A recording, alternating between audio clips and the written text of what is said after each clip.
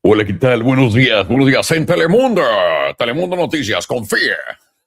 Sí, cómo no, pendejos. ¿Cómo están? Buenos días. Espero que estén muy bien, que hayan dormido delicioso y la hayan pasado mejor que yo ayer, que perdió Estados Unidos. Así que felicidades. Sé que no eran los titulares. No importa, no importa. Me dolió en el alma. Pero hoy vamos a hablar de la nueva narrativa, lo que toca en estos momentos y tiene que ver obviamente con los intereses, porque está ya.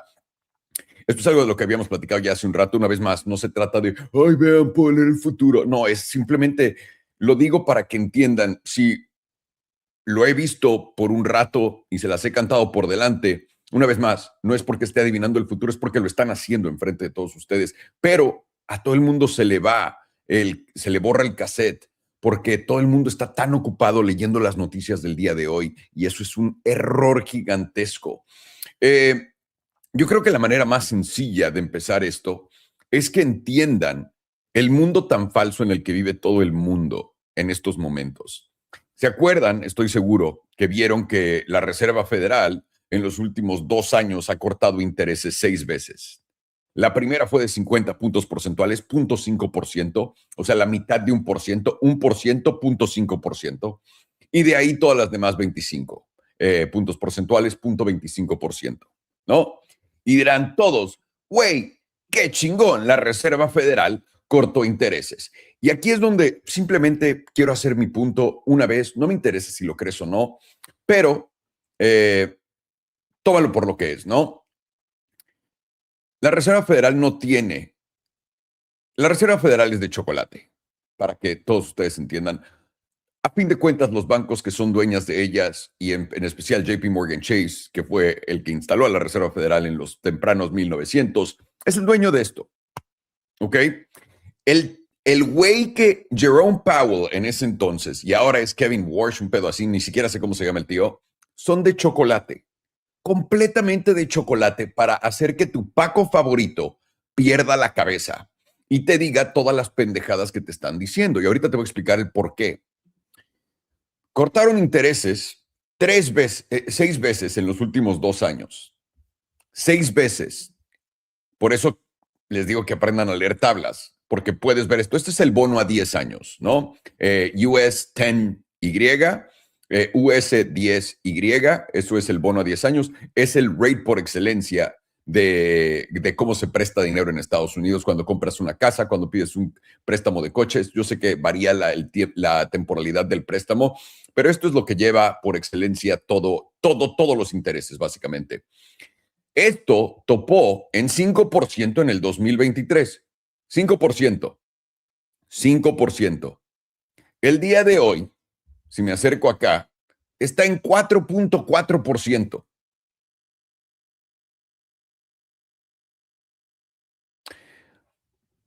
Una vez más, solamente la primera bajada de intereses fue 0.5% y todas las demás fueron 0.25%.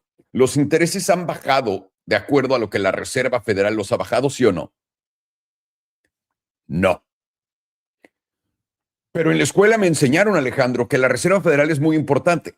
Güey, qué chingón. No mames, qué chingón. Qué bueno que gastaste todo ese dinero y todo ese tiempo yendo a la escuela para que te metan en un cuadrito que literalmente te hace caer en todas estas mamadas. ¿Por qué les digo esto? Porque en este momento la idea de todo el sistema financiero es hacerlos pensar que los intereses no van a bajar. ¿Y qué función cumple el hacer que pensemos todos que los intereses no van a bajar? Les voy a describir esto perfectamente. Rápidamente en este pedo.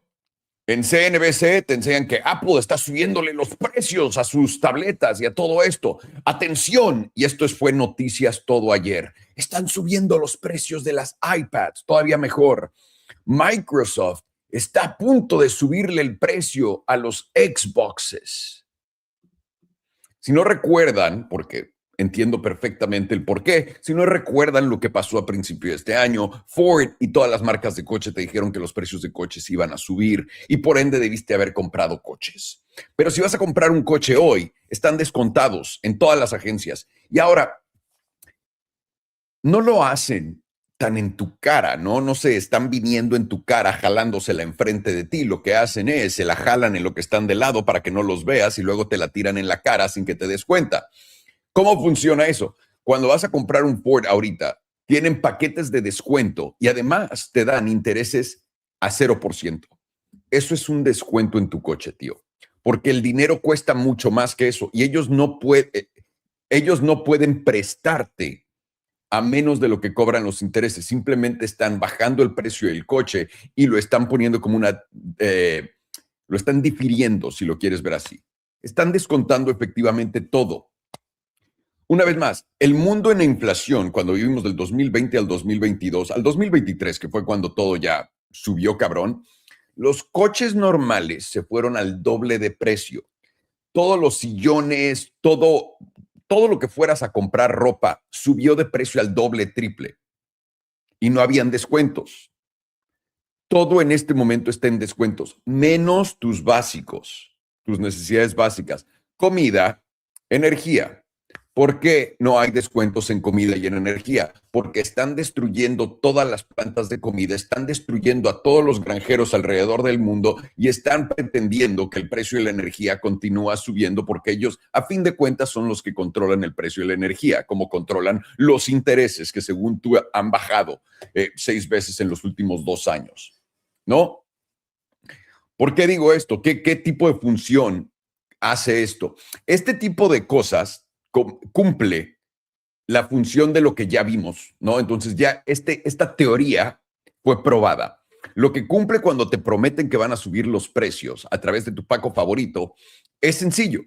Ve y compra ahorita porque nunca van a bajar los precios. Ríndete. Ya nunca va a bajar los precios. Todo va a continuar subiendo. Ríndete, compra. Ve y compra. No te alcanza y no tienes dinero. Cómpralo en crédito. De todas maneras, no importa. Cómpralo en crédito. Cómpralo en crédito. Endeúdate. Endeúdate con los intereses así de grandes. Después lo refinancias cuando bajen los intereses, pero ya sabes que nunca van a bajar. Entonces vete a endeudar de una vez, tío. Vete a endeudar de una vez. Es la idea. Esta es la nueva narrativa que sigue para adelante. ¿Ok? Y ahora, esta narrativa tiene que ver con la bolsa también, aunque no lo crean. Tristemente les voy a poner mi canal de YouTube aquí. ¿Ok? Hace 10 días, perdón, andaba viendo este video pésimo, por cierto. Hace 10 días les dije, lo siento, Paco, lo siento, tengo malas noticias para ti. Paco, quien sea tu Paco favorito, te dijo que probablemente la incertidumbre del mercado ya se había disipado, porque se acabó la guerra, porque se acabaron todas estas cosas, ¿no? Lo siento, Paco, aquí es cuando cae todo lo demás. Además de eso, ¿de qué más habíamos platicado en este canal? Tío, primero va a caer cripto este año con las acciones. Se recuperan las acciones cuando nos dijeron que iba a haber una recesión. Y ahora lo que tenemos es simplemente la segunda parte del mismo año que se repite cada 4 años la caída en las acciones. Y ahora tu Paco favorito te está a punto de contar que esta vez es la burbuja de la inteligencia artificial destruyendo todo, que la tecnología se va a ir a cero y todo esto. Y esto yo llevo hasta en el podcast con Roberto Martínez, que lo hice hace un rato, diciéndoles, les están diciendo esto de la mamada de la burbuja de inteligencia artificial para que no la compren. Si no lo creen todavía de que todo esto es un show con todo lo que les he enseñado, el hecho de que tu Paco favorito esté ahorita puesto y dispuesto a hablar de algo que ya lleva pasando un rato, ¿no? Porque ya se dio cuenta con su gran cerebro tan desarrollado de lo obvio que se ve en las tablas, ¿no? Recuerda, tu Paco favorito te dijo que es el fin del dólar y ahora que el dólar está subiendo no sabe qué decir. ¿Cómo puede ser? Ha estado subiendo desde el 2008 y ahora lleva un año subiendo poco a poco y ahora está subiendo más fuerte, pero no sé qué decir. Todo esto va de acuerdo a lo que habíamos dicho. ¿Por qué te quieren hacer pensar que los intereses nunca van a bajar? Y ahora, aquí es donde se pone, y no voy a decir que yo sé lo que va a pasar perfectamente, aquí es donde se pone interesante la cosa para todos ustedes que lo entiendan, ¿ok? Normalmente el dólar subiendo como lo está haciendo y lo va a hacer es pésimo para todo el mercado. Es lo que nos cargó la verga en el 2022 a tener un mercado bajista tremendo, tíos, que duró básicamente 2 años. Solamente recuerden el 2022, pero en recuperar niveles tomó 2 años, si lo ven técnicamente hablando. Veme, güey, técnicamente hablando. Qué cabrón soy. Y aquí voy a proponer para toda la gente que está en este momento buscando colocar capital en la bolsa o en cripto, donde quieran, ¿no? La realidad de esto. Uno, si ya ahorita estás poniendo atención que la tecnología está bajando, ya te cargó la verga y estás como los bitcoiners bien asoleados, bien taneados, bien bronceados, que se tragaron todo el pito hasta acá y ahora todos son expertos en el ciclo de 4 años. Entonces ahora tu Paco favorito que se tragó toda la subida de IA y que compró todas esas velas verdes que iban para arriba, que les dijimos, no compres esto ahorita por el amor de Dios. Todos ellos, porque ellos son los que les dieron pomo a ustedes, ellos ya ahorita se dieron cuenta, uy, la cagué. Les digo, mi vecino estaba platicando de la nada conmigo, empezó a hablar de acciones y estaba el güey, vivo en un lugar que no, o sea, yo personalmente no puedo creer el precio de las casas donde vivo. No puedo. La casa más pinche vale $4 millones. Así la más culera. No tiene sentido alguno, ¿ok? Pero también es una de las mejores partes de todo Estados Unidos en mi punto de vista. Es como el Mónaco gringo, güey. Está bien bonito aquí. Pero en fin, este güey que tiene claramente más dinero que Dios, estaba pero sudándola con la primera corrección de la inteligencia artificial, con la primera. Olvídate ya de dónde está. Si ahorita le hablo o lo voy a ver, probablemente esté llorando, rogándole a Dios que lo ayude. No entiendo cómo la gente la caga a ese grado, ¿no? En todo. Una vez más, si te importa tanto, o sea, te estás poniendo dinero que se supone no te importa, ¿no? Es la idea. O que dices, pues, güey, si pierdo, lo pierdo y a la verga, o mínimo tengo la paciencia de esperarme años. Pero aparentemente no.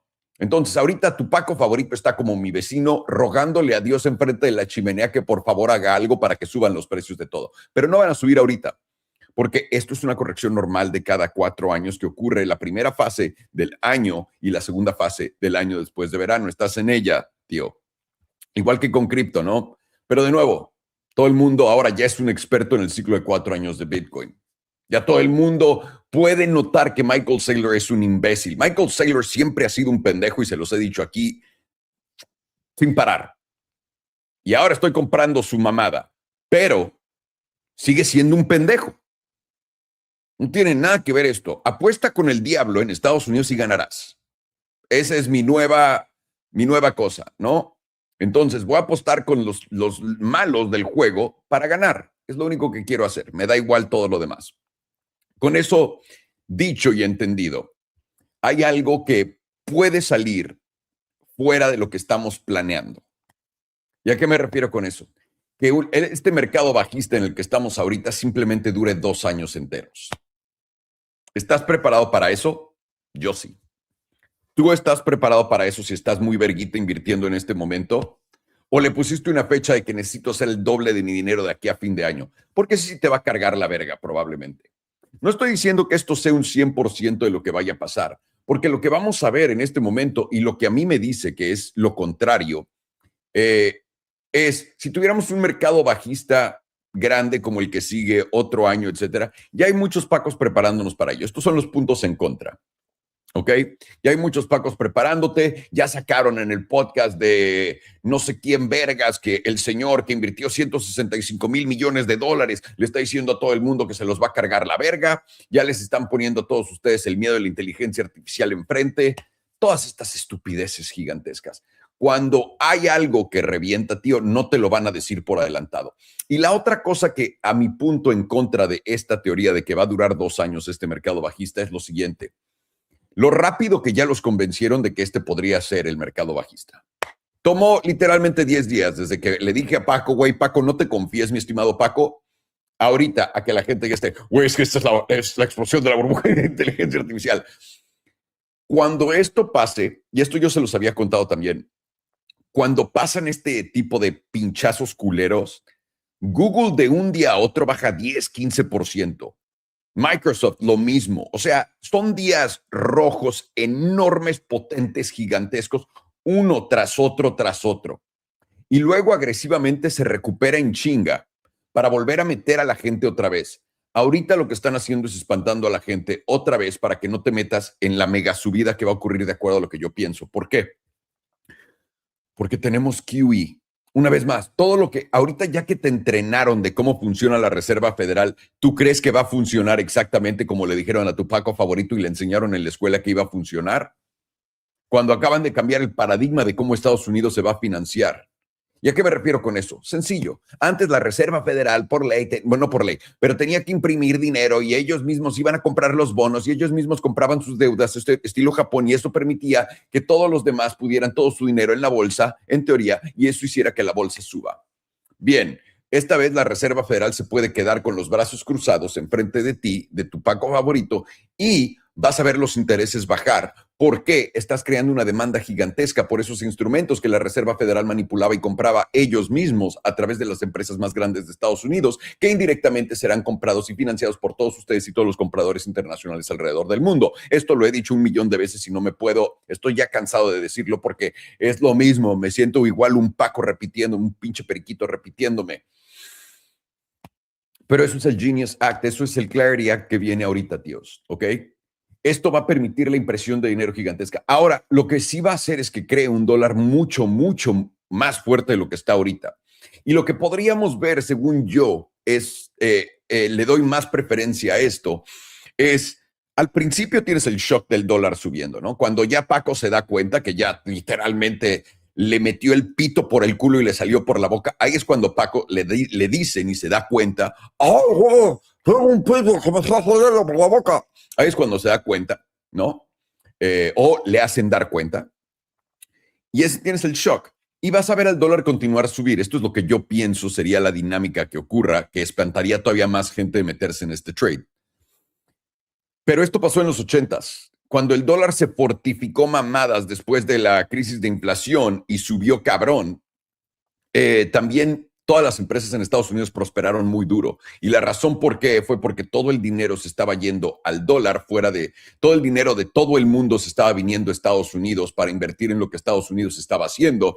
Y también las empresas subieron con el dólar, que también llegó a su máximo histórico de toda la historia, en los 160 puntos, me parece, del DXY. Eso, algo muy parecido es lo que estamos a punto de ver y llevo ya un rato cantándolo. Güey, llevas un año diciendo esto. Sí, güey, llevo un año subiendo el dólar poco a poco. Ya. Mínimo a través de la envidia te estás dando cuenta. Y no es envidia de mi dinero y todo eso. La envidia de que nadie te hace caso. Nadie le da like a tu puto Twitter. Da igual, güey. Cállate el hocico y pon atención y aprende y llévate el dinero a casa.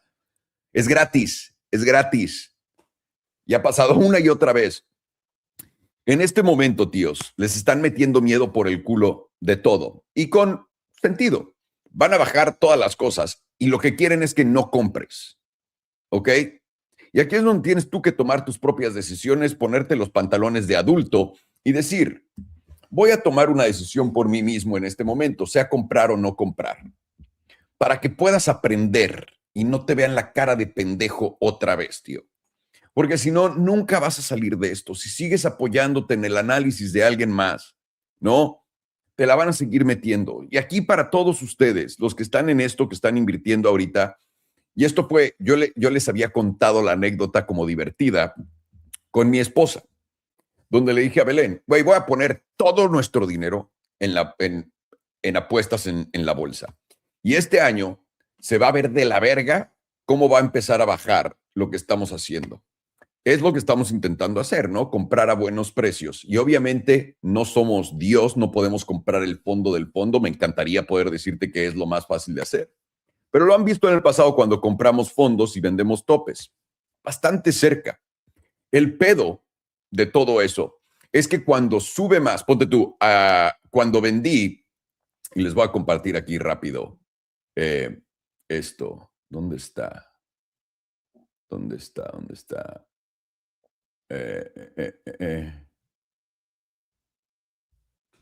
¿Dónde está esto?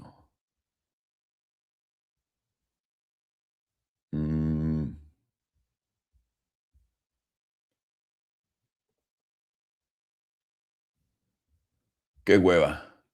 Solamente para enseñarles esto. Aquí está. Les dije, jefes, me salgo de la bolsa. No, esto fue en mayo. Vendí mi Coinbase, vendí todas estas cosas. Me fue bien. Aquí está en el Discord, ¿no? Que es, una vez más, completamente gratis. Todavía las cosas siguieron subiendo más. Y cuando todo está en contra tuya, ¿no? En ese momento, pues todo el mundo, lo único que se acuerda es eso, ¿no? Por los 3 días que siguen, que todo sigue subiendo, Pues este pendejo se la peló como cuando vendí Tesla en 4.68. O Rivian en 19. O Coinbase en 300 y cacho al principio. Todo el mundo solo se acuerda de los 3 días que pasaron después de que la tuviste bien. Y tú personalmente dentro de ti sientes que la cagaste muy cabrón. Y esto ocurre cuando vendes que todavía no baja. Y cuando estás comprando el fondo se siente de la verga ver que baja más el precio. ¿Ok? Y esto está perfectamente que pase. Es parte del diseño. Si no, todo el mundo lo haría. Si no te espantara. Y aquí lo que le quiero decir a la gente que esté haciendo esto, que sea tal vez su primer round haciendo esto, deja de ver el teléfono todo el día, tío. Ahorita en este momento tengo mi teléfono, ni siquiera lo he cargado en 2 días, todavía tiene la mitad de la batería. Deja de ver el teléfono, no te metas a tu teléfono y no te metas a ver lo que está diciendo la gente de esto. Tienes ya tu plan, me imagino, porque espero que en este canal hayas aprendido solamente a tener un puto plan para pensar, esto es lo que yo pienso y esto es donde yo voy a comprar y pones tus órdenes límite. ¿No sabes qué es una orden límite? Compra nuestro puto curso, por el amor de Dios. Cuesta $29, cabrón. Ahí estás gastándote todo el dinero comprando Starbucks de mierda.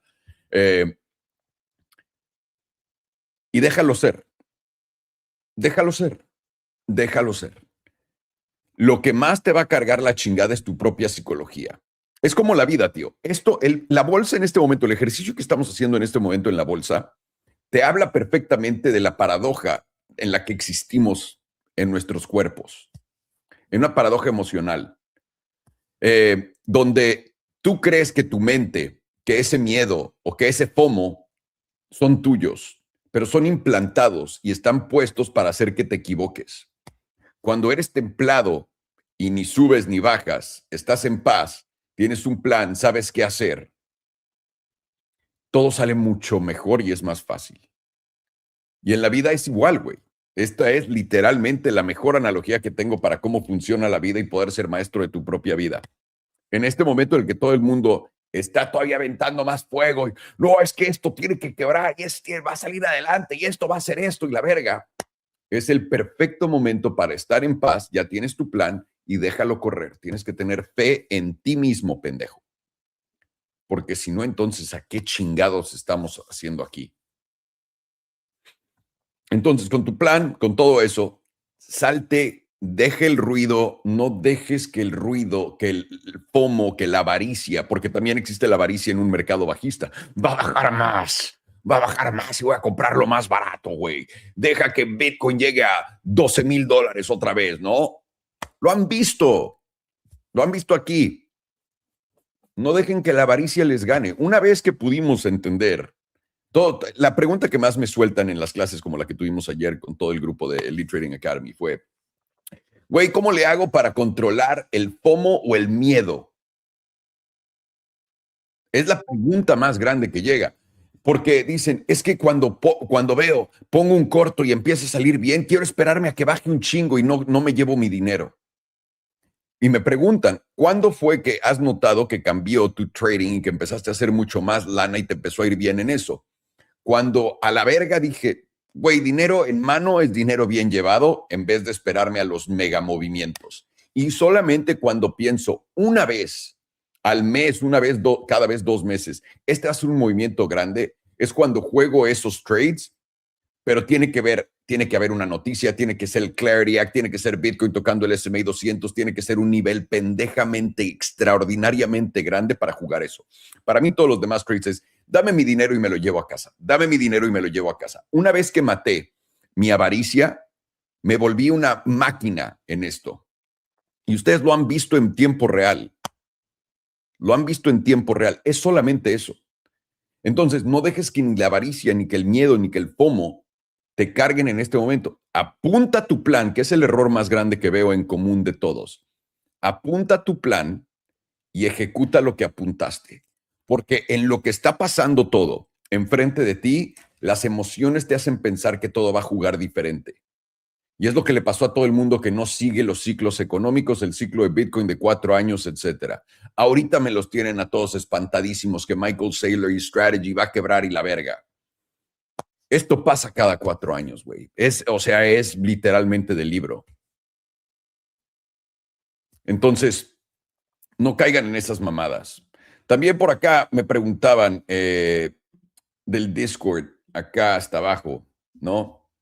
Ayer se los dije en X, pero, tíos, Strategy bajó un 89% a fondo. En este entonces estaba en 83%. Agresivamente ayer compré Strategy. Hagan lo que gusten con esta información, etcétera. Y una vez más, no les estoy diciendo cópiame y haz lo que yo te estoy diciendo. Les estoy solamente contando lo que estoy haciendo para que se puedan burlar de mí por 5 años. Les estoy intentando dar nuevo material, porque lo del 2021 ya está, güey, ya. Están peor que mi vieja, güey. Entonces le estoy intentando dar nuevo material para que vengan y me hagan videos. No, puedes creer que este güey, idiota de mierda, hizo esto. Entonces, es solamente para eso, para que lo tengan. Ese gran material. Pero aquí en el Discord, que es completamente gratis, se los estoy poniendo todo para que lo tengan, ¿no? No hay más. Y aquí arriba, pues, todavía más útil, porque Alex y Farhan comparten trades. Esto es a lo que ellos son unas pinches bestias. Y Alex los ha estado llevando todo el camino para abajo en esto. Es completamente gratis, está en la descripción del video de YouTube. Güey, estoy en X viendo esto. ¿Dónde está el enlace? Pásamelo. Ve a YouTube y busca Alejandro Salomón y busca el about, la descripción del video. No seas pinche huevón, ¿ok? No te voy a contestar, yo no estoy tu puta secretaria, tío. Ya de por sí hago esto gratis, me lleva la chingada, ¿no? Que ni siquiera me paga esta putada. No me estés chingando como si fuera tu secretaria, tío. Ve al puto canal de YouTube y pícale al about y ahí lo vas a ver. También tienes acá los análisis de Farhan. Y para entender cómo estos güeyes hablan, métanse al tab de Criptolingüe en el Discord. Están todas las abreviaciones y también traducidas de inglés a español. O sea, necesario, porque estos güeyes usan muchas abreviaciones. Muchas de ellas tienen que ver con cripto, muchas de ellas tienen literalmente, simplemente es como esta, IMO, in my opinion, que mucha gente no entiende. Y aquí está, ¿no? Que es en mi opinión, para que lo tengan. Pero, por ejemplo, ese fee, desviación, mucha gente no sabe qué es eso. Y si no entiendes ni vergas de esto, lo que sugiero, tío, para que no te vean la cara de Paco, es ver a nuestro sitio web, ¿no? Bastante, vean qué guapo está ese cabrón. Le picas en productos y te ves aquí abajito, tenemos el curso para principiantes de Zero Trader. Esto te va a ayudar a ver una tabla para que puedas leer una tabla y veas que cuando te cuentan que los intereses han bajado 6 veces y veas los intereses que no han bajado, te des cuenta que te están engañando. Para cuando te digan que el dólar está cayendo y es el fin del dólar y se va a cero y has visto que el dólar está subiendo desde el 2008 y ahorita lleva literalmente un año entero subiendo poco a poco del nivel más bajo al que llegó, no caigas en pendejadas. No te metas para hacer trade, no te metas para ser el güey más verga de todo el mundo. No lo hagas, solamente para que aprendas las bases de esto. Es un curso en inglés y en español. Cuando compras uno te llevas los dos. De 1 hora 40 minutos. En 1 hora 40 minutos te explicamos todo lo que tienes que aprender para literalmente poder entender cómo leer un gráfico básico, básico, básico.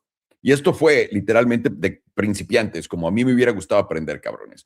Porque cuando yo empecé, le metí un par de miles de dólares a aprender y tú, güey, todas las cosas a las que me metí ya eran muy complejas. Te hablaban como si fueras un ingeniero de trading y no, aquí empezamos desde el principio.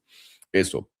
Y de ahí lo que yo sugiero, si quieres aprender más, es ve los en vivos que estamos aquí 3 veces a la semana, güey. Son gratis por 4 horas tradeando enfrente de ustedes. Y eventualmente, cuando apunta todas las preguntas que tengas que, güey, no entiendo por qué dijiste que aquí Bitcoin iba a hacer esto o que por qué Microsoft iba a hacer esto. Y te metes aquí en nuestras sesiones en vivo de trading, ¿no? $39.99 al mes. Aquí también tienes el curso gratis, por cierto, y otros videos adicionales. Y puedes preguntar aquí en los en vivos que chequemos precio de estas cosas también. Con esto te metes, preguntas lo que tienes y te vas a la chingada. Con esto puedes aprender literalmente lo que gustes. Lo que gustes, tío. Entonces, no hay excusa alguna. Vean las señales, las alertas de trading. La gente me pregunta, güey, ¿debería comprar esas y ya? No. Si no sabes lo que estás haciendo, esto te va a cargar la verga. ¿Por qué? Por el miedo. Porque cuando veas al precio subir, por más que hayas puesto el trade, es más, si no entiendes qué es un stop loss y un take profit y todo eso, te va a cargar la verga desde el principio, pero más sobre todo con miedo y con FOMO. Es donde más te va a llevar la chingada. Por más que la alerta esté bien, la vas a cagar, tío. Entonces, por favor, prefiero que no lo compres a que lo hagas y la cagues. para todos los demás que ya están a nivel avanzado y quieran entrar en este pedo y tradear en futuros, aquí los tienen. Tienes un video de cómo tradear en Bitunix o un video de cómo tradear en Blofin. Estos exchanges son de futuros. Puedes comprar Bitcoin, hacer un long, hacer un corto. Te enseña cómo operar, cómo usarlos, cómo meter tu dinero, cómo sacarlo, cómo hacer todas estas cosas. Y la cosa más importante de esto es en Blofin hay un simulador de trading. Si no sabes lo que estás haciendo todavía, estás a punto de empezar, no metas tu dinero, tío. Juega con el simulador de trading. Es gratis, ¿no? Te dan $100,000 gratis a la semana para que los tires y veas cómo te va. Con eso te vas a dar una idea de si ya estás preparado o no, o qué te falta entender. No metas tu dinero a perderlo. Es de pendejos hacer eso. Y en Bitunix, pues tenemos todos los concursos y ahorita acabando esto, cuando entre yo al análisis de Bitcoin, vamos a platicar exactamente bueno, voy a dar los $3,000 que tocan el día de hoy a todos los que están tradeando en Bitunix con nosotros. Así que, sin más ni más, damas y caballeros, vamos a ver qué es lo que está pasando en las tablas. Vamos a ver qué pedo. Ya saben, primero Alex y Farhan lo hacen en inglés y yo se los traduzco al español y también les doy tristemente mi análisis para que se burlen de mí. Good morning, boys. Buenos dias, cabrones. Happy Friday. It's finally Friday again, and I remembered this time. Pat on the back. Not bad. We're making progress. Alex, you're making this live through in your closet? Yeah, just another guest room, basically. Oh, I just noticed all the clothing there. I'm like, what the fuck? We have a lot of bags in one room. Our other room's extremely tiny. This room has a closet, so we're utilizing it as of yesterday. I also forgot about the situation that you're in right now as far as moving goes. So yeah. Fuck. What do you got for us? What's going on with the coins? At least June is being very quick. I don't know if you guys realize that, but I'm shocked it's Friday today. Feels like I know, and almost the end of it. Yeah. Yeah, June went by in like a blink of an eye. Yeah. Now you guys know what it feels like to be old. Yeah. Well, at least Bitcoin is doing some stuff.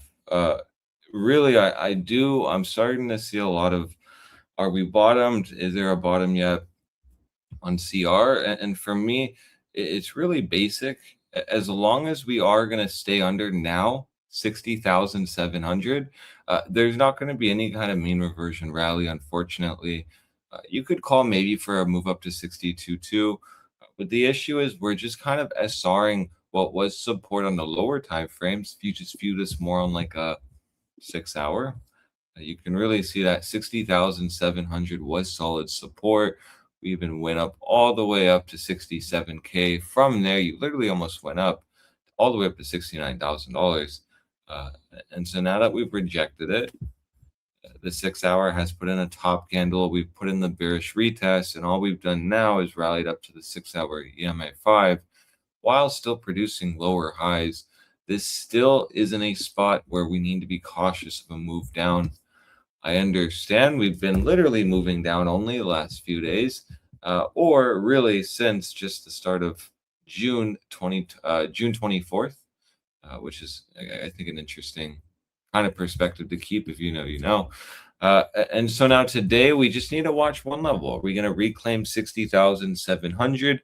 Maybe that'll give us that measured move up to 62.2.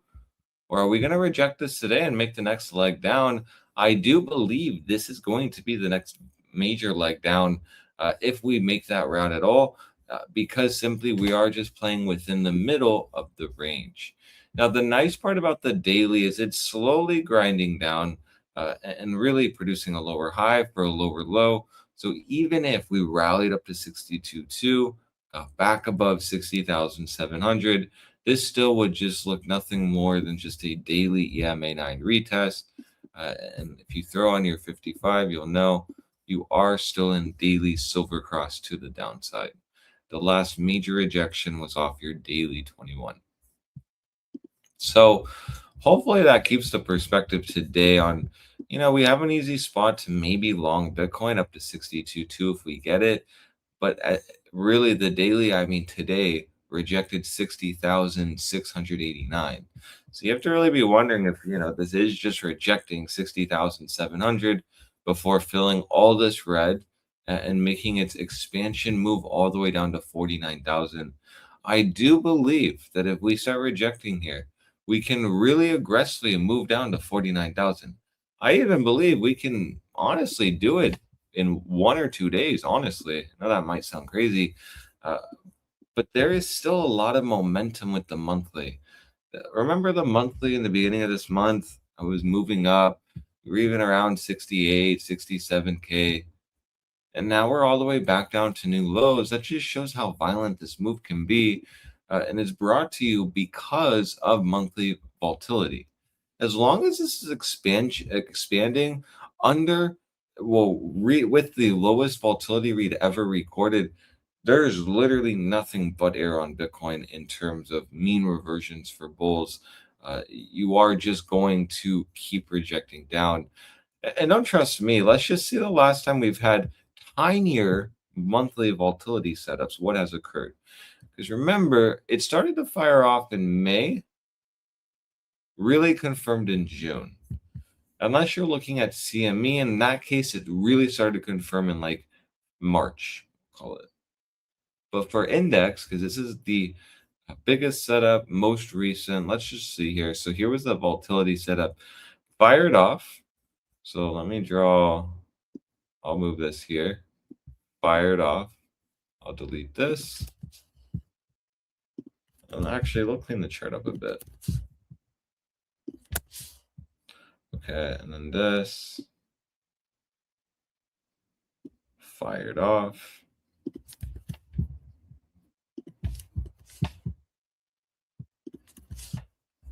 What do you notice off these monthly volatility setups? And remember, this is the biggest one. You actually do just get multiple months of wherever the trend is. In this case, up.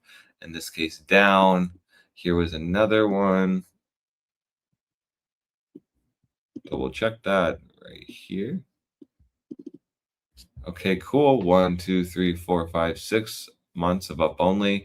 Here you put in a 28%, a 42%, a 47%, a 14%, a 36%, and a 29.9, basically 30% move consecutively. Here you put in a 17% to the move down, 15% leading to a 37% move. Before here, you ended up slowly moving down another 30%. And then here was 28%, 8%, 12%. Okay, 0.6% still closed green, leading to a 43%, ending with a 16% before you just made a higher low. Why am I mentioning this? Because the fact that no one still, even on CR, is talking about this monthly volatility setup only being at 25% is pretty insane to me. Because this at least should hold the bias that Bitcoin is still in a expansion down phase. And that's not really going to change until at minimum you either get back above 62.2, because, okay, sweet, now we're back within a range, or you go to the objective, which is at $48,000. We'll call it 49,000 just for that, wick low here being tested. You do see that there's really nothing stopping Bitcoin from keeping going down, keep going down, but lack of better words. It is not like we're here and our monthly volatility setup fired up. And this is why on stream, we all were talking about it. This monthly volatility setup fires off anywhere here, it's going to be just very damning. Really, bulls would have preferred it to fire off here back in October. Here was your bear market move. Volatility would be at extremes, and then maybe we'll get a move up. But that's just not what happened. It's actually firing off here. Now we can go to CME and take a look, because I mentioned that's just a counter. Because actually this has been firing off actually since January. So we'll move this.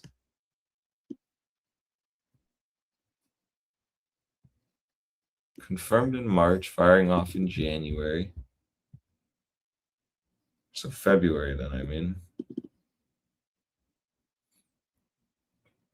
So here you actually produced a lower high and then went down. And the difference between this one is we just never had a monthly volatility set up on CME before, ever. This one got close to 23.6%, but this is literally a different ballgame. This time is literally different in terms of volatility. So we talked a lot about 2018. We talked a lot about 2022, 2020. But in terms of volatility only, this time is different. And that's why when we're now breaking down in the middle of this range, and we've seen monthly candles go from 59, 60K Bitcoin to 49,000 very fast. Yeah, this is why, in my opinion, we still should be watching for that leg down to the 40s within the next coming days. Now, we were talking about the bottom being formed within 2 weeks. That was, in my opinion, last week. So one whole good week of price actions let us down. Now into next week will be our final leg down time frame. I am looking, because we were talking about it here, like most likely Bitcoin will put in its major leg down. So here it is. And so now if the time frame is going to, for me at least, 2 weeks, which I'll show on Tether dominance, certain things why I believe in 2 weeks, then we should reach a 49,800 Bitcoin fairly soon. Current market price says that's still about a 16% move down. And that's why that's still major opportunity for us. If you have FOMO, like you've missed this, well, there's still a lot of opportunity for those paying attention. And so that's why I think we should be watching these wick lows. We should be paying attention to the daily EMA5. As long as we are under 60,700, Bitcoin is still on its way down. All we're doing now is just grinding out lower time frame bearish price structure. So bearish price structure, here is your last lower high off the 5. Is this the last lower high off the 5? We just need the lower low dump to even go to our 4-hour. And from all the way from 65K, you've just been producing lower highs and lower lows.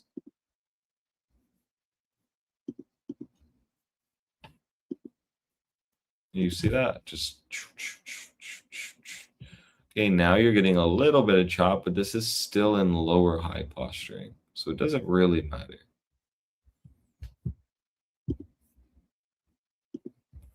Now, if markets do bounce today, understand that our first point of interest will be 60,700. And they could bounce, but I really am not seeing that still, especially on this rejection. Like, how funny would it be if it does start to just, move up a little bit, and then again, it just doesn't reach anything, and we just aggressively dump 15% more. This is going to ruin morale. No one's going to want to buy Bitcoin because still people are buying Bitcoin here, just like they bought it here. To me, we haven't really done much. Now, what could occur if we bounce is, yeah, we're just producing a lower high. And understand we've really talked about this dynamic, which is when Bitcoin has a lower low, it immediately produces its lower high. So we are in lower low, but with everything I showed, the temporality, monthly volatility, I still believe we should still be looking at kind of a shift here and just expansion down. Like when we had our lower low break here in January, you had a little bounce, but then the coming weeks were just destruction. Because understand, this was multi-month chop. I hope everyone's aware. We were chopping for 115 days, 23 candle bars. So this was a lot of chop. And we broken down. So 1 second. There we go. So let's go to our weekly now. This is going to be something you're going to maybe hear people talk about next week. which will be just that weekly SMA 200. This is very important because this has been holding Bull's hopium for the last 3 weeks. We lose this going into next week. This is our confluence that 49,000 is coming next week. Like, it's not a maybe if this, stars align and the milk doesn't go sour in the next 3 days. No, it's like once we lose this level, it's over. It's cooked. There's no bull thesis. It should just reject 62.2 and start coming down aggressively.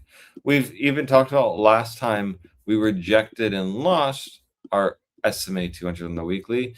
Even if this was a failure setup, it still gave bears a 10% move down, essentially.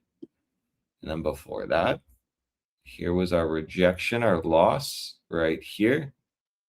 Couldn't fully retest it before dumping 32%. And then here, again, another failure setup, but even on a retest, this gave you a 21.8% move down. So I'm actually really bricked up for July. It actually seems to me like we're going to get a very easy market in July. And really understand you haven't had a very easy market in June.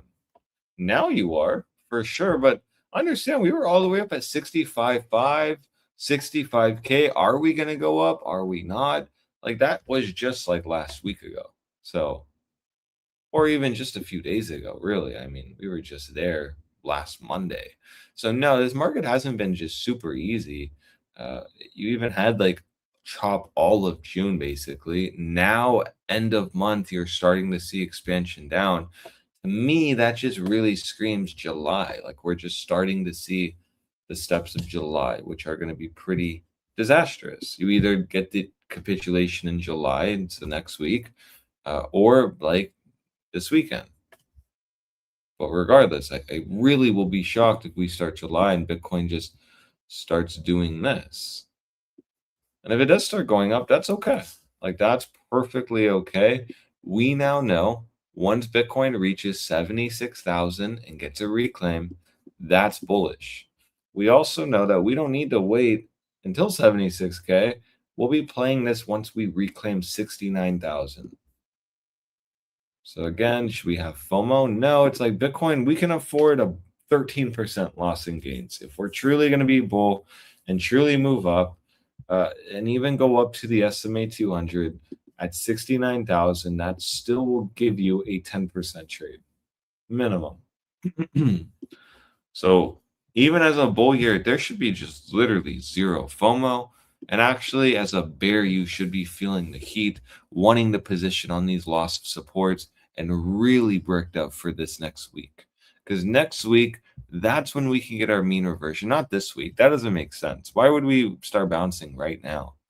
Let's just make a girthy red dildo down and then get a bounce. That bounce probably is like 7 to 10%. Very impressive. Very on par with Bitcoin, too. Lower highs, and as long as you do stay under this weekly SMA 200, you are going to reach 49,000 very, very, very fast. Within, very fast, essentially in July, essentially, which is nice because that still means you are getting a 20% move here from 62.2, of course. Now let's see how the HBDR is on the weekly. Okay, so even weekly HBDR is saying lower, 55, and then here's your 48. So minimum 55,000 is probably incoming. So it could even look like that, and then you bounce up to 62.2 and then reject into July. And look at that. Again, this is a good confluence to all of us wondering if Bitcoin if this is it. Like, okay, we dumped a lot, like it has to move up.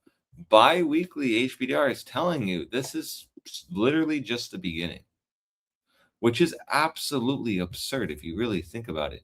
Because it's just like what Farhano mentioned yesterday. Look at bi-weekly breakdown here that occurred in October.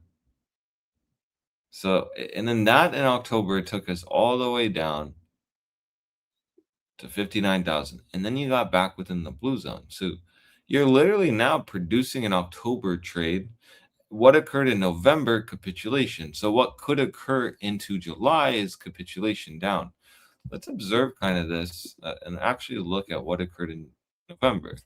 So we lost the blue zone. You didn't even reach the rally. It just rejected the 9. And you could argue, I guess, that actually the beginning of June already did that. You've lost it. You opened below it. And now you're just rejecting the 5. You rejected the 5 in November. The difference is you're just not getting the girthy red dildo quite yet.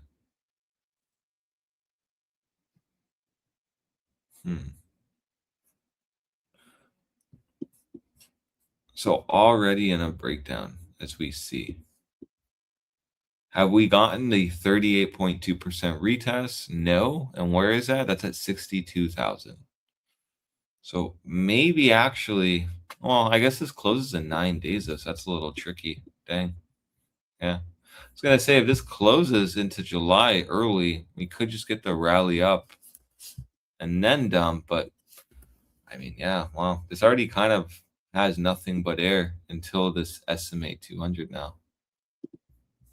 And it is in a breakdown. So maybe this move is still brewing, actually, November move. November did give us a 17% red dildo. We're only about 5% now. That means we still have about 12% left to go.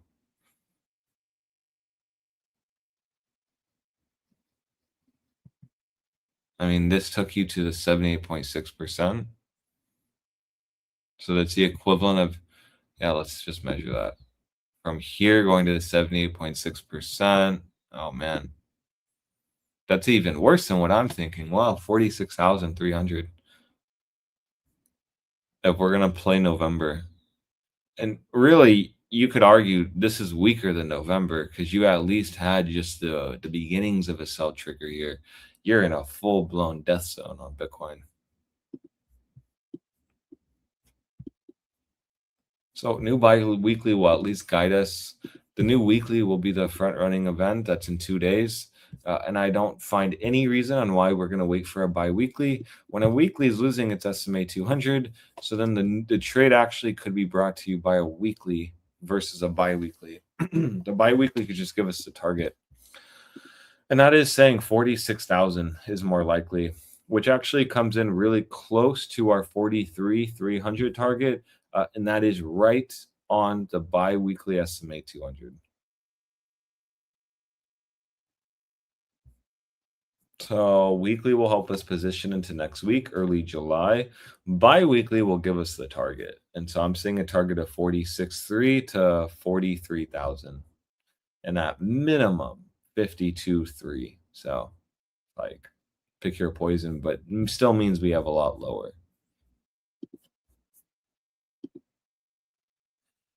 Yeah, how epic, honestly. How epic. Wow, July is really, it seems like July is going to be the month we want to be trading.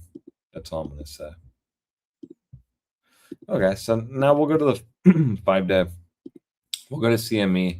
Let's really look at that 5-day SMA 200. You can see you are below it. You are rejecting it. You are in lower low posturing. That 5-day SMA 200 just freshly got lost, and that is at 61,800. CME still has a target down to 47,000. So that's Bitcoin. It's looking pretty weak. 60,700's kind of the spot now.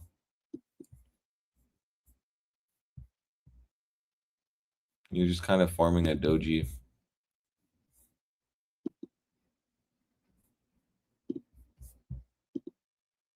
Three days about to give a whole new short trade into next week as well. This could be our case argument to rally up to 62.2 next week. Right? Lower low. rallies up to 62.2, support, support, support, support, rejects. And what's there? The weekly SMA 200. So if you are getting a FOMO here, don't be greedy. Don't be aggressive on shorts. If you're in massive profit, I'd even consider taking some of that home. A lot of our Academy trades got near or hit a TP1. That's good enough for us. We now need to be watching 62.2 in confluence with 60,700. As long as the dailies and lower timeframes are under 60,700, Bitcoin's not going up at all. It's only until you start seeing that get a reclaim is where then you're going to retest 62.2. 62.2 is a big spot. The objective for bears is do not get any rally up past 60,700 until you close the weekly. And once you close the weekly, that's when you can get a proper rally. That rally could easily take you up 7-10%. But as long as you don't reclaim weekly SMA 200, this is in a bear setup. Now, if you get back above weekly SMA 200, that's your first major sign that Bitcoin is forming a bottom and that we perhaps are going to move up to 69K. So a lot of trades actually can lie off this weekly close today. Like a lot of decisions are going to be made here. And this is honestly could be one of the best trade setups we've ever had as a bear this entire year, just so everyone's aware. This EMA 100 setup that we all shorted at 82 is nothing compared to this weekly SMA 200 setup, just to put it in perspective.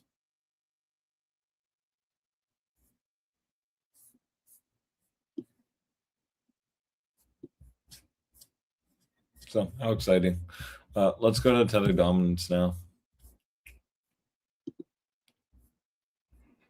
Oh, all right. And Tether dominance is on its way to confirm for the first time ever a higher high break. All we need now is to take out January or just 2022's wick high. That is at 9.488%. We went all the way up to 9.352%. And now is it a sneaky lower high, or is this actually a higher low and we're about to produce a higher high?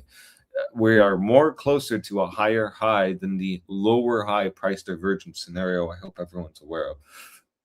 We very easily can break out from here and very easily go up to 10%, even 10.7%. And then at that point, it's going to be a lot harder to be a bear. Understand the last 2 years, really, you've had a pretty easy objective to be a bear. It's been, okay, yearly 9, reclaim of the 5, expansion. Like, it's been very straightforward. All the bull market was, okay, was a green dildo, and then we came in for the retest. January 2024, 2020, 2023, 2024, 2025. So like all this bull market has been was just a higher low potentially off a yearly 9. Now, if we do confirm the higher high break, once Tether dominance gets into higher high on the yearly, this is when I'm totally out of shorts. I am now investing and I am looking for Bitcoin to form some kind of bottom. And just that makes sense. I do believe this confirming some kind of yearly uptrend actually makes the cycles a lot easier to gauge moving forward. You are fully able to understand that Bitcoin is entering into a bear market. We are going weak, and Tether dominance, excuse me, has just retested its yearly EMA 9. So perhaps we're going to get a bounce. This is still when Bitcoin was in the 120s, 100K level, like very easy to gauge weakness there. And now you've gotten the move up. So the objective was, okay, let's take out these highs. Once we do that, though, you have to really argue if this is going to do what crypto likes to do, a higher high break, and then it goes in for the higher low. And then this will be the next bull market. And then we move up. And then it's just like this for the coming years. And then our bear market. And then our bull market starts again. And then our bear market. Right? Like that kind of makes sense to me, honestly. And all we need for this kind of correlation to make it very easy for us to be an investor, because what happens when we hit the monthly EMA 100 on Bitcoin? Tether dominance is in a confirmed higher high on the yearly. that means you're now just kind of being aggressive if you want more. And so that can at least help us to gauge some good buys on Bitcoin. So once you break this high, 9.488%, that does technically mean Bitcoin can start moving up now. And Tether dominance can go in for some kind of higher low now. And that's just basic trend. And that's why it'll be your friend. So that is still in the back of my mind, kind of keeping that. Again, you're hearing literally no one talk about that. But if this is just developing into an uptrend for the first time ever, I do believe moving forward, Bitcoin will be a little easier to gauge kind of its tops and lows, because all you need to do now is just keep the higher lows and higher highs in the back of your mind until this breaks. And then it's just like, yeah, we're actually in a super cycle to the upside.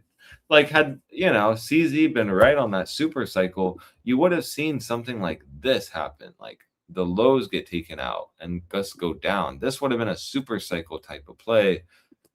This just looks like it's now actually grinding out a bear cycle, where it just makes it very easy to gauge moving forward.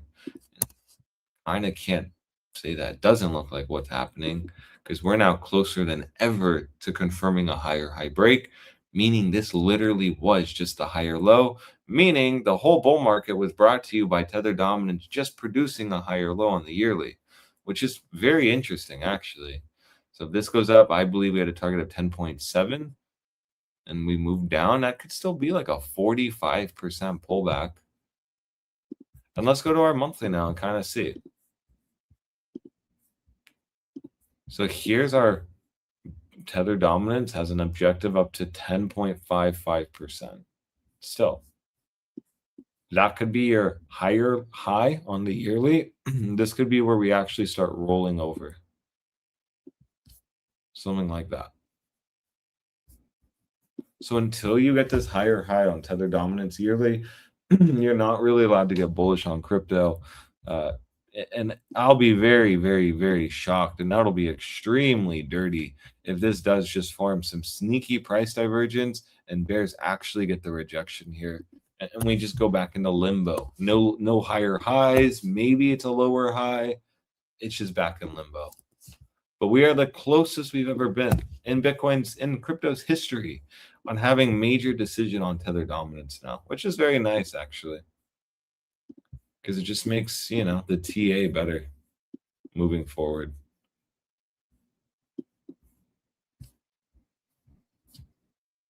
So that's what I have on Tether D.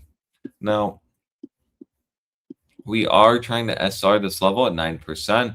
There's no issues here at all. If we continue to hold 9%, this will form a bull flag, and we will move up to the 9.5. This weekly is closing insane. Absolutely insane. Just hold above 9%, and you are, again, into next week and move up to 9.5. That is about 5% up. So in the July minimum, you could move down 5%.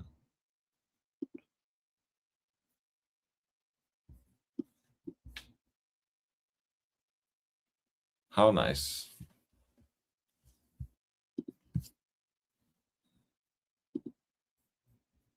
Yeah, looking good, holding 9%. Yearly's in an uptrend. Let's check out weekly HBDR. Okay, so we've hit the top of the 61.8, and just look at the big gap up from this 9.5% reclaim. You go up all the way up to 11.5%. Again, do I think that'll occur? No, I'm more in the camp. We'll probably go up to around 10.5. But still, this still shows you can absolutely go higher. And once this biweekly median is reclaimed, look at this. You get a free move up to 11%. Pretty insane. And actually, you haven't even been above the biweekly median. Like, this is about to reclaim.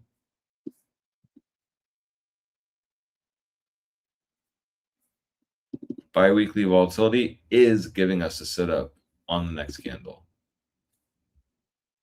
So this is it either gives us the new high this new week, or once you get a biweekly candle, but it's brewing a high. And the only way to avoid that is seeing a massive rejection at this point.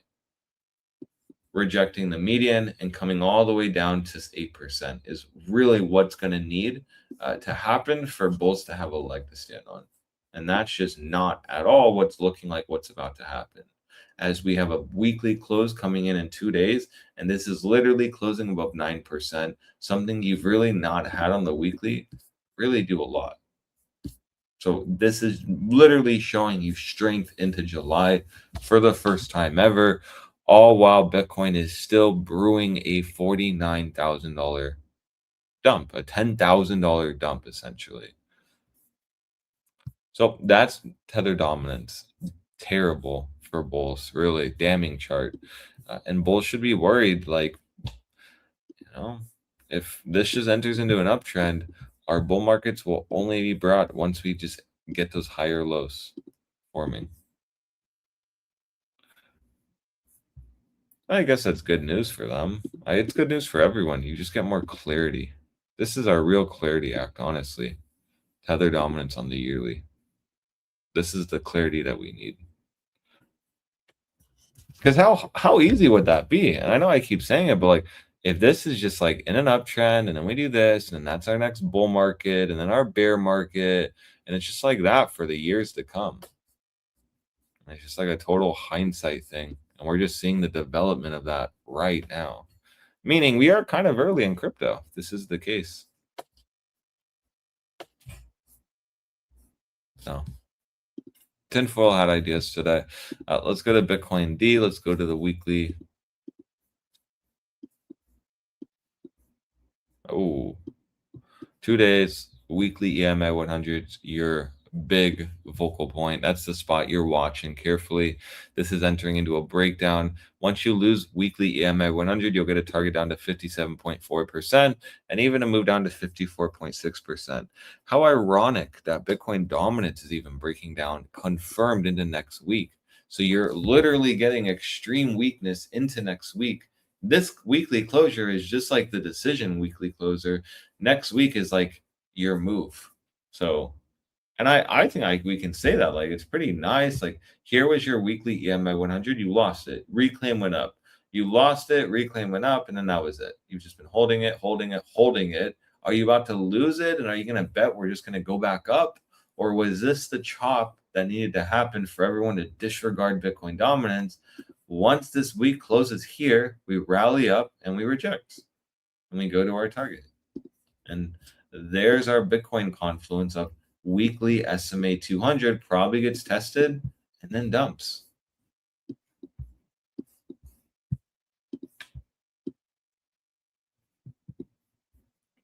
And then tether dominance as well. Most likely just gets the weekly throwback to 9% and then pumps. So yeah, if you're long it today, it's a hard day to be long and on leverage at least, because everything's gearing up for next week to capitulate. And it is funny because you are now starting to see even like the majors lining up for next week too, as like the dailies entering into a sell trigger. QQQ as well entering into a sell trigger into next week. Look at the big gap down on the majors. Silver could bounce a bit, but it could just get that retest that we want. This will fill ETA short on silver. And then we get the next leg down. And then don't even get me started on the dollar. Like, this is looking good. So this just looks like it's a throwback. This could be a bull flag. And then you're just waiting for the weekly. And then the weekly is going to kind of look like a top candle, maybe close above 101 and then get the throwback and fill this candle out. Like, it's just very typical. And this is like just predatory price action for longs today, in my opinion. Everything's gearing up for like a big breakdown into next week. Even Coinbase, look at this. Weekly closes, rally up, and then you reject. We don't even need to look at strategy. This is just in a buy zone, I will say, on strategy. Maybe it goes to 73. But you get my point. Like, markets are all lining up, honestly, into next week for a move, which is nice. And then to wrap it up, total here has nothing but air now. I mean, we are still waiting for 1.77 trillion at current market price. That is still about like 12% left, 260 billion left to go for our full almost trillion wipeout here when we were talking about it. So now total looks interesting. Already lost the weekly SMA 200, and this week we're rejecting it. Yeah, interesting.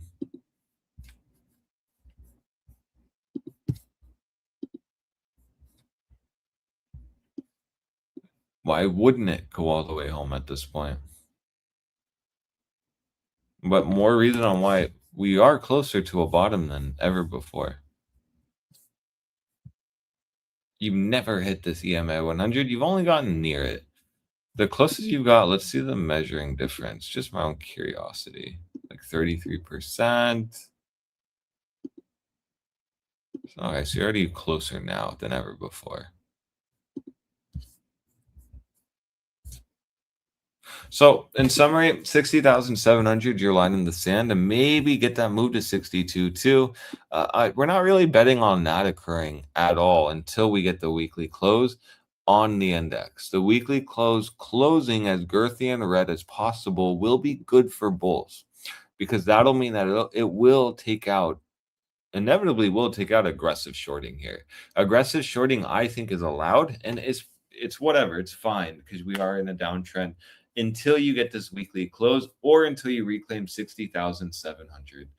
Because if this gets more girthy, then we have an inefficiency. And then what we can do is we can do that typical Bitcoin thing, which we pump 7, 8, 9% into July, even maybe 10% if this keeps going down. What does everyone do? They start talking about back. They start talking about, is this a low? And no one on CR is going to say that this is a weekly SMA 200 bearish retest. And that's when we start scaling massive shorts in anticipation for 49, and possibly even lower at that point. The only way you're supposed to get bullish now is if this weekly SMA 200 gets bought up in 2 days, or you get a reclaim now, 62.2, and that'll just spark a move up to 69. You have expanded very far from the weekly 9, and that will eventually get tested eventually. But again, I think July will be our decision month, I think, in the next week. So our timeline is still accurate. One more week left to go before we put in a major bottom on Bitcoin. And then I do believe that once Tether dominance does reach higher high posturing on the yearly, I'm not really going to be looking to short this market anymore. I don't want to be the guy that had a whole plan to buy, and then the charts do the typical chart thing. Everything looks extremely bad at 40s. Everyone starts talking about 30s. All Tether dominance needed to do was get to a higher high. Then we start doing our higher low. That's our bull market, and we did miss the bottom. I'm not really looking for that. So we made a plan. I'm sticking to it. I really am convinced 49 to 45 will be our bottom. And as long as we hold above 45,000, it's really going to be hard for me not to be bullish on Bitcoin, honestly. And that's when I'll start being a bull on Bitcoin, once we get down to here. So hopefully that makes sense. 60,700 did reject. The daily is now flipping red, and this just plays into the idea that bears are in full control. Look, we're down 2% from this simple rejection, and this is not like anything hard. You're just taking a previous wick low, putting a meme line, and that's just classical continuation down. It's just like the counter opposite of strength, like when we did this on like gold, and it's flipping its previous wick highs into support. Now Bitcoin is potentially doing that on like a daily on a lower time frame. So that's just weakness. Watch 60,700, and if we do dump to 49,000 this weekend or into next week, I hope that doesn't surprise any of us. And once Tether dominance reaches a higher high is when I really start becoming a bull on crypto. Check out Solana and Sol Bitcoin. Let me see that. There it is. Oh, and it's green. Very. All right. Oh my God, my Google alert dropped. And the Sol Bitcoin's breaking out. Interesting. And also gold Bitcoin's pretty good. Bitcoin Yeah, I saw gold. gold going up today too.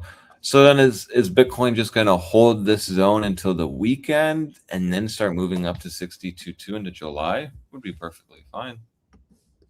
And Sol is saying we're not going to break down a bit, but maybe just hold. No, I don't know what this means. I mean, I'm just saying, what the fuck is Solana doing? We're close to hitting that entry on gold also for the other short. Yeah, because gold always moving up when Bitcoin looks weak always makes me a little leeryous. But I believe we are going to rally on Bitcoin next week. I can. That's very high probabilities. I do believe 62.2 will probably reject. My idea is if we do end up going lower, though, it would just be perfect to trap aggressive shorts in the next week. Start July on like a 10% bump up. Everyone gets bullish. We retest. We'll know what happens really simple. What's Capo thinking right now? Oh, yeah, good point. Let me see. See, last time he was a perfect guy that 62 was not going to hold. He says, as long as 60K holds overall, all good. Lots of demand. We're going to $10,000, boys. Yeah, it's probably not. There's a CME gap at 3,500. There's a CME gap at 11 cents. Top G said 20K is going to hold, so I don't know what you're talking about. Fine. All you, Senor Farhano. Alrighty. Let's start with the daily. Daily is now once again flipping back down, rejecting the bearish control zone and the moving average, with volatility remaining in expansion. And we have come pretty close to hitting the 78.6, but you haven't quite hit it yet, which is going to be the target from losing the 38.2. And the 78.6 right now is sitting somewhere around $57,000. Let me zoom out, and now we're going to the 12-hour. And 12-hour is now starting to flip back up on momentum. You are making a lower low on momentum along with price, so there's no possibility of bullish divergence yet. The bullish divergence does require a higher low on momentum along with a lower low on price, and volatility is now starting to contract while momentum is flipping up, telling you likely going to find the lower high. And you switch to the jewel, and you are now getting a fresh bearish cross, the pink crossing below the yellow, although this is happening in the bearish control zone, so it's not going to be as powerful as if it was happening up here, but this is a 12-hour setup, so it's not going to be negligible. And if you do see a move up from here, it likely takes you somewhere around the 5 EMA, which you are currently rejecting. It's around $60,300, and your high of this candle is about $60,200. If you were to get above there, then your next area of interest is going to be this 50% to the 9 EMA, somewhere around 60,700 to maybe like 61,000. But the fact that you can't even get above the 5 is telling you that you shouldn't really pay attention to this zone at all. The main source of or point of interest is going to be this 5 EMA, which has been resistance at $60,300, and it also lines up at the 61.8%. As long as you're below that area, you're likely going to come down to this $58,000 zone again. And the next time you test it, you're probably going to break it and come somewhere between 56,000 and 53,000. If you were to look at where we bottomed at or locally bottomed at last time, it was right along the 95%, which currently is at around $53,000. Going to the 8-hour. 8 hours now once again flipping back down with volatility going back into expansion, and the jewel looks like it's about to reject somewhere right at the edge of the bearish control zone, and you're getting a fresh bearish cross on the 8-hour as well. Currently you are bouncing from the 78.6, so if you do close like this, likely we'll see maybe a little move into somewhere around $60,600, $60,700. High probability that will reject. It will also take out this high from this wick, this candle's wick high, which is probably does have some stop losses in that area for some people late to the shorts, and take them out and then run it down to like 56,000, 57,000. And see, and if you do get a move up to 60,600, 60,700, that'll likely take out this high on momentum, which will then give you hidden bearish divergence.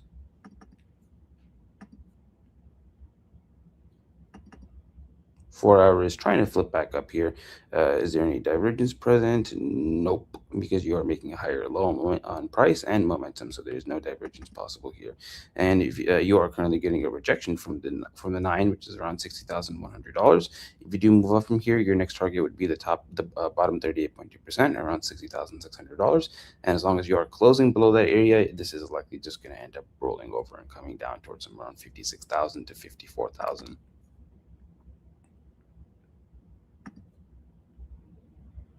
The 4-hour jewel is still in the buy signal though, so it is still saying that you probably will get that movement to 60,600. For 2 hours now, once again flipped back up, putting in, is it any hidden? Actually, no, you made a lower low with a lower low, so there's no bullish divergence here, but the volatility is still contracting. And then the 2 hour has given you the close over the 38.2%, and you are now coming back to retest it. And as long as you're closing over $59,786, you should see a move into the 78.6, which is right now around $60,700-ish. 2 hours are also lost at 38.2% with momentum currently flipped down. Your target would be the 78.6, which right now is around $55,300. You are currently putting in possibility of bullish divergence, but this is nowhere close to making a local bottom yet. Maybe somewhere around this zone here, maybe it'll be easier. But as of now, you would have to close over $65,565 to confirm it. And you are getting a fresh sell signal here on the jewel with the rejection of the bearish control zone. Okie dokie, let's go to the 5-day. 5-day is also losing the 78.6, which was your target from losing the 38.2. 5-day momentum is flipping back down, rejecting the moving average, and volatility is expanding. So if you do close below this 60,800 area, which is the area of resistance, slightly above that area of resistance, next target is somewhere around $55,000. Weekly also still flipped down. Weekly is very close to no longer having a possibility of bullish divergence. Once you take out this low, there will no longer be possibility, and you are losing the 78.6 on the weekly, which is currently at about 60,969. Nice number. That brings you down to 55,000. 2 week is also losing 38.2% with the fresh silver cross to the downside. This is turning out to be one of the ones where price is dumping and pulling the 5 into price, making the connection with momentum currently ticking up, but it's still below the moving average. There's possibility of bullish divergence here, but you need to close over $67,260 to confirm it. Likely this is not going to confirm here. Maybe it'll be easier somewhere down here to confirm. And this is one of those ones where it's probably not going to, like on the weekly where momentum going slightly lower will make it no longer possible. This is probably not going to happen because you're still significantly above this previous momentum low. And even if you were to dump towards this area here at $49,000, this wouldn't take out this low. So it still would have possibility for bullish divergence eventually. Not now, but eventually. And losing this 38.2 at $62,100 brings you down towards the 78.6, wherever it is at that time. Right now, it's sitting right around $46,000, which is very close to your 2-week 200 SMA, which is going to continue to rise, eventually beating this zone.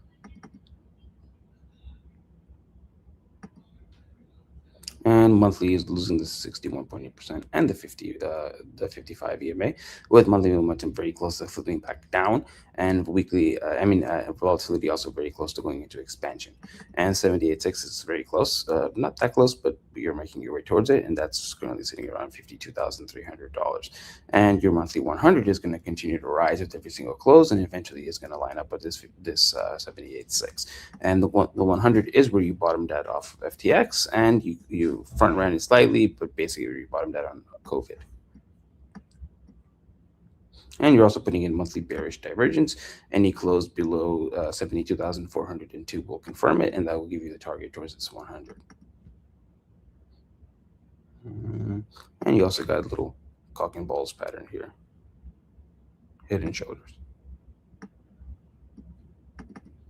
Quarterly also is losing the 61.8%. Quarterly is also putting in possibility of bullish divergence. Once you take out this low, it's at 63,352, and you're still making a higher low from this region here. Actually, if you were to very close, you'll probably put in quarterly hidden bullish divergence, because once you come around this area, you probably will take out this low momentum. And that also puts you down towards around $46,000. Let's go into Tether. Tether is still flipped up, entering into the bullish control zone. There is possibility of bearish divergence here, but it's a little difficult to confirm as of now. You will have to close below around 8.381%, little unlikely, and more likely you're going to hit the 78.6, which is your target from closing over the 38.2, and that currently puts you around 9.78%, nice new all-time high. 12 hours already hit the 78.6 with momentum now starting to flip down. There is no possibility of bearish divergence here though, because you are making higher highs on momentum with higher highs on price. Likely, if you do continue the downside here, likely find your way somewhere around 9% flat. But this is reconnecting with the top 38.2%. High probability this is going to bounce from here, and this will be Bitcoin going up to like $60,600-ish. 8 hours now flipping back up. You are brushing up against the 78.6, which is your breakout area after reclaiming the 38.2 or closing over it. And volatility is currently expanding with momentum flipped up. If you were to close over the 78.6, which is at around 9.15%, you probably will not see that bounce on Bitcoin. And this is probably just going to keep dumping. This will go into somewhere around 9.6% to 9.7%. Continue to reject this, though, then you'll probably see that bounce on Bitcoin. This will probably go down to 9%.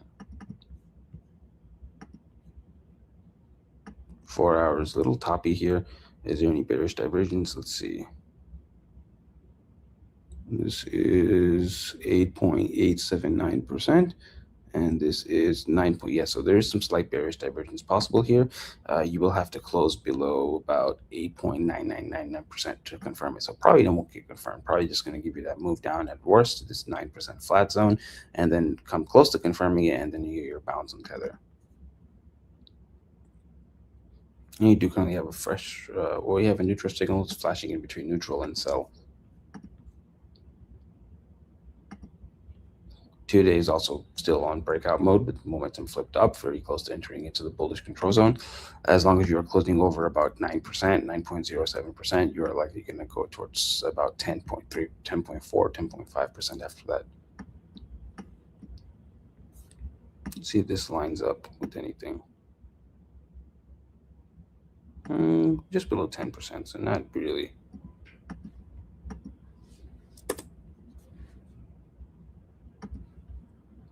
Five days also in breakout mode, making its way towards the 78.6, which is going to be your target from closing over the 38.2 here. And that level puts you at around currently 11.11%. Nice, 11.11 with momentum currently flipped up. And very soon there will no longer be bearish divergence, although it is possible here. Once you make your way up towards this region here, it's going to take out this high. Weekly also giving you those closures above the 38.2%, giving you a target of around currently 11.4%, 11.5%. This level will update, but it's probably not that much. And weekly also has possibility of bearish divergence, but you currently need to close below 8.149% to confirm it. 2 week is very close to closing over the median. You did close over on this previous close, and you opened above it, but now you are back. I mean, you opened below it, but now you're very close to reclaiming it. And a closure over that median will then send you to the top 38.2%, which is currently sitting around 11%, 11 to 12%, which would be your 50%. And your 12% area is going to come up on the quarterly with 2 week momentum currently flipped up, putting in hidden bullish divergence, and volatility is now at 0%. And this will confirm hidden bullish divergence with any close over about 9.016%. So you got hidden bullish divergence here, you got reclaiming of the median, and you got volatility at 0%. All right for some busting action. And that would be some dumping action on Bitcoin. Monthly is currently flipped down, very close to flipping back up, with volatility approaching extreme lows, very close to extreme lows, and you're about to make a local bottom here and a close over the median.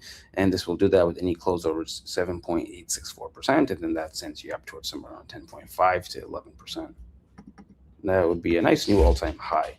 I think that would be, if I were to just guesstimate, that would be Bitcoin to somewhere around 49,000 to maybe 45,000, maybe probably somewhere closer to 49, maybe 49 to 52, then bounce, and then maybe you sweep that low. I'm just guessing here. And quarterly is close to closing over that 38.2%, which then brings you towards the median. This level will update, but right now it's currently sitting at 12.29%. Now let's go to the other side.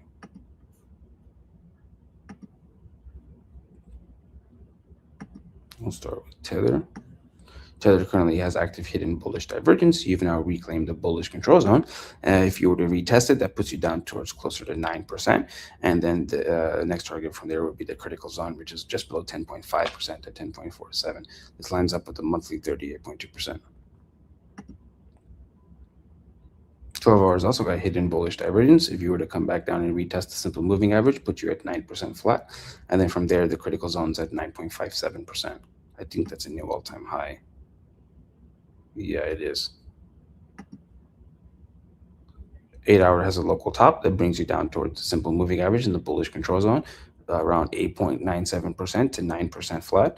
And then from there, you would target the critical zone, which is around 10%, 10.19. 4 hour also has hidden bullish divergence. The bullish control zone is around 9.1% for support, so 9%, 9.1%. And then the next target from there is the simple moving average around 9.37%, and the critical zone's at 10%, 10.2%. 2 hours got bearish divergence. That would target somewhere around 8.9% to 9%. Hourly's also got bearish divergence, targets around 9%.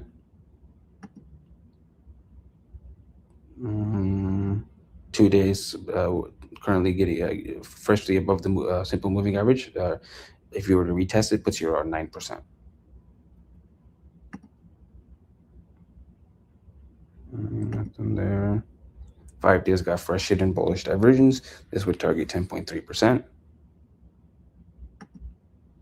6 days also putting in fresh hidden bullish divergence. This will confirm with any close over 8.758% in about 3 days, and this will give you a move into 12.3%. If but this level will update, but currently it's at 12.3%. This lines up with the quarterly median. Weekly currently has already confirmed hidden bullish divergence. The bullish control zone is somewhere around 8.85%, 8.9% for support, and the critical zone is currently sitting around 12.2%, which is at the quarterly median. You got a local bottom on the 2 week, which would target the simple moving average around 10.2%. Nothing. Let's go into Bitcoin now. Bitcoin has hidden bearish divergence on the daily. If you were to retest the bearish control zone, puts you around $60,200, and then the critical zone is currently sitting at 48,900. 12 hours also got hidden bearish divergence. If you were to test the simple moving average, puts you around 60,500 to 60,600, and the critical zone is currently sitting around 55,400. 8 hours got a local bottom. This would target the bearish control zone, which is currently sitting around $60,500. Critical zone is at 50,100. 4 hours also got hidden bearish divergence. Targets the bearish control zone. First, you have support at the bearish control zone around resistance. Around 59,900, around $60,000, and then the simple moving average would be your next target, which is currently around 58,100. Critical zone is at 51,600.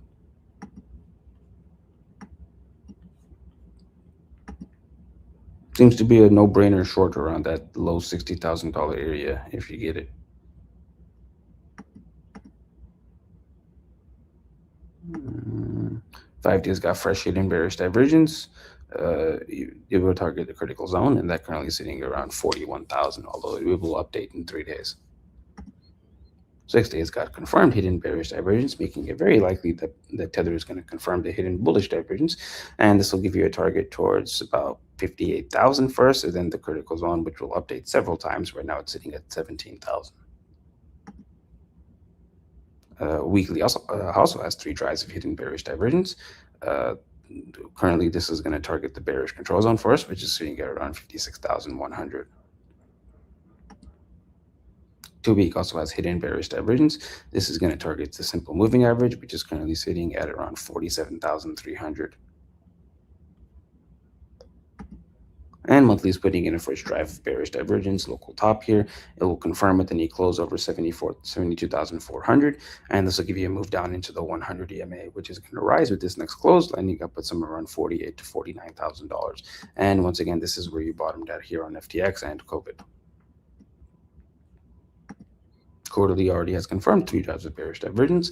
It'll be active as long as you're closing below $114,000. And 6 month putting in 3 drives of bearish divergence. This will confirm with any close below, let's see, $74,441. And this gives you a move down to the 21, which will continue to rise with every single close, currently sitting around 42,000. Eventually it's going to meet somewhere around this $46,000, $47,000 area, maybe 48 to 49,000, wherever it is at that time.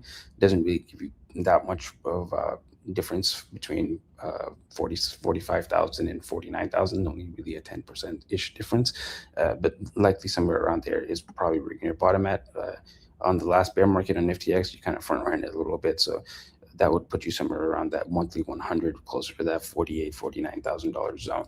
So somewhere between like 46,000 to 52,000, somewhere in that region. Not really important to nail that exactly, but wherever that would be, wherever your EMAs are at that time. The quarterly 21, the 6 month 21, the monthly 100, wherever those are. Maybe you retested a few times, like you did with FTX. You retested that $16,000 area, I think, like 2 times, and then you've busted up to like 25, 26,000 after that. But right now on the low time frames, with the momentum flipping up, I would look for that retest of $60,000, somewhere around 60,000, 60,500. Ideal short zone in that area. Let's see if I can get a little quick low time frame trade off of that. Oh fuck, I moved my meme line.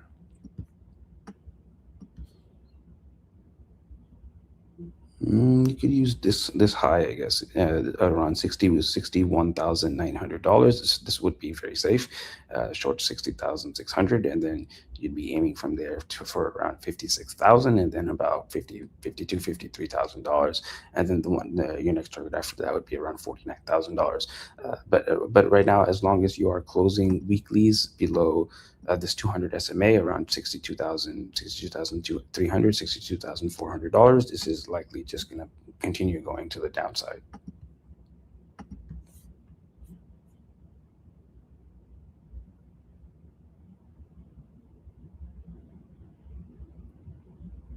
Thank you. And then just so I know, the next moon that we got is a bull moon, right? Like the one that marks bottoms? Yeah. Okay. So hopefully we'll see between now and when is it? Like in 3 days, no? Because yesterday was, I believe, 4 days away. Let me look it up. Let me look it up. Okay, here it is. On the 29th, Monday. So we could have like that dumb Peru action through the weekend, which, by the way, that would be, of course, the fucked up shit to do, because then strategy and all those fucking stocks are like closed, and you can't, like, it won't affect price. You get a bottom and then he goes up for the rally and then he dumps again. It fucks up like that. So that would be total fuckery. I like that. But you could short-term trade them on our partnered exchanges. No, they're closed. No, they're closed. And I think they're 24/7 now.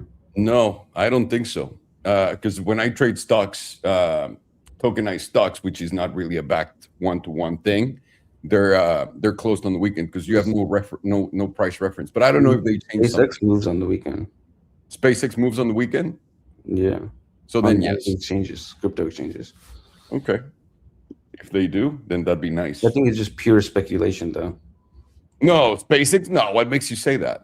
No, I mean, like on the crypto exchanges, when they list the stocks, I think it's just like over the weekends, it's just pure speculation. Then they'll move to wherever the futures are opening at. Yeah. Well, that's nice. Thank you so much. Perfecto. Let me get the website so I can tell you what's next. 1 second.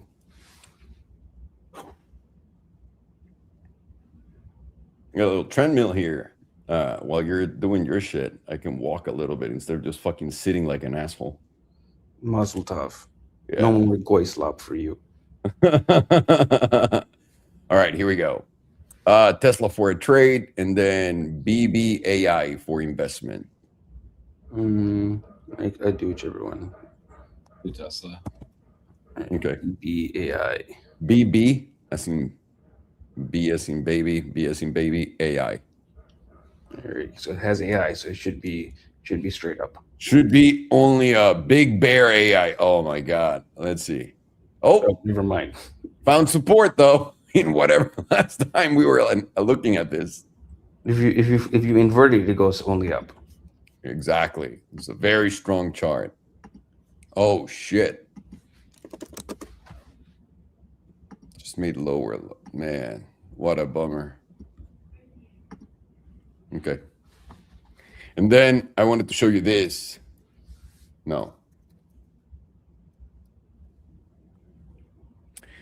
So this one topped Bitcoin against gold on December of 2024. So basically 10 months before the top. And if this bottomed right here on February, then that means the bottom on Bitcoin should be around December, which would be interesting. Right towards the end of the year. Yeah. Which, by the way, would be identical to the 2018 cycle. So then when everyone is looking for a Santa rally, you get a Santa dump. You get a fucking mega dump. Let's see here.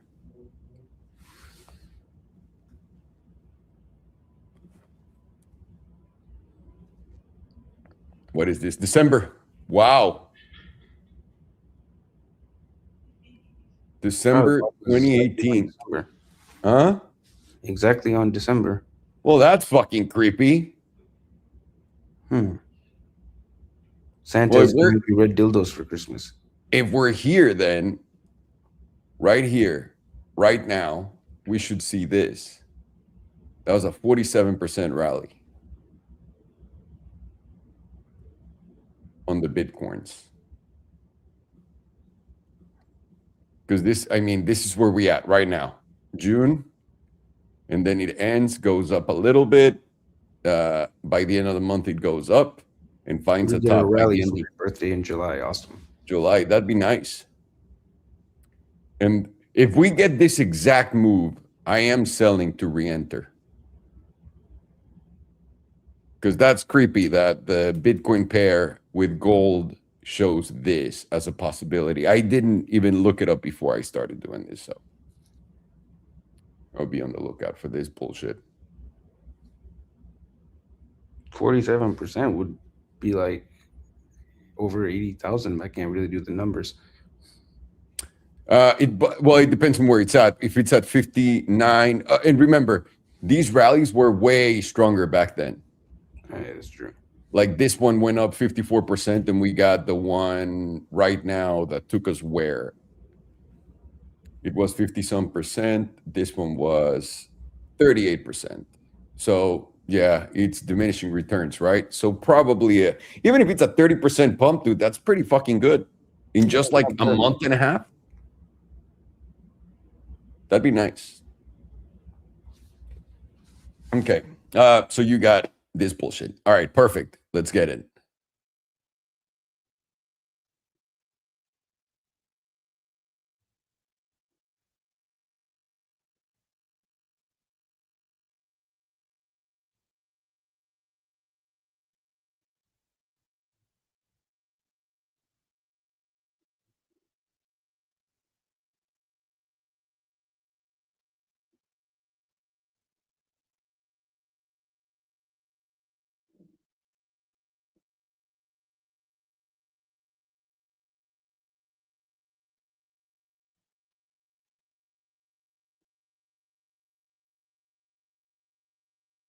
Ok. Obviamente esto es completamente especulativo, pero primero les voy a dar el análisis de estos cracks para que lo sepan. En putiza lo voy a resumir en chinga. Y básicamente lo que ellos están viendo es... voy a subir esto.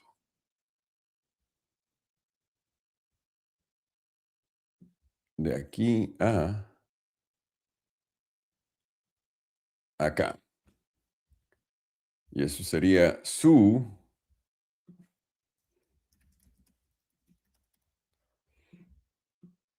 zona de fondo. ¿Ok? Entonces, Alex y Farhan están diciendo que, y ustedes saben que cuáles son mis zonas, entonces es diferente, pero es básicamente lo mismo, pero diferente. Básicamente estamos aquí abajo, ¿no? Los 59.700 con debilidad, haciendo bajos más bajos, bajos más bajos y bajos más bajos. Bien, lo entendemos. Tenemos el posible primer cierre del año debajo del S&P 200 semanal. Bien. Lo que están diciendo es, si tenemos un retesteo de esta zona en los 62, probablemente sea un retesteo bajista y ese retesteo bajista nos lleve a esta zona de fondo, ¿ok? Y esa zona de fondo está entre los 49 y los 45 mil dólares. ¿Cuál sería el trade que ellos ven a corto plazo en este momento? Si lo pongo en la de 4 horas, los llevo por acá, podrán ver que aquí básicamente un retesteo de justamente esta zona de los 60,000, sí, básicamente los 60,100 con una invalidación acá en los 60,500. O si te quieres poner chulo, puedes invalidarlo aquí arriba en los 61,800, ¿no? Que son el tope de estas velas. Si es que te llegas a meter acá, la primera invalidación está literalmente a menos de 1% y la segunda, la alta, está en 2,82%. Así que ahí tienes tus ideas para poder hacer un trade acá en corto. Güey, pero ¿por qué no el long? Estás en una tendencia bajista, no quieres meterte el pie en esto, ¿ok? Entonces, para que no estén mamando, ahí está, como lo ven. Todavía falta el mercado bajista, por supuesto. Y una vez más, lo que ellos dicen, ven, es un rechazo por acá, por esta zona, tal vez hasta los 62, que es donde está el S&P 200. Y de ahí venir a buscar esta zona de fondo entre 45 y 49, ¿ok? Para que lo tengan listo, programado y no se les olvide. Los voy a llevar al índice en putiza y en el índice les quiero enseñar esta cosa. Semanal es lo que tengo. Antes que nada, voy a llevarlos a Bitcoin comparado con el oro. Pueden ver, la tabla no tiene muchos datos, pero Bitcoin topó. Esto lo tienes que ver. Bitcoin topó comparado con el oro aquí. ¿Y esto cuándo fue? En diciembre del 2024. Bitcoin hizo tope en octubre del 2025. 10 meses después hizo tope. ¿Ok? 10 meses después de este tope, Bitcoin hizo tope. Si estamos siguiendo el mismo patrón, aquí tienes este fondo, y ahora solamente obviamente esto es sugerencia especulativa. Bitcoin contra el oro fondeó en febrero. Por más que Bitcoin haya continuado cayendo, está haciendo bajos más altos por ahora. Pero vamos a considerar que justamente aquí, haya sido el fondo en Bitcoin. ¿Ok? De esta tabla. De esta tabla. Si lo ponemos 10 meses después de febrero, ¿a dónde nos lleva? Diciembre. ¿Ok? Entonces, Bitcoin fondearía en diciembre. Se acordarán que les había contado antes qué es lo que estábamos esperando, ¿no? Y ahora los voy a llevar simplemente a Bitcoin índice, teniendo presente que podíamos fondar en diciembre. Ciclo del 2025, perfecto. Ciclo del 2022, perfecto. Pero el que yo les digo, el que se parece más, el que estamos cumpliendo todas las fechas, es el 2018. ¿Ok? Nosotros en el ciclo del 2018 estamos aquí. Yo sé que estamos cerca del S&P 200 y lo que quieran, pero relativamente hablando, lo que nos ha llevado en todos los precios y también lo interesante de esto es que nos llevamos este mínimo aquí, pero por nada. Este mínimo de acá fue en los 5,887 y el de acá fue en 5,750. Básicamente lo mismo multiplicado por 10. ¿Ok? Para que lo tengan presente. Por fechas y por tipo de comportamiento donde el mínimo está a nada, es aquí. Una vez más, esto simplemente estoy poniendo lo que he estado viendo que funciona. Esto quiere decir que de aquí a la última semana de julio, tal vez tengamos un buen pump en Bitcoin. Si aquí a la última semana de julio veo que se comporta igual, y esto lo voy a decir, voy a vender todas mis posiciones otra vez para reentrar. ¿Ok? Si es que sigue este patrón, que literalmente tomó 25 de junio, ok, hoy estamos a 26. Tomó 4 semanas en llegar a un tope de 42%. Ahora no va a ser el mismo retorno de 42%, es diferente, pero para que lo tengan en mente. ¿Y por qué digo eso? Pregúntenme dónde está este fondo. Aquí. Es el fondo de Bitcoin. En diciembre del 2018. Y el fondo está en 3,128. Ahora, este fondo de 3,128, yo lo tomaría bastante en serio. Y ahora yo sé que están diciendo, ¿de qué vergas estás hablando? Multipliquen esto por 10, son $30,000. ¿Ok? Pero por alguna razón, si esta madre sigue a esto, me va a costar mucho trabajo aquí. Si este patrón ahora continúa, me va a costar mucho trabajo decir, güey, lo que vimos antes no va a volver a pasar. Y lo estás viendo por cuánto, ¿no? O sea, literalmente multipliquen 5,750 por 10. Son 57,500.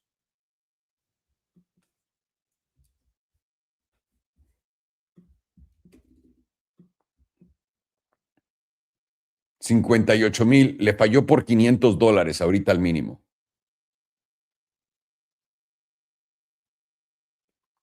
Yo sé. Y ahora, esto solamente es un escenario que tengo que plantearme y ponérmelo enfrente, porque si estoy viendo dos cosas que apuntan al mismo lugar, había ya yo tenido, ¿se acuerdan que tenía mi barrita acá de diciembre?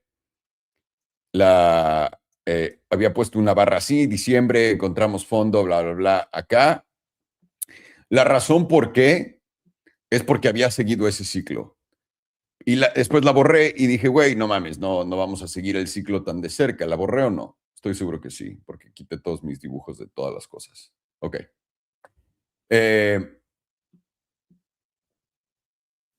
Ahí ya no se ve tan loco esto, ahí se ve más loco que no lleguemos a 30,000. Ahora, en ese entonces no existía strategy, entonces no tengo datos para darles en esa movida.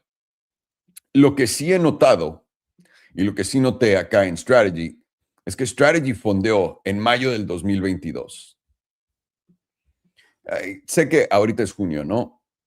Pero Bitcoin fondeó aquí en junio del 2022.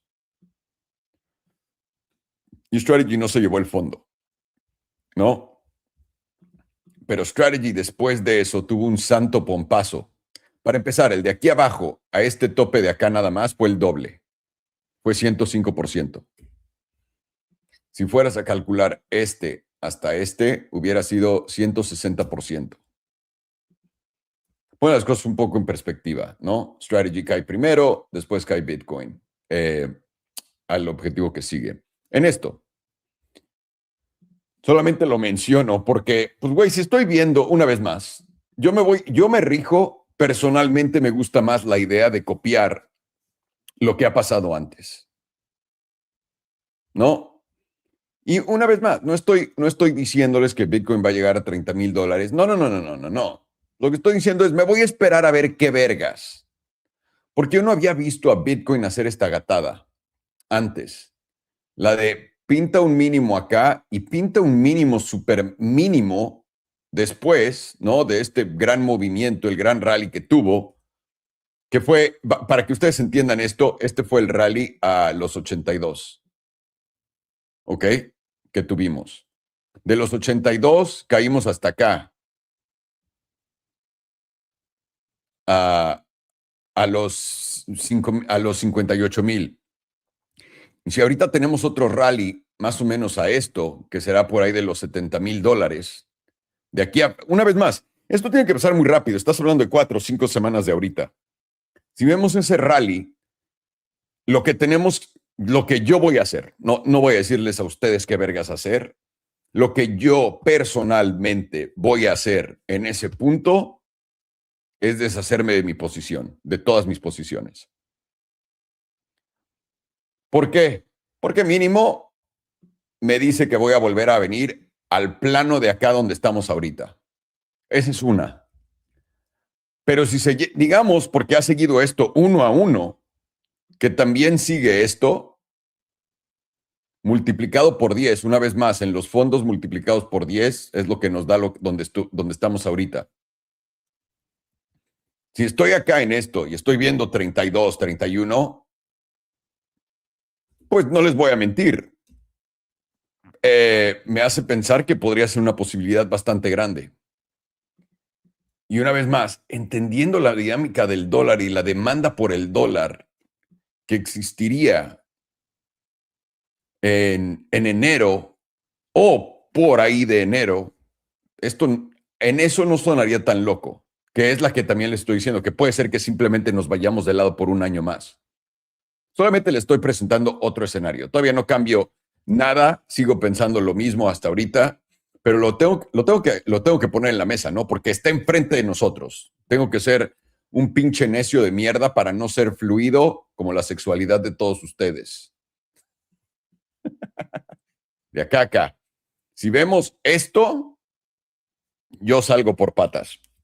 Ustedes son libres, por supuesto, de hacer lo que se les hinchen los huevos, mis estimados. Solo sería demasiada repetición, ¿no? También. Obviamente lo vamos a ir analizando paso a paso y ver qué es lo que pasa. Pero por ahora, básicamente seguimos en el mismo plan de ahorita. Sí, como dicen Alex y Farhan, debajo del SMA 200 aquí es muy bajista ese pedo. Tienes más ganas de ver más sangre que no. Pero esto sí, esto es lo que yo no había visto antes a Bitcoin hacer cuando estaba haciendo estos mínimos. Quiero que vean, esto fue de febrero, estamos ya en junio, ¿no? En el ciclo del 2022, para que les dé una idea, ¿no? Enero, mámense el mínimo. Enero y el siguiente mínimo, o sea, estás hablando de 33 a 25 y de 25 a 17. Ya aquí da igual, fue a 15 y cacho. Este mínimo está bastante cerca de este. Pero los de antes, estos yo no los había visto. O sea, yo no había visto lo que estamos haciendo ahorita, donde a menos de que estemos cerca del fondo y esto es lo que estemos viviendo ahorita, ¿no? También puede ser. No les voy a decir que no. Y aquí es donde, una vez más, ¿dónde está, para ponerles en concreto qué exactamente estoy viendo? Esta es una tendencia bajista, tío. No tienes de otra ahorita. Para abajo, pum, para arriba, para abajo, pum, para arriba, para abajo. La única cosa aquí que es algo que a mí me saca de pedo, una vez más, se parece mucho a la del 2018, pero me saca de pedo es esto. ¿Qué hace Bitcoin antes de subir? Nuevos bajos, ¿no? Si esta madre, y aquí yo la pondría en contra del tiempo, ¿por qué? El lunes tengo una luna alcista. Recuerden que las lunas alcistas, y yo sé, ¿no? Ay, güey, ahora traes con la luna. Sí, papi, la luna le da 7 de 10 veces.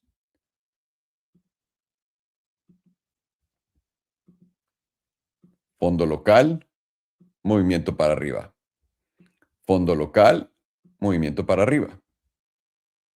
Acá falló.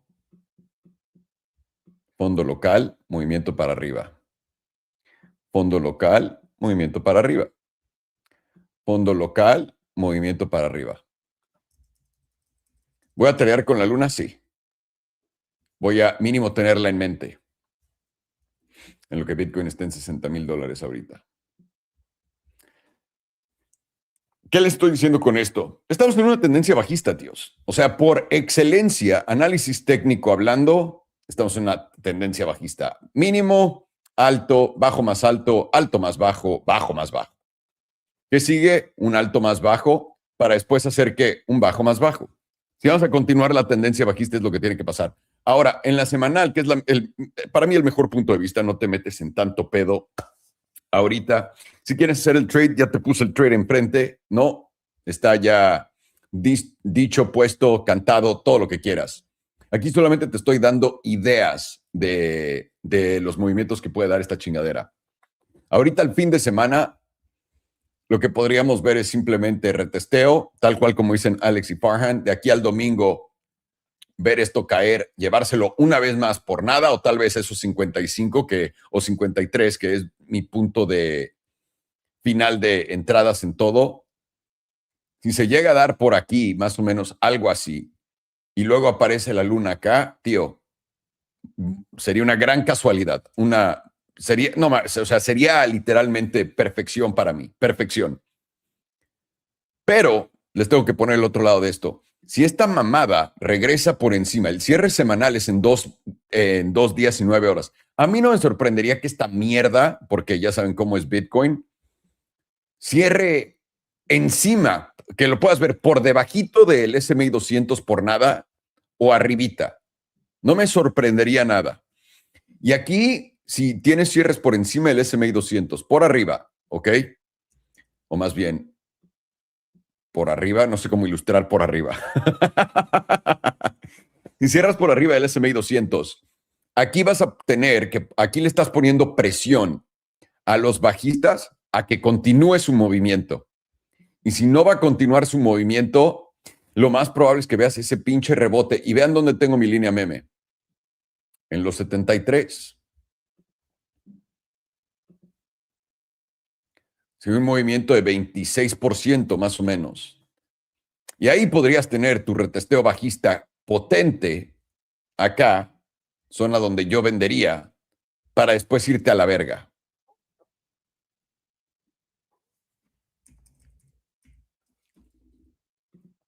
¿Ok? La otra cosa que me hace pensar que el downside es limitado, mínimo por ahorita, ¿no? Por ahorita, es strategy. Esto es como un fondo de algo se ve. A menos de que esto se vaya a la bancarrota. Cuando ves todas las noticias y todo el mundo está hablando de Michael, esto es una de esas cosas que se repite idéntica. Veo a Michael Saylor y está mame y mame todo el mundo que es un pendejo. Güey, siempre ha sido un pendejo, una vez más. Paco no se volvió listo de la noche a la mañana. Paco no se dio cuenta que Michael Saylor es un pendejo. Paco ha sido implantada la idea de que Michael Saylor es un pendejo a propósito, para que después a Paco se le olvide cuando vaya de camino para arriba y crea que es un puto genio y un crack. Quiero recordarles que cuando hice mi post en X de que Elon Musk iba a ser el primer trillonario en la Tierra, la mayor cantidad de respuestas era no, va a ser Michael Saylor. Esa misma manada de imbéciles, con todo el respeto que no se merecen, esa misma manada de imbéciles ahora se volvieron listos y pueden entender que Michael Saylor es un pendejo. No. Simplemente no están pensando por ellos mismos, como no lo estaban haciendo en ese entonces. ¿Ok? Solamente quiero que quede claro ese pedo. Entonces, solamente para cerrar, para todos ustedes, mi strategy, ya les conté lo que hice. Y acá en Bitcoin, ahí tienen las posibilidades. El corto y las invalidaciones en la diaria y la de 4 horas, sencilla. En la primera y la grande sería un retesteo de esta zona de 61,500 con tu promedio del 5. Y tu, ¿cómo se dice? Tu primera invalidación y la más básica estando aquí. No, esta es la segunda. En la de 4 horas tienes una invalidación más apretada. Aquí, en 60,600. Puedes usar las dos y saben cómo manejar su riesgo, dependiendo de dónde vayas. Ahorita estás literalmente teniendo el retesteo del promedio del 9 en la de 4 horas. Puedes tener tu invalidación aquí para tu primera oportunidad de corto. Recuerda, si vas a tomar estas para entrar y salir, que es lo que idealmente se hace, y sí pierdes dinero a veces en la primera y en la segunda lo haces de vuelta y más, que es la idea, piénsalo así. Ten tu entrada con tu plan. No quites tu pinche stop loss No, es que, güey, ya sé que va a ir para acá y de todas maneras aquí va a rechazar, porque imagínate que no y esta mamada haga esto. Entonces, mantén tu plan, mantén tus trades, separa estos trades uno por uno. El primero, estás aquí donde ya casi es tu entrada o es tu entrada básicamente aquí en 60, con una invalidación en 60,600 en el tope de esta vela, 60,656. Y la segunda es tu entrada aquí entre los 61,000 planos, 61,500 y tu invalidación está aquí arriba en los 61,800. ¿Ok? Es lo que tienes ahorita. No vas a hacer un long porque no quieres hacer un counter rally. Nunca vas en contra de la tendencia. No lo hagas, no te metas a hacer esas pendejadas ahorita, ¿no? Por el amor de Dios. Vaya, pinche Lucid, por fin. Güey, quiero que vean esto. Olvídense del gran dildo que está sacando y con volatilidad expandiendo también a la alza, etcétera. Vean esta gatada. ¿Cuándo han visto una consolidación así? ¿No? Y ahorita tienes volatilidad, está a punto de expandir aquí en la diaria también, con divergencias alcistas. Vamos a ver si se da ya por fin. Esto lo tiene que dar, se los digo. A mí no me espantan como ustedes, tíos. Solana, güey, Solana está teniendo un momento único. Solana está en 71.60, está mega pompeando. Olvídate de lo de Bitcoin. Solana está arriba 5% y Solana en contra de Bitcoin. Vean esto. Es la diaria, por supuesto. No sé por qué decíamos que veníamos para acá, pero ahí viene para acá. Ethereum no hizo un nuevo mínimo hoy. No. Entonces esta no es una divergencia alcista. Ok. Ahí lo tienen. Vámonos con el buen Alex. Vamos a ver el trade de Tesla, a ver qué hay por ahí para todos ustedes. Y a darle para adelante, cabrones. Eso, chingada. Let's see if she's given a trade. She fucking better. Whore. Let's see here. Oh, it's bouncing from the zone that we... Let me see here. Yeah, it is bouncing. 370 is a big spot. It reminds me of when we were here in April. But we're also in lower low posturing on the daily. So for me, it's a pretty easy spot to when to get bullish, when to get bearish. For me, I'm still going to be watching trades off the daily EMA 9. I think we have a fresh silver cross to the downside. We have yet to even test the silver cross retest of the daily 9. It's at 390.30. So that is a spot I'm going to be watching as we make this mean reversion rally. Now, the big point of interest will be, do we get today's close back above 382.88? Basically, $383. We do that. That's our first sign that, okay, maybe we are deviating. Maybe this is trying to bottom, and maybe we're going to make a move back up to around 415. Remember, with time, it doesn't change.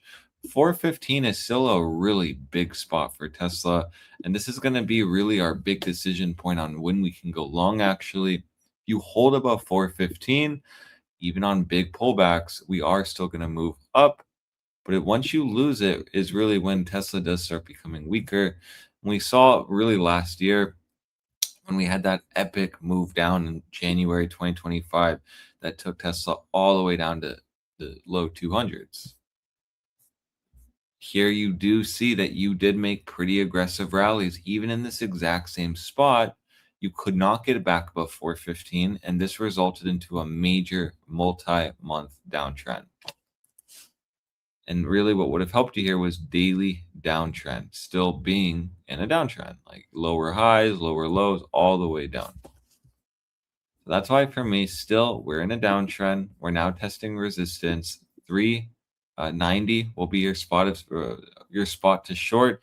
You're looking for maybe a stop loss of, it's a little wide of 416. And the idea is exactly what really I thought of when we were shorting Tesla in this region here, which is 415 should just stop everything. 415 is a big spot. You shouldn't really see price get much past that. And if you do end up shorting this silver cross retest and lower high, the lower low break will be off of 371, and you'll be really targeting back down to 300. So I know the stop loss is a little wide here. We measure that. It's about 6% on low leverage trading. It's still even high, but you have the opportunity to make 23%. So it still plays into the risk to reward. If you're not really looking to play low leverage and want high leverage trading, that's perfectly okay. You can then just play this breakdown, but be fully aware you have a little gap there. So if price ends up coming up, going, right into that zone, filling the gap, and then coming down, you do run the risk of just becoming, your trade getting stopped out, essentially. You have options. Short at 390, stop loss at 394, or at 415 or 416. Now, if we do end up getting a major bounce, how do I know this is bottomed and when to long? Just get back above daily SMA 200. It's now past a little 415. If we do get a reclaim after being lost, that will be my first big sign that Tesla's bottomed, and we are about to move up all the way up to around 430s again, and possibly higher up to 460.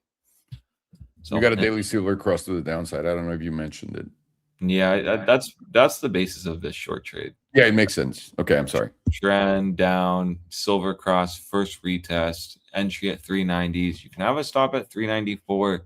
Understand there's a little gap there, so you might get taken out. That's why for ETA, any Tesla shorts, I'm running stop loss at 416. Because even when we made this move up, it didn't stop us out. We still were able to really watch 415 to reject, and it did. And this even went to a TP1 on that short. So now you're just in lower low, silver cross retest, and I'm looking for maybe shorts at 390. If you don't want to short a retest and maybe catch a lower high, just simply wait for the loss of 371. If you lose 371 on multiple daily candle closures, that's a loss of support here. That's also confirmation trade of 300. So you have three setups: 390, stop loss at 394, 390 entry, stop loss at 416, or just wait for the loss of support. This is your confirmation trade. This is conservative. Your then stop loss will literally be wherever we reject here. So if we reject the daily 9, that's technically the next lower high. This was your lower low, and you're just looking for continuation down. So bears have options, bulls do not have options. You're not really looking to be trading this until you at minimum hit this weekly EMA 100 at 356. And that just simply means that if you just view this just per the weekly, this isn't like just in the middle, right? This is why the daily will be your friend. The daily trend will be your friend, because the weekly is not really providing you much data. But the daily is, and this is just clear as day, downtrend with the silver cross under 415. Like I mentioned, really is like a reminiscence of 2025. We went all the way down. Look how aggressive Tesla can move down to the 300. So here you formed a lower high in the same exact spot too, kind of a coincidence here. And then you aggressively dump to 330. Lower high again, right near the daily 9, and then this is when you dumped all the way to 270s. And here you still were in silver cross posturing to the downside. So once this actually did really cross and trend was down, which we both currently have, looking for a lower high at that daily 9 was actually wise, because you do notice upon that cross, upon the daily silver cross rejection, you did go down 40%. So, or 39% accurately, but even that little wick down probably made it 40. So that's kind of what I have on Tesla for ETA. We still have a few shorts running. Like I mentioned, though, TP1 did get hit. And so for ETA, I'm just going to be waiting for probably this short. Honestly, this will be confirmation. And we'll just really bang the stop loss on the next major lower high. And as history just shown, it should be right off the daily 9 or near it. So hopefully that makes sense on Tesla. I do think we're close to a breakdown here. I don't think Tesla's just going to be doing what it's been doing really since like September 2025, which has just been maybe breaks down, maybe it doesn't. I think we're slowly starting to see the shift now, hopefully. Perfect. Someone just asked in the chat, what does ETA mean? Estimated time of arrival? I don't know how to put this, sir, but it's Elite Trading Academy. Yes. It's, yeah. No estimated time of arrival here. Just elite training, hopefully. We just keep talking about the estimated time of arrival of a trade.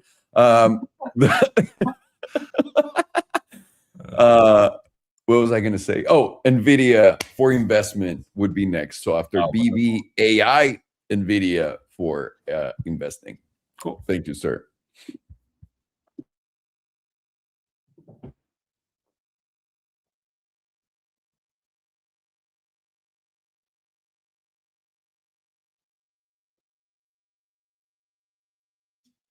Ok. Tesla. Algo aquí habíamos platicado en Tesla antes, cuando habían estado preguntando cuál era una buena zona para invertir, y yo les había dado el gran speech, ¿no? The great speech. What a great speech. Debería ya de quitar todas mis líneas memes, pero al mismo tiempo esta tabla está tan bien hecha. Todos estos niveles, vean, o sea, los respeta como puta madre. Les había yo contado, junto con Farhan, esta línea meme que viene de aquí, de los mínimos de marzo del 2025, que fue lo que compramos por acá. Venimos a retestearlos acá. Y cuando estábamos aquí arriba, estábamos buscando los cortos a esta zona, pero diciendo que en esta zona probablemente encontremos el rebote para lo que sigue. Esto, no les voy a mentir, a mí me llama la atención que estemos llegando tan rápido a esto. Porque uno, lo vamos a reventar y vamos a caer como mantequilla probablemente a los 280, 300, que estaría de huevos. O dos, el gran miedo que le metieron a todos en los últimos días, pues más o menos se acabó. Y digo, la bolsa en total en sí todo está en mega verde, ¿no? Todo. Hasta Lucid, ¿qué quieren que les diga? Es más, hasta Nike. Ay, no, mínimo, sigue abajo, pero... pero todo, o sea, vean, también pinche Lucid, buen rebote. Tesla, gran rebote. Nada más, seguir manteniendo... ahora sí, muchos de ustedes preguntan por la misma cosa cada 2 días.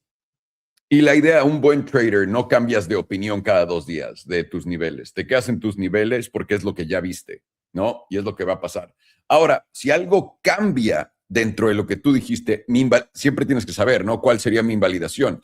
Pues, güey, mi idea de que esto vaya a rebotar, mi invalidación está aquí abajo de 333, Nel. Ya, esto va a comer mierda y se viene a los 300 planos o 280.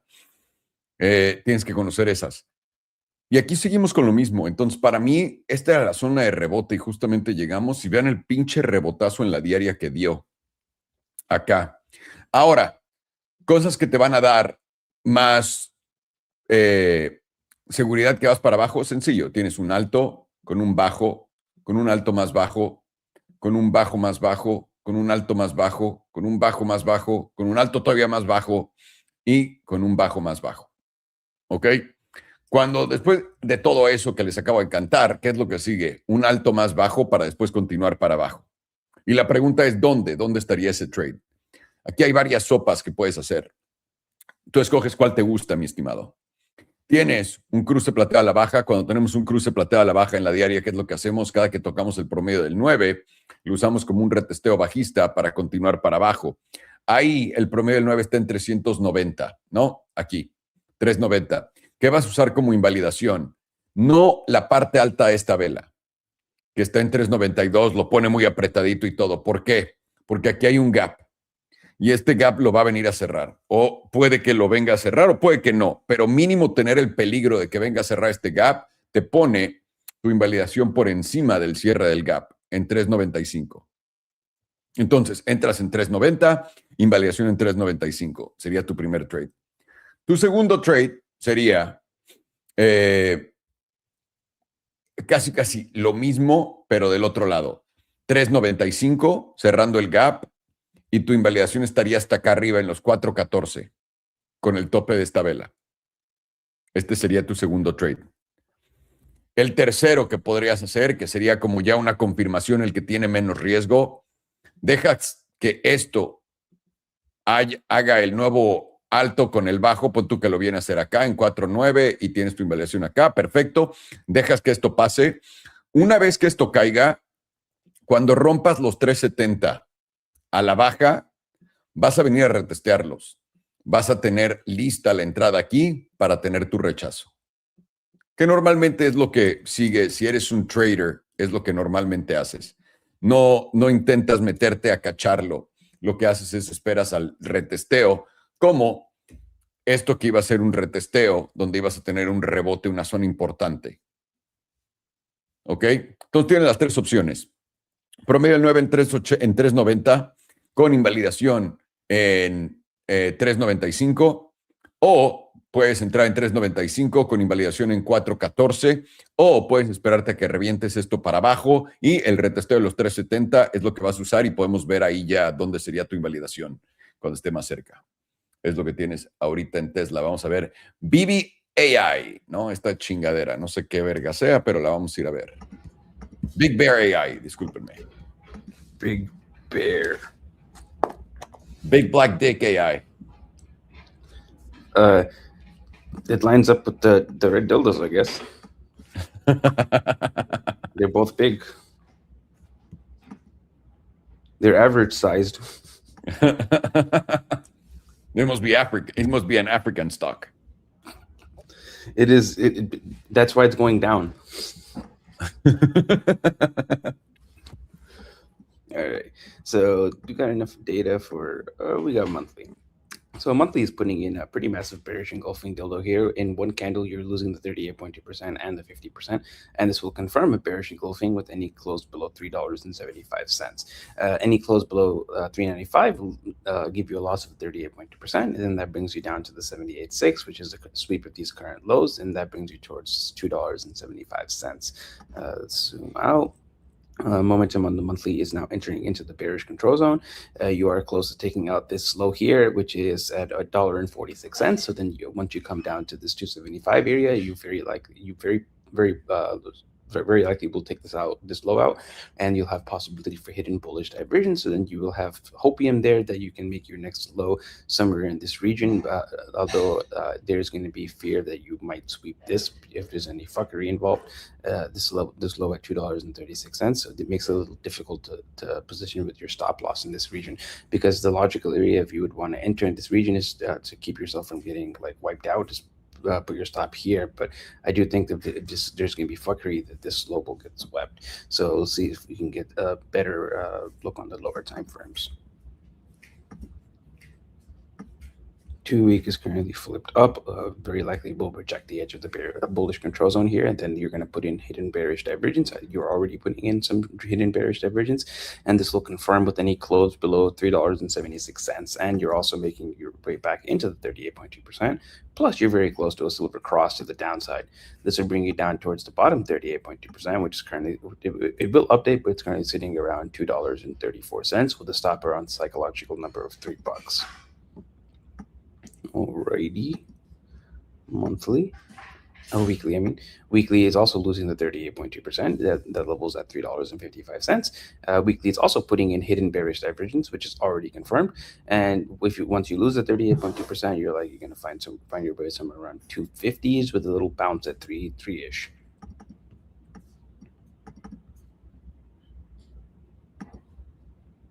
$5 days making its way back into the 38.2%, although it does I am kind of leaning towards rejection before the closure. I'm basing that off of momentum currently flipping to the downside, having active hidden bearish divergence, and also makes sense to get a little bit of a bounce here at the edge of the bearish control zone before ending up breaking into it. And you're not forming any type of bullish divergence here at all.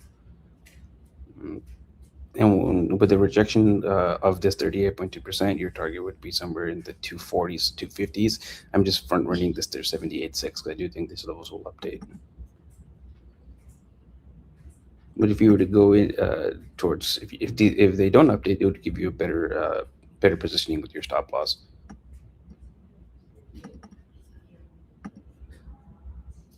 2 days now starting to flip back up, about to retest the edge of the bearish control zone. This comes with a move back up from the 78.6 towards somewhere around like $3.70, possibly $3.80. Although this would just be a low time frame opportunity for short with this as your stop at around 422, and then you'd be aiming for somewhere around 280s to 250s, and then around 250s you'd start to get your positioning for more longer term investing. Let's go to daily. Daily is also flipping up. Daily is putting in bullish divergence. This will confirm with any close over, actually, no, it wouldn't be this one. This one here, $3.88. And then this gives you a retest into the silver cross, which is around $4. Although I don't think this is going to happen, I'm thinking you're going to get a rejection somewhere around 360s.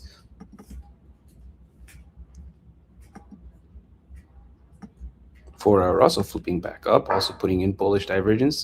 This will confirm with any close over 344, also putting in a bullish engulfing dildo on the 4 hour. And if this does get confirmed, it gives you a move into somewhere around $3.60 to $3.80, although this likely will reject and then give you that move down to 270 afterwards. Let's look at the RSI.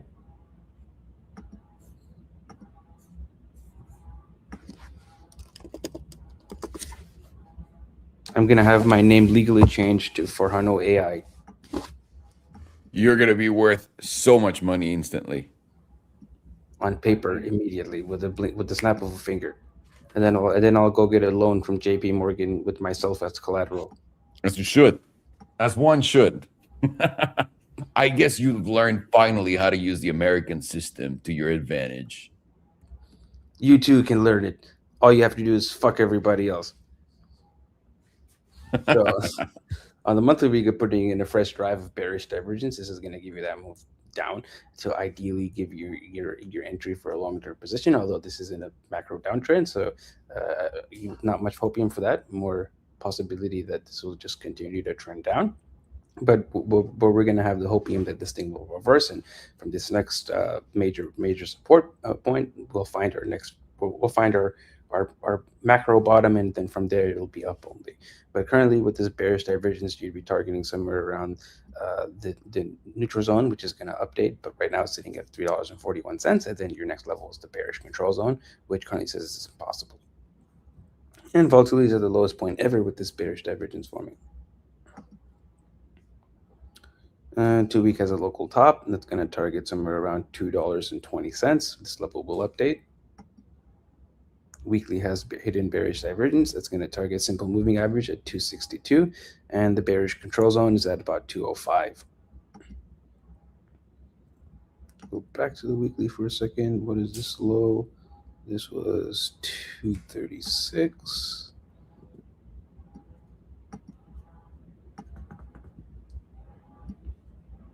I've had these levels drawn out before. This one is at 236, and then this one is at 1.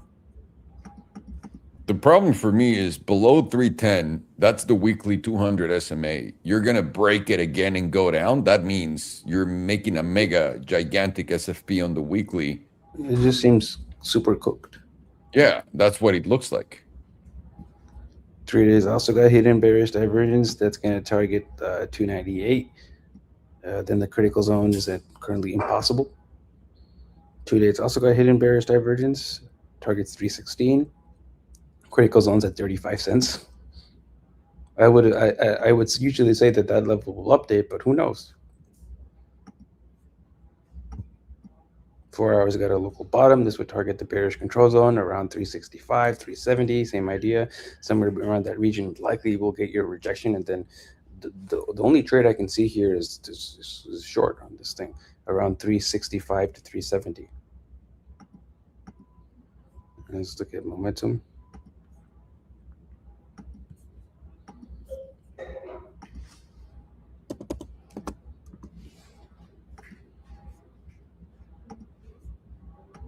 Monthly momentum is still flipped down with hidden bearish divergence, and it's going to remain flipped down as long as you're closing below 544. With volatility close to expanding now from the lowest point ever.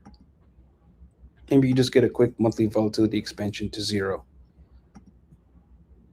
2 week is currently flipped up, and it will be flipped up as long as you're closing over 332. Weekly is freshly flipped down with the rejection of the bullish control zone, and it's going to be flipped down as long as you're closing below 467. It kind of looks real bad here, where you're getting monthly momentum freshly flipping down, rejecting the bullish control zone when you're this close to the weekly 200 SMA. 5 days, same thing. 2 day currently flipped down, and it's going to remain down as long as you're closing below 366. Interesting to see this pivot right along the area where we're looking for a retest. Daily is currently also flipped up, and it's going to remain up as long as you're closing over 344. And 4 hours also flipped up, and it's going to remain up as long as you're closing below 339. So the idea right now is on the low time frames, you will likely see a move up in somewhere around 365 to 370. Although the only trade I can really see here, or an investment or trade, whatever, would be a short around that 365 to 370 area. I wouldn't feel comfortable buying this for any longer term positions. Maybe you could get a short term buy for a mean reversion around like that 260-ish level to 250. But I wouldn't feel comfortable with anything longer term than just a mean reversion. And you would for that 260 entry, I'd put 235 as your stop loss on that. And then I'd just be looking for a retest of somewhere around $3 from there, or 310. I wouldn't feel comfortable saying anything higher than that. If you want to look for a longer term investment than that, then good luck in your gamble. Yeah, it's really hard when people ask about that, investing in something that looks so terrible. Thank you. Hey, that's all that's left, right? Thank you. What about, one second, Alex is doing Nvidia, CBRS for investing. CBRS. I'm sure it's going to be the same. Okay. Thank you, señor. Estamos viendo BBAI. Ok. Esta mamada salió a la bolsa cuando? En abril del 2021 y fue que hizo tope en marzo del 2022. Qué raro tope, porque no tiene temporalidad con nada más. Y desde entonces ha estado valiendo absolutamente verga. Es la mejor manera de ponerlo. Había hecho este mínimo que te dijo, güey, ya fue el fondo. Instantáneamente super pompeó. Fue a hacer nuevos bajos, fue a hacer un alto más bajo. Puedes decir, tal vez no hizo un nuevo bajo acá.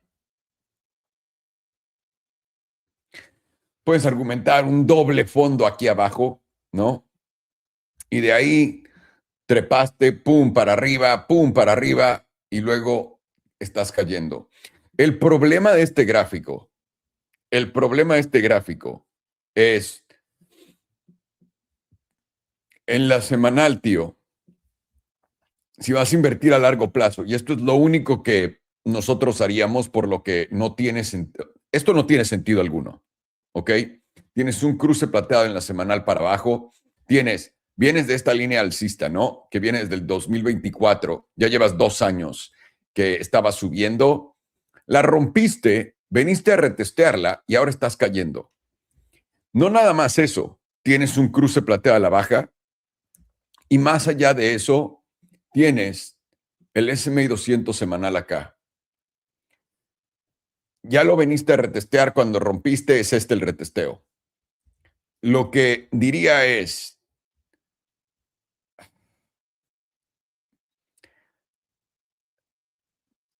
tu entrada está aquí en los 334 y cualquier cierre debajo de este mínimo o del S&P 200 semanal, te vas. Porque esto va a ir a ser nuevos mínimos.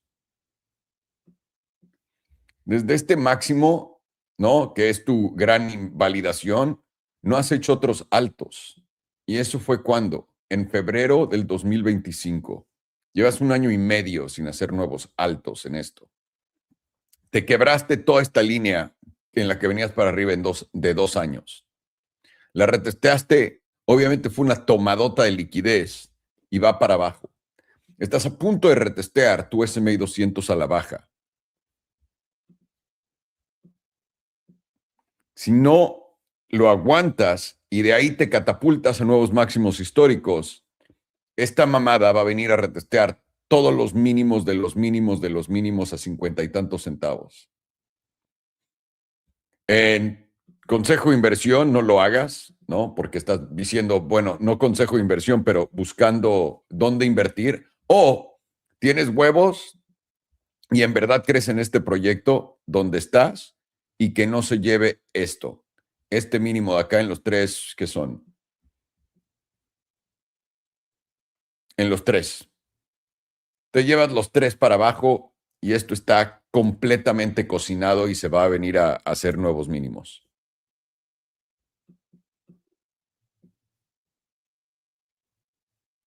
Pues ahí lo tienes, mi estimado. Vamos a ver Nvidia para invertir. Investing on Nvidia. All right, nice. I think it's important. I've been looking at Nvidia for trades, but investing, let's check that out. It's very elegant, if you ask me. Yeah. Nice Nvidia investment. All right, screen share. Let's get this off. All right, so Nvidia really has been a good stock for years. I mean, really, since 2023, it's just been on a bazooka move up. And even that move down during the Trump destroyed the stock market tariff decision really only tested a monthly 34, even got the breakout retest at $80 region. And that was just an opportunity. Now, Nvidia is at 194. And you do see last month, crazy, you literally made a new all-time high. So there is strength in this chart. It's very hard for me to disregard that strength when you're talking about investing. Can just, sum this up and say, be an investor at 140, 130, and that's it. But the chart is saying most likely it's not going to occur. And rather, you should be looking to invest around the 180s. You did actually get a monthly EMA9 reclaim here. In April, you reclaimed it and you haven't really tested it.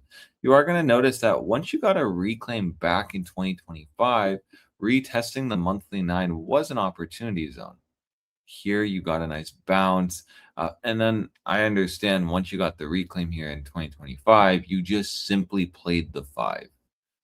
That's why you didn't really test the 9. You were making major moves off just that monthly 5. So for me, in all honesty, I'm watching for a really 183 to hold all the way up to 187. And so with Nvidia at 194 now, you are pretty close to that. The only way this diminishes is if you lose the monthly 9. If you lose the monthly 9 and close under 183, yeah, that's when we're absolutely going to move down to the 21. That's at 162. But what happens if we go down to the 21? Well, you're taking out this low. So then that means that the monthly would be into a downtrend, really. And that would be the first time this would be in a downtrend since the April collapse. And what I always mention on monthly trend is when you shift it down and you're a bull and you want to shift it up, the only way to shift it up is make a new all-time high. And that's exactly what Nvidia did already. But I wouldn't be betting on that if you got, let's say, the monthly 9 loss, 183 loss, and a move down to the 21, taking out March lows. But until then, this still looks like a typical uptrend. You're forming a higher low right now, and you have an objective to the monthly 9.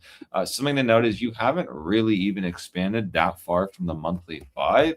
And as I just showed you, upon the monthly EMA9 reclaim here in 2025, you were just really bidding the monthly 5 and moving up. Now, I don't really like playing the monthly 5 when you're very near an all-time high. That's why I will just play the monthly 9, watch 183.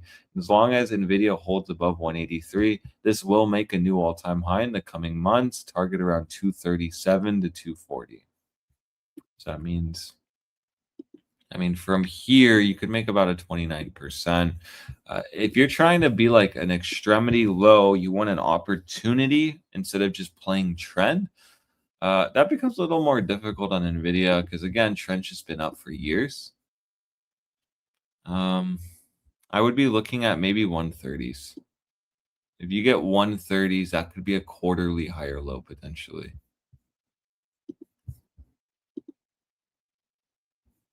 But you can just see like why it's hard to be looking for lower. You just put green dildos and you've been trailing the 5. So calling for lower disregards a level that's been holding for 2 years. So I know it seems a little aggressive just playing a monthly 9, talking about uptrend, but it literally can just be that easy. And the only way to look for a deeper pullback on Nvidia is to take out March 2026 low. If you take out the low of 164, then yeah, this most likely will come down to the 130s. You do have your monthly 34 there. That was the last big bottoming zone in April 2025. I would be watching for the 130s if you're trying to get like a major extremity kind of low here. But again, you're kind of betting on this. And that's hard to bet on when Nvidia is literally looking like this the entire time. No, that wasn't straight at all, but this. like just a clear uptrend. So for me, bids at 183, 187, that should just play monthly uptrend, hold monthly 9. As soon as you lose 183, though, all bets are off. Most likely, then you're going to lose the monthly 9 and start moving down towards the monthly 21. Once you lose the monthly 21, or even go to it, you're now in a macro downtrend, more likely than a move to 130s, where then that is a bottoming zone. But until that, that's a lot of ifs and a lot of things have to occur. It's a lot easier for bulls just to bid the monthly 9, play 183. You even have a monthly volatility set up here. So Nvidia is primed in the coming months to make a new all-time high.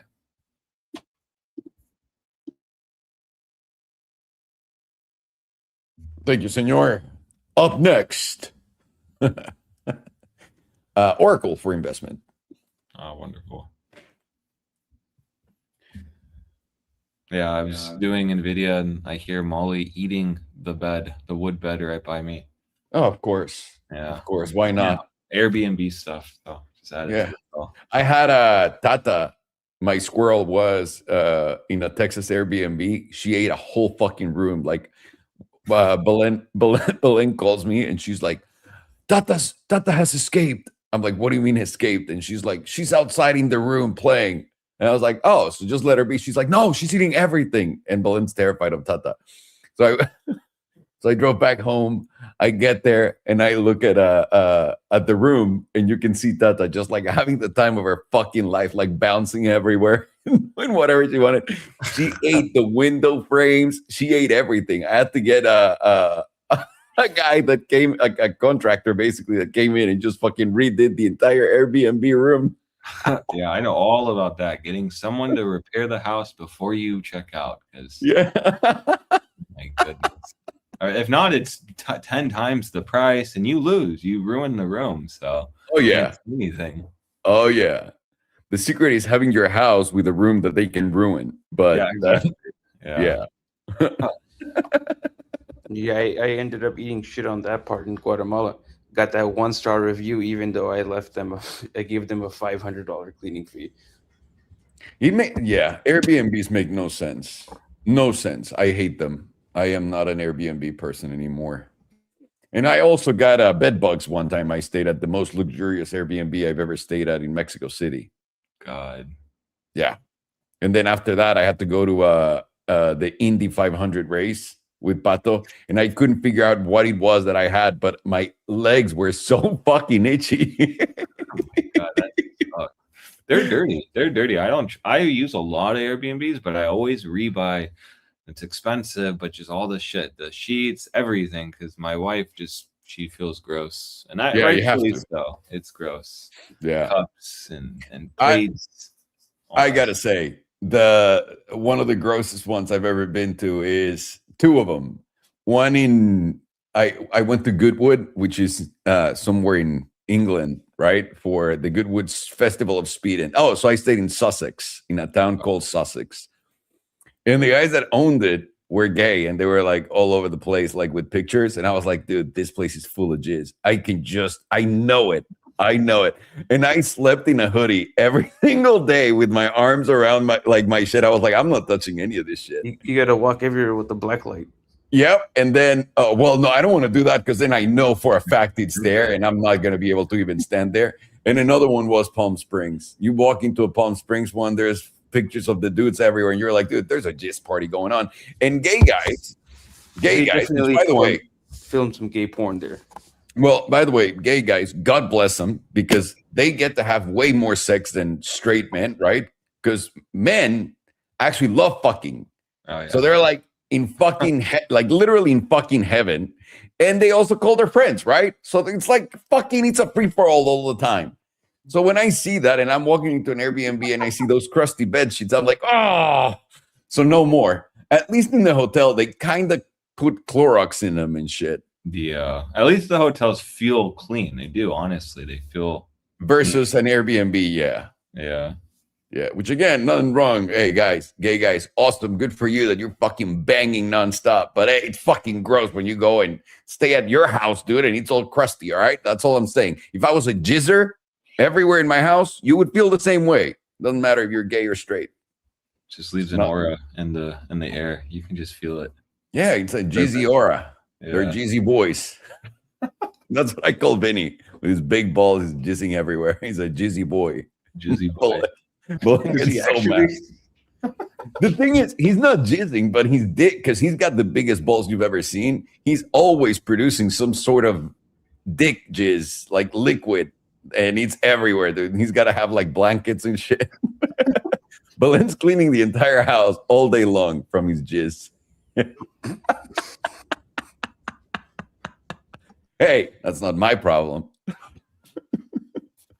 Oh, God.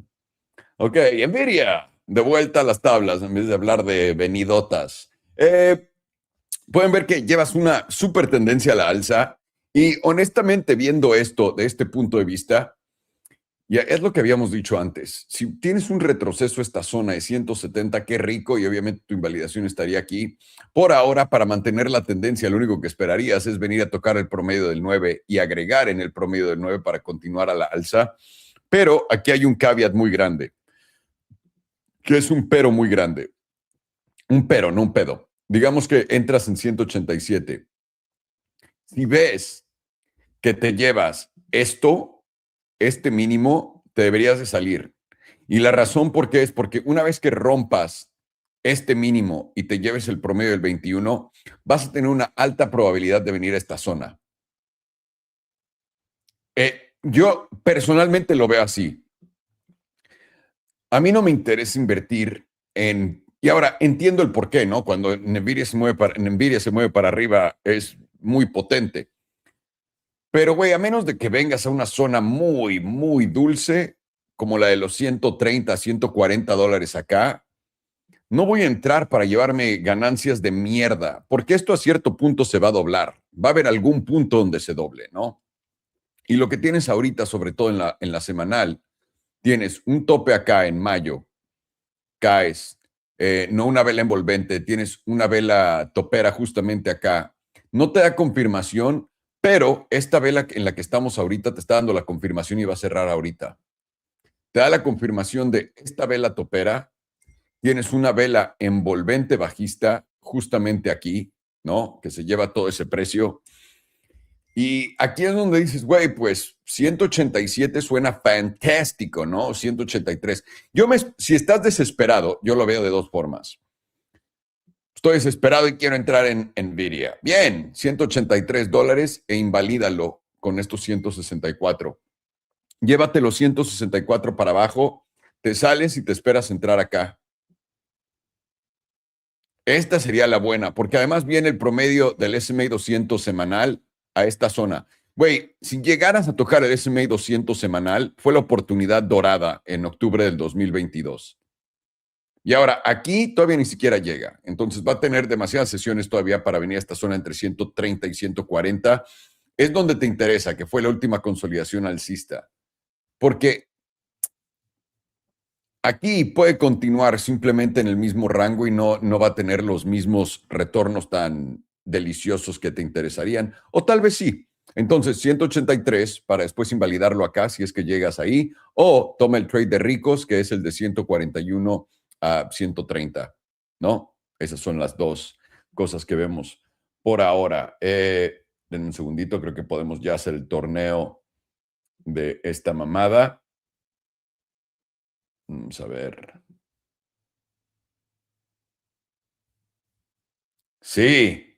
Bueno, se vienen los $3,000. Ah, no, creo que podemos ser el de los $9,000. Vamos a hacer $9,000, mis estimados, de una vez, para ver quién sigue estos $9,000 por tradear con nosotros en Bitunix. Y recuerda, si estás siguiendo el e-trading Academy, lo único que tienes que hacer es ver nuestro pinche sitio web y en tutos, o aquí abajo en el video, en la descripción del video de YouTube, pone cómo tradear en Bitunix. En ese video tenemos un enlace que te lleva directo a abrir tu cuenta.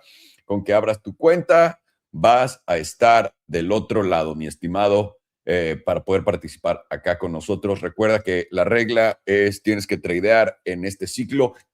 Cada uno de estos torneos es de lunes a viernes, son de lunes a domingo. Entonces, toda la semana, si abres un trade o depositas, te dan los boletos. Y estos son futuros, te están dando un premio de $1,500, 1,000 o 500.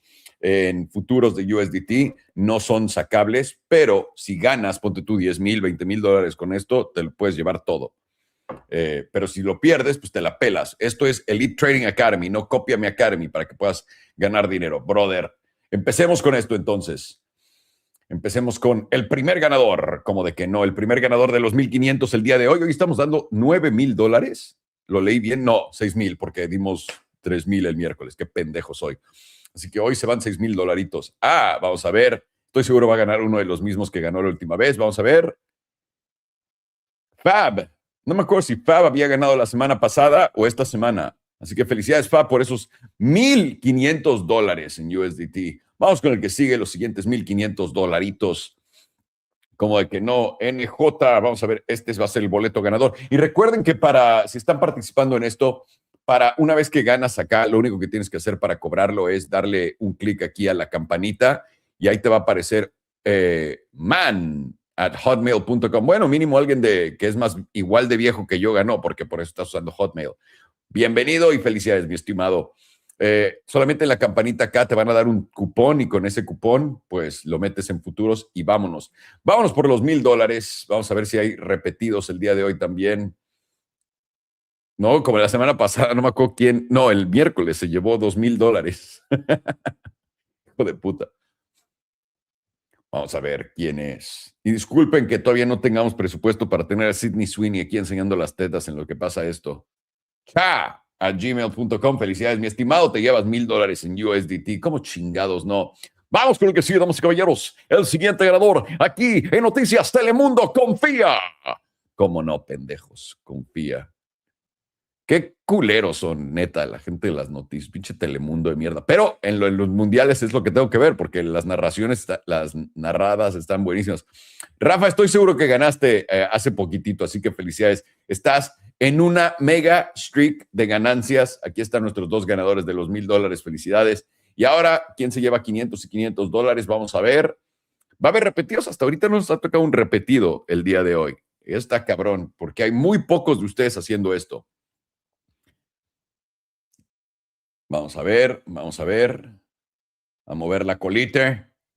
Y el ganador del día de hoy es ger@gmail.com. Estoy seguro que tú sí ganaste el miércoles, Ger, si no recuerdo mal. Ahorita voy a ir al round 1 para picarle a ver. Vamos con el último ganador. Claro que sí, aquí está Brandy. Brandy, al natural. Por si no saben, eso es como iba al chichero, su tío Salo, al gran Cadillac a disfrutar de las mujeres al natural. Y ¡pum! Lenin Ávila, felicidades, mi estimado. Felicidades, ya tienen a todos nuestros ganadores. Voy a ver si Ger había ganado en el primer round. Fue Bit. Ahí está, Ger, te llevaste 1,000 la vez pasada. Te llevaste 1,500. Y ahora, güey, pinche Ger, güey.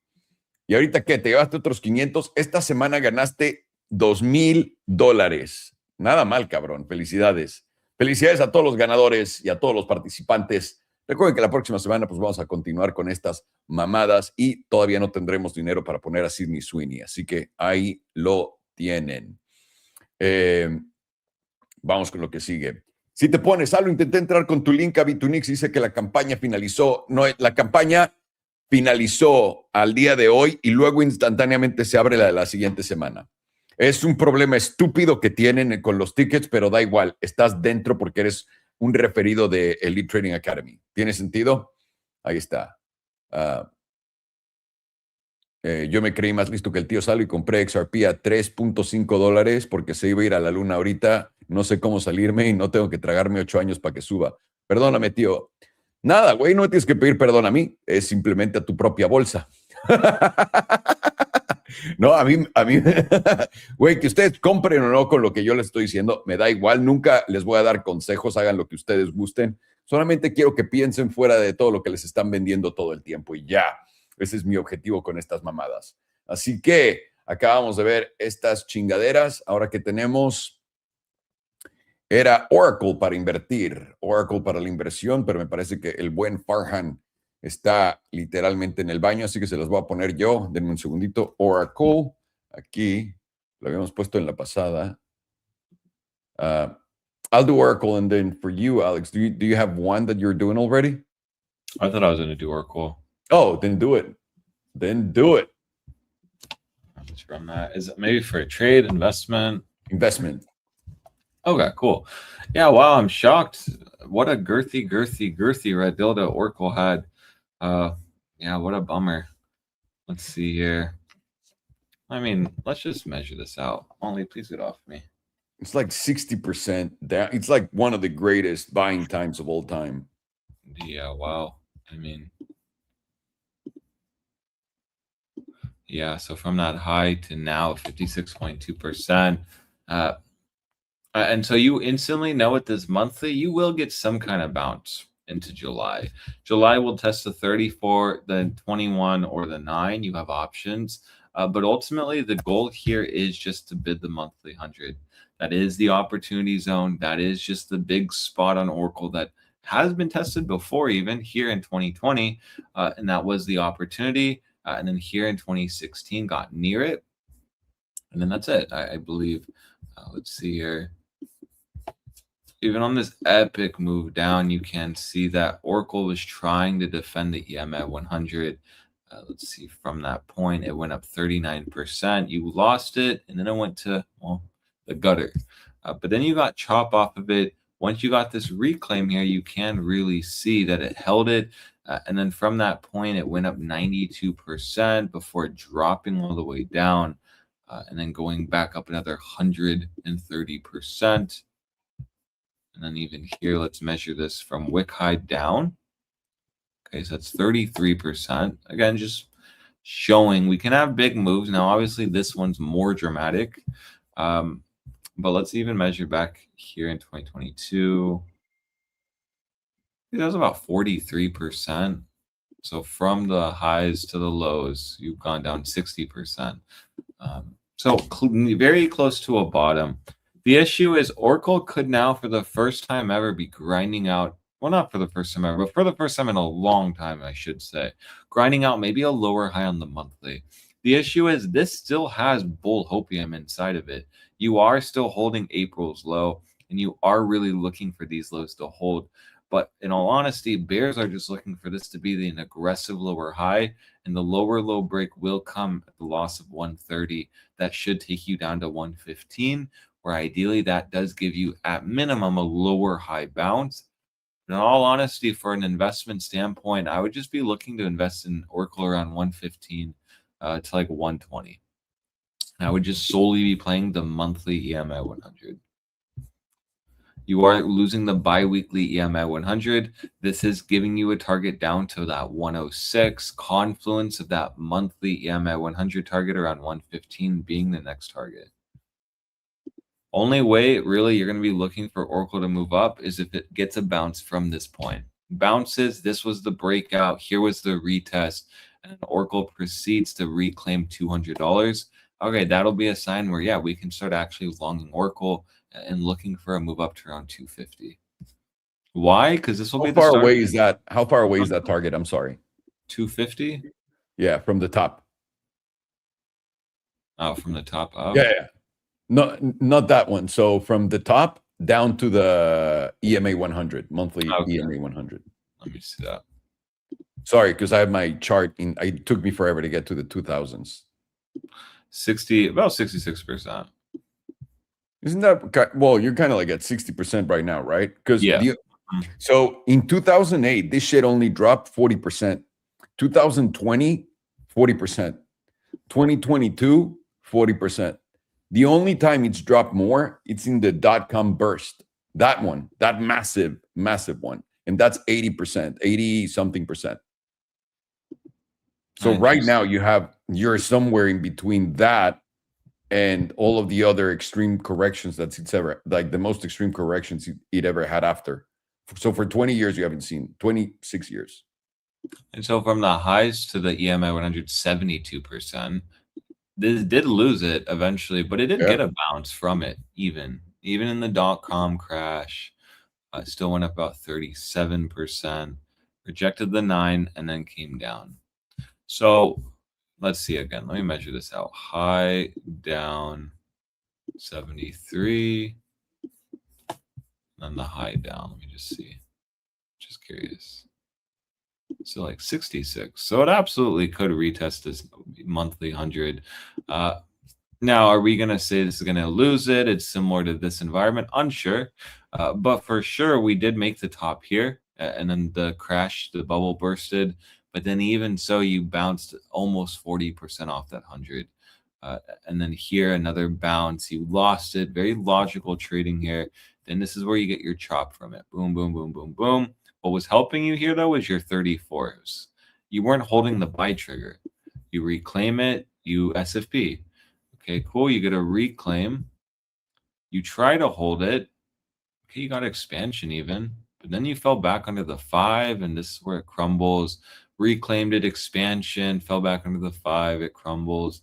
Really wasn't until here in March 06 where you really were holding it nicely. My point is, even here, you still got to bounce off the 100. And here, this was an indication in 98 that this was a bottoming zone.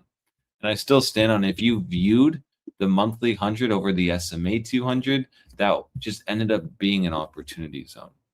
So for me, it's a very easy perspective. Let's just wait till we retest that 100. Only until you lose that is when you're going to get a move down to 80s. I don't think that's going to be the case at all. I'm curious to see. Let's see here. So again, 60%. We went down 83% like in the .com crash. That would take you actually down to like $60. So imagine. Yeah, I don't think that's going to be the case. You do have the setup here, that monthly SMA 200. But again, you would need to lose this EMA 100. So just per the book, technically, July should give you some kind of bounce. You should retest the 34, the 9. I say that just in case you see a nice bounce. You don't FOMO into that. Watch your monthly levels. These will guide you. As long as you do stay under the 34, you're going to make a move down to the 100. I do believe the 100 is going to bottom us out. It may chop. I hope you're aware, like this may chop a little bit near the 100, but I am on the camp that the 100 will be the opportunity zone, just like it was in 2000s, early 2000s. Never really made a move to the monthly SMA 200. Don't think it's wise to be looking for that. Only until you lose this monthly 100 is when this setup will take you down to $70. And then this is where it shifts. Yeah, maybe we are going to actually make a low just like in the .com crash. But until then, we did even get a 30% bounce in the .com crash at a monthly EMA 100. So if you're looking for at minimum a trade, a mean reversion, or even a place to invest, I would not disregard a level that's been holding for multiple years. Until you actually lose this, that's when we can start talking for lower. But I do think Oracle is near a bottom. I think this will correlate nicely with risk overall, finding some kind of low here soon. And as long as you hold above 115, Oracle will end up from this point moving all the way back up to 170s at minimum. In July, you're most likely going to retest your sell trigger. And so if you don't get this sell trigger, then you don't get this setup lower. And then maybe we are grinding a bottom or low near the 34. But until then, I would not be really buying into this red dildo. I would wait for the close, see where this closes, see where we reject in July, and start really gearing up for maybe buys at the end of the year towards 115.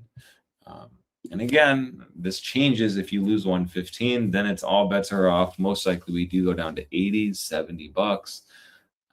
And I'll be genuinely surprised on that. And I will buy Oracle at the monthly SMA 200. You kind of have to be like an asshole if you don't buy it there. Honestly, that'd just be like the cheapest, best spot you've ever gotten Oracle ever. Never hit that. But that's also why I don't think we're going to get that. Because that would be too good, honestly. That would be too crazy, yeah. And also, what's happening at Oracle? Yeah, to like make it do something we've never really done before. I don't think actually it's the weakest ever before. I feel like it's the strongest ever before. Yeah, but I mean, they acquired TikTok and all that shit. Like, imagine being the people that fucking fell for that.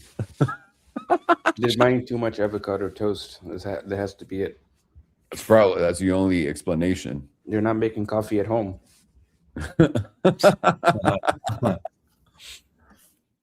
Next would be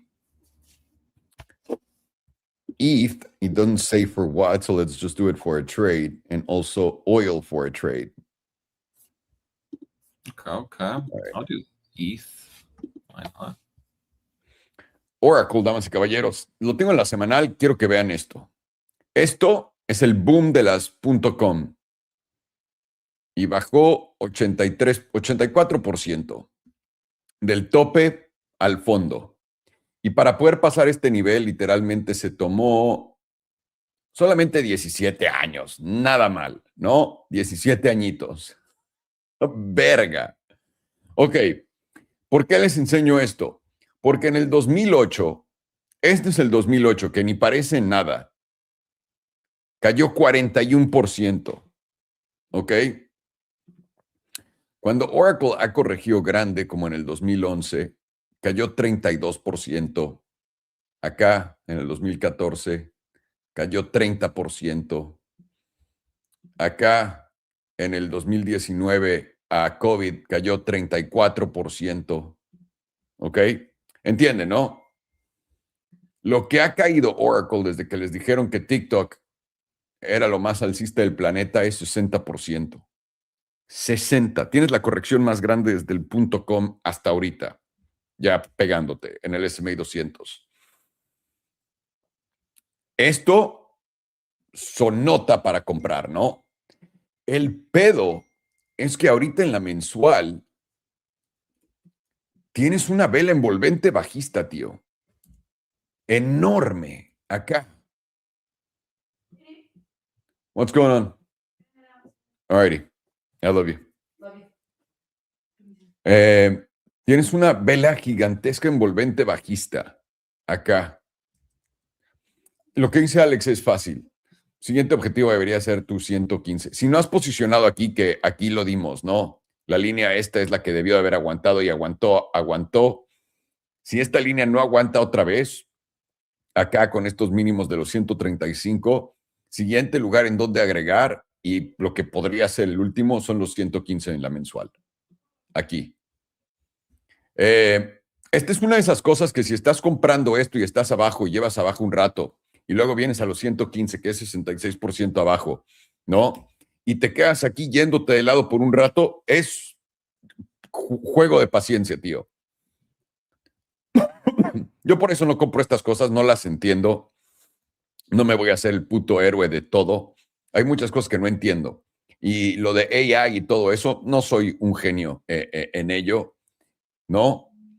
Pero, güey, esto ya está castigadísimo. Yo imagino que, y esperaría que esto se dé la vuelta, ¿no? Porque de todas maneras sí compraron TikTok y esas cosas. No entiendo por qué sería tan bajista por tanto tiempo esto. Pero siguiente punto de entrada, 115. Ya te llevas eso, tío. Y el siguiente punto es el .com, la burbuja, el .com aquí. En los, básicamente, si fuera igual el movimiento, en los $50, que sería un recorte de esto enorme. Pero el S&P 200 mensual nunca lo has tocado desde el 2002. Así que no creo que eso sea el caso. Yo creo que los 115 serían más que un regalazo. Ya donde está, solamente piénsalo. Ve, si entraron donde estábamos poniendo todos los objetivos aquí abajo, ¿no? Desde el principio, que ya los quité. Si entraron, digamos aquí, no te metiste en la mejor entrada, pero no es la peor. O sea, la neta es una mega entrada, pero vamos a decir que no es el fondo, ¿no? 146. De aquí a que baje más, a los 115 es otro 20%. Si no has estado, si lo piensas, comprar por esta zona más o menos de los 146 acá, si tienes una entrada, dividirla en dos. 1 y 2 para no quedarte fuera de la jugada. Si crees que vas a llegar a los 68, $70 donde está el S&P 200 mensual, pues espérate. No, aquí es cosa de lo que quieras hacer. Una vez más, AI no entiendo, tíos, pero esto no debería estar tan castigado, ¿no? Comparado con todo lo demás, ¿por qué vergas? Si el presidente lo pone en todos lados, etcétera. No tengo idea. Ahora, este es un hombro, cabeza, hombro gigantesco también, ¿eh? Y una vez más, cuando es hombro, cabeza, hombro tan gigantesco, normalmente no juegan, ¿no? Y esto estoy seguro que te daría un número negativo si lo medimos. Por lo que no lo va a hacer. Exacto, sí, no, te da un número súper negativo, ni de chiste. Ahí para que tengas un poco de perspectiva. Vámonos con, what are you showing, Farhano? Oil? Yeah. Switch it over. There we go. And I'll do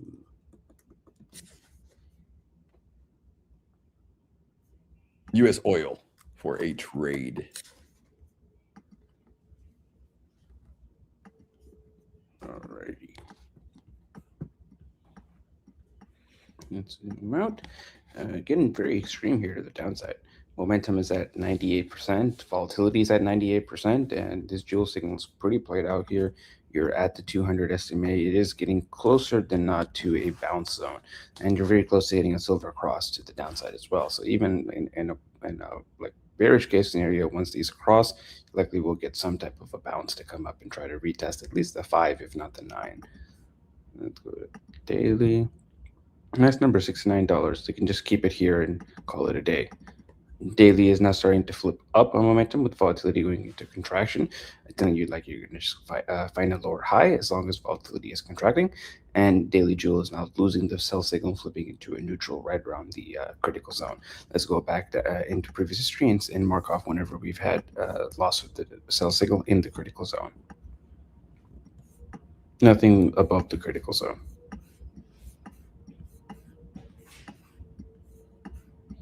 All the way back here, 25. This was above the critical zone. Been a while. This was still above the critical zone, even though it's just by a little bit. Not really. Still, it's right at the edge. At the edge. Just to show how extreme of a move this was. This sort of, technically, ever so slightly, but the one that we have now is deeper. And this is in November of 23.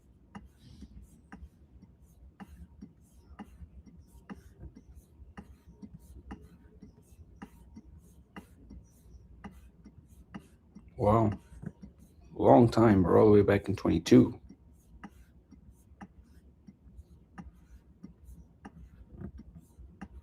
I feel like it's going to be back during COVID times. 21.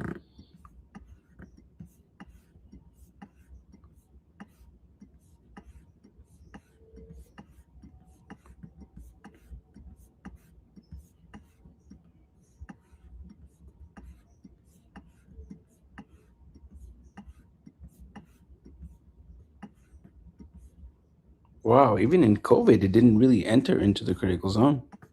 That's insane. It flipped right at the edge. Oh, here we go. In February of 2020, early COVID. I think this is where it went negative.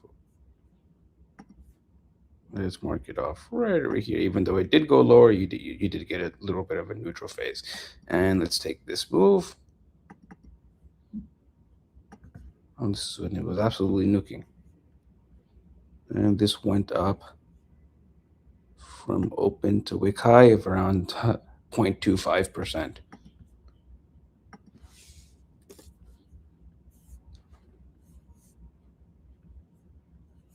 And from when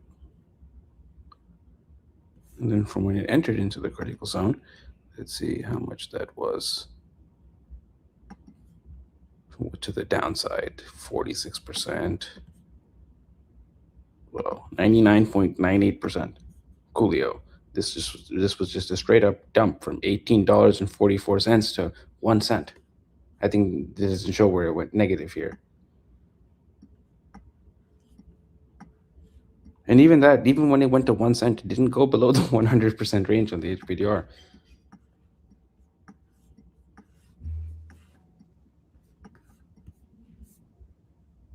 Yeah, this is for some reason, I mean, not for some reason, but this has been manipulated down like crazy.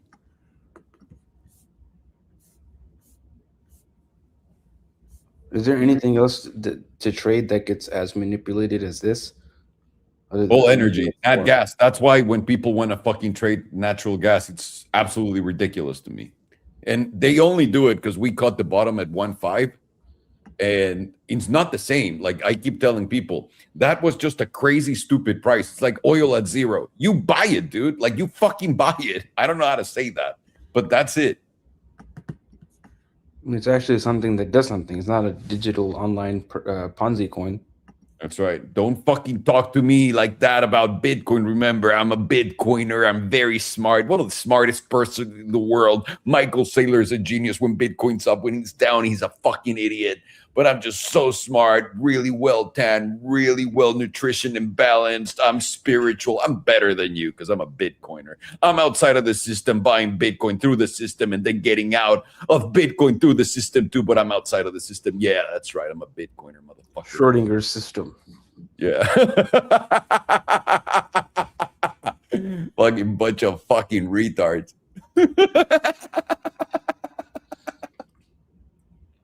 So it seems like we've done that upside move here, and we're free to go down now. We've done 0.5%. The move was 0.25%. And we're also losing the 88.3%. Just barely got escaped from having a bearish engulfing dildo. But if you were to continue the trend of going towards the 97.5%, this would bring you down to like $64. Momentum is flipped up, volatility contracting. Let's go into the 4-hour.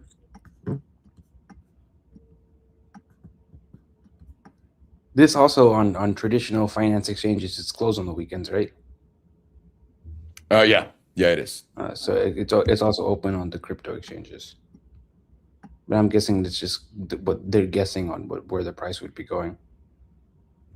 But not all exchanges do it because, for example, on BTCC, they did close it on the weekends.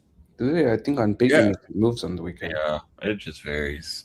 And I'm still unsure if it was because SpaceX was pre-IPO we were allowed to trade it after markets, or if you really can trade stocks after markets, honestly. Because it's been the same with me. BTCC says it's closed after hours. Yeah. And I was able to trade SpaceX on the weekend after the pre-IPO. So I don't know if it's because it was pre-IPO.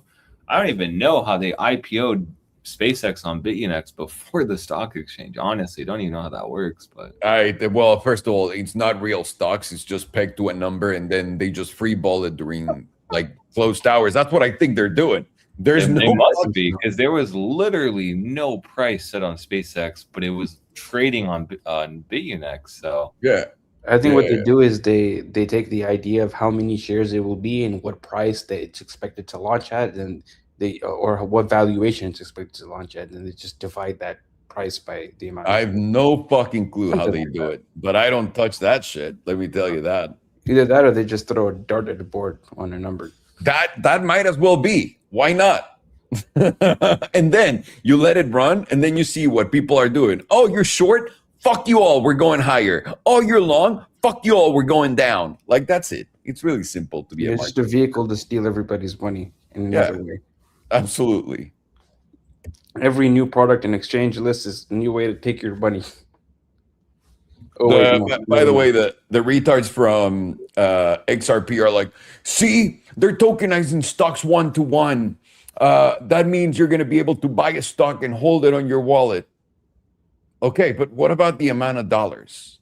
What about that? Like everyone, and also Coinbase is going to do it on their own network. Like God damn it, it's so stupid, everything. I hate this world. I hate this world so much. XRP Army talks about 1-to-1 as XRP hits $1 just in the early mornings. Get the fuck out of here. I know, dude. It's so embarrassing that, like, legitimately there's adults. Like I told you, my boy that's asking me this is almost 50 years old. That was like, I was talking to a space engineer. Oh, because the dude is a space engineer. He must know everything about crypto and like investment in markets. Absolutely, dude. I was telling you. I love that appeal to authority. Yeah, dude, it's so crazy. I was talking to one of my neighbors the other day when my house was flooding. Dude came back walking. We ended up talking about stocks. I don't know why. Well, I think I know why, because the dude was like freaking the fuck out. It was like on the first move down from AI stocks. Dude looked like he was going to die.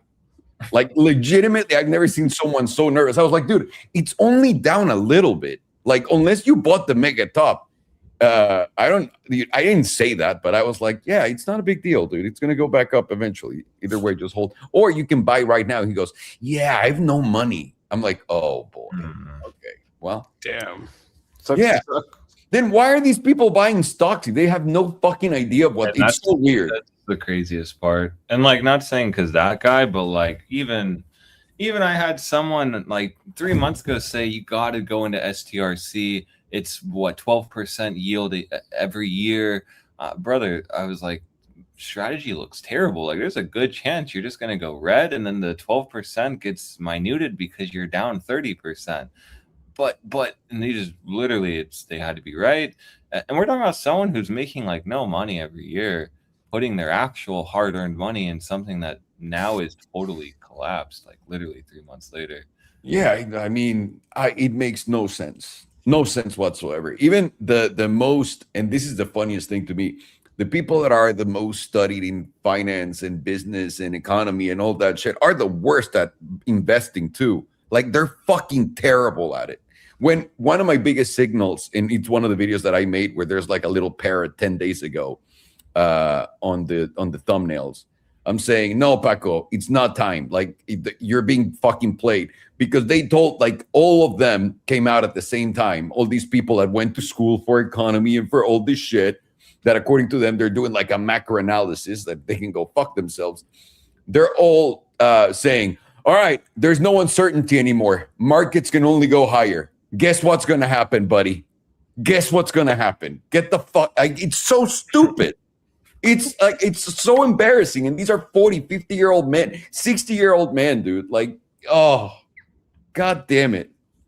They just try to force the FA into the chart when just the TA works. The TA works. And every single time we get a big drop, there always has to be a reason for it in the news, rather than it was just shown on the charts already. It was like Apple was looking bad. Way before the price was increased, when they increased their prices yesterday or whenever, and it dumped. Oh yeah, everyone was using that for the reason. They're so stupid, dude. Like, and also, by the way, last time everyone raised their prices, which was during the inflation era, prices went up to the moon. Like, how? I'm gonna pat myself on the back for buying an iPad 1 week before they raised the prices. Good for you. And by the way, they're just doing this. Remember when they were telling everyone, because they also said Xbox is going to raise prices and all this shit. Remember when they told you that Ford was going to increase the prices on their cars, and that and the Ford CEO was telling everybody to go buy it? It's because literally consumption is dying and they need people to go rush buy it right now. They're so stupid. They deserve everything they're getting. They're so stupid. And it works to a degree. Yeah, it works. It works, dude. And people go and put it on their credit card because they think, you know what? The interest rates are never going to come down. Why do you think we went from like, they're going to lower the interest rates, to like, we're not going to lower the interest rates, are going to stay high and probably going to go higher. We're going to have the highest interest rates in the country ever, in the world, in the universe. You can ask the Martians. Like, do you not understand that now is when the interest rates are going to come down? They're gonna say, Mr. President, are you tired of winning? Are you tired of winning? We're not tired yet. We're not tired. It's so stupid. But God bless these people, man. God, without them, we wouldn't have anyone to trade against, right? Mazel tov. Amen.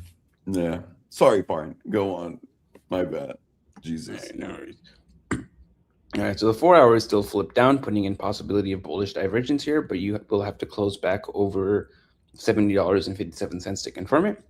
And if you do confirm it, it just gives you another bearish retest of this 21 EMA in this top 38.2%, around $71. On a 4 hour basis, for this to get any type of reversal, you do want to see a closure back above 72.50. And then from there, you do have possibility of coming back up to this 75 to upper $78 region. Let's go into the daily for a second. Okie dokie. Now let's look at the RSI. United States oil.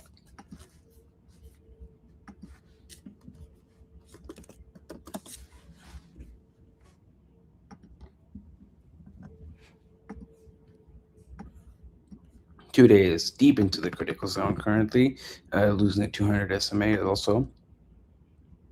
Daily is also in the critical zone. Nice price at $69, just settling here, fair market price. 12-hour has a fresh drive of hidden bearish divergence. This is going to target the simple moving average, which currently sits at $63.07. The critical zone is sitting at $60.87.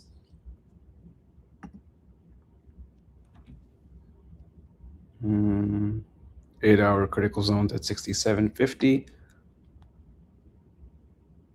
4-hour hidden bearish divergence going to target the simple moving average at 67.75, and then the critical zone's at 61.65. Let's go a little bit lower. 2 hours neutral zone is at $70. This lines up with close to the 9, around the 21. These are any low time frame divergences. Daily's got bearish. Hourly's got bearish divergence. You are now very close to hitting the edge of the bearish control zone. It's at 69.56. Somewhere around 69.56 to $70 would be the short term time frame trade, and your stop would be at $70.57, and you'd be aiming for 67.50, 67.75 for your TP1. But let's go a little bit lower. 15 minutes got 3 drives of bullish divergence. It's going to target the neutral zone, which is currently somewhere between the neutral zone and the bullish control zone. So around 69.70 to $70 with that stop there at $70.57 or 53 cents, somewhere in that region. How much is that against you? Let's take it at 69.70.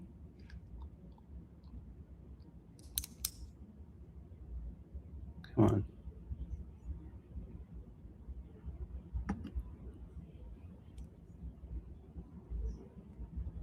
This is 1.3% against you versus 67.70, and this is 2.6. So that is 2-to-1. Pretty good. Let's go back up a little. Dookie. Let's go to momentum.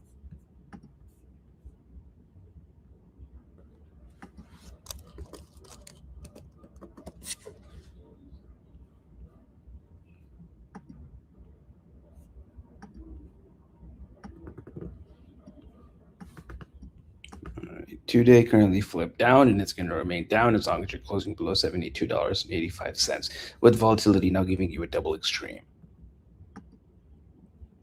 Daily currently flipped down, and it's going to remain down as long as you're closing below $70.80, with volatility now contracting.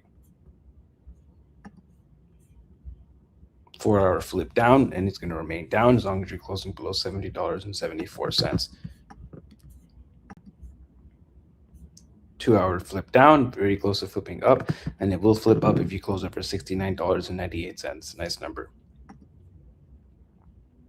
Hourly already flipped up, and it's going to remain up as long as you're closing over 69.31.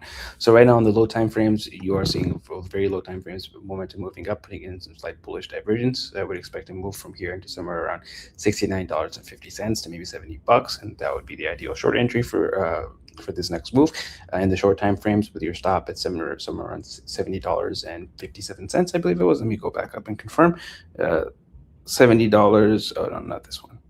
$70.57. So you put it at $70.58, and you'd be targeting from there $67.70, and then your next target from there is going to be $62, and then your third level is going to be somewhere around like $55, $56. But your main targets are going to be the first two, somewhere around 77 and then 72, as long as you are below $70.58.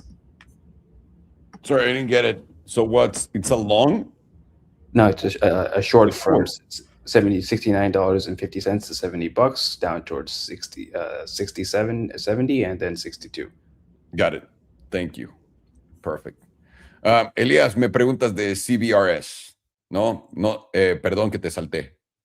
Tienes toda la razón. Así es como se ve. Esto acaba de salir en IPO. Tío, no hay dónde le vas a meter. Estás abajo y tú me pusiste que es como SpaceX, ¿no? En realidad no. está 54% abajo, dando un rebote en este momento.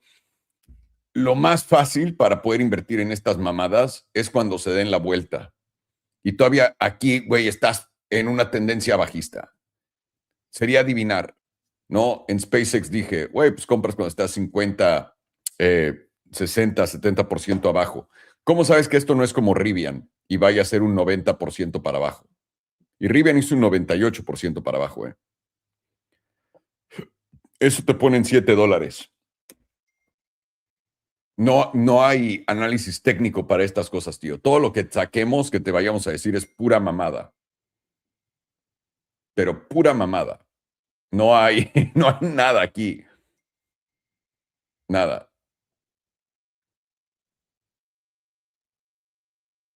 Si te da FOMO, estás 50% abajo. Si crees, ponte tú, si crees tú que es como SpaceX, pues aquí es donde empiezas, ¿no? Y después el 60 y 70%. La dividirías en tres. Y de ahí esperar a rogarle al señor que no sea como Rivian. Y ya. No hay análisis técnico para estas cosas, mi estimado. Lo siento muchísimo. Voy con el petróleo en putiza.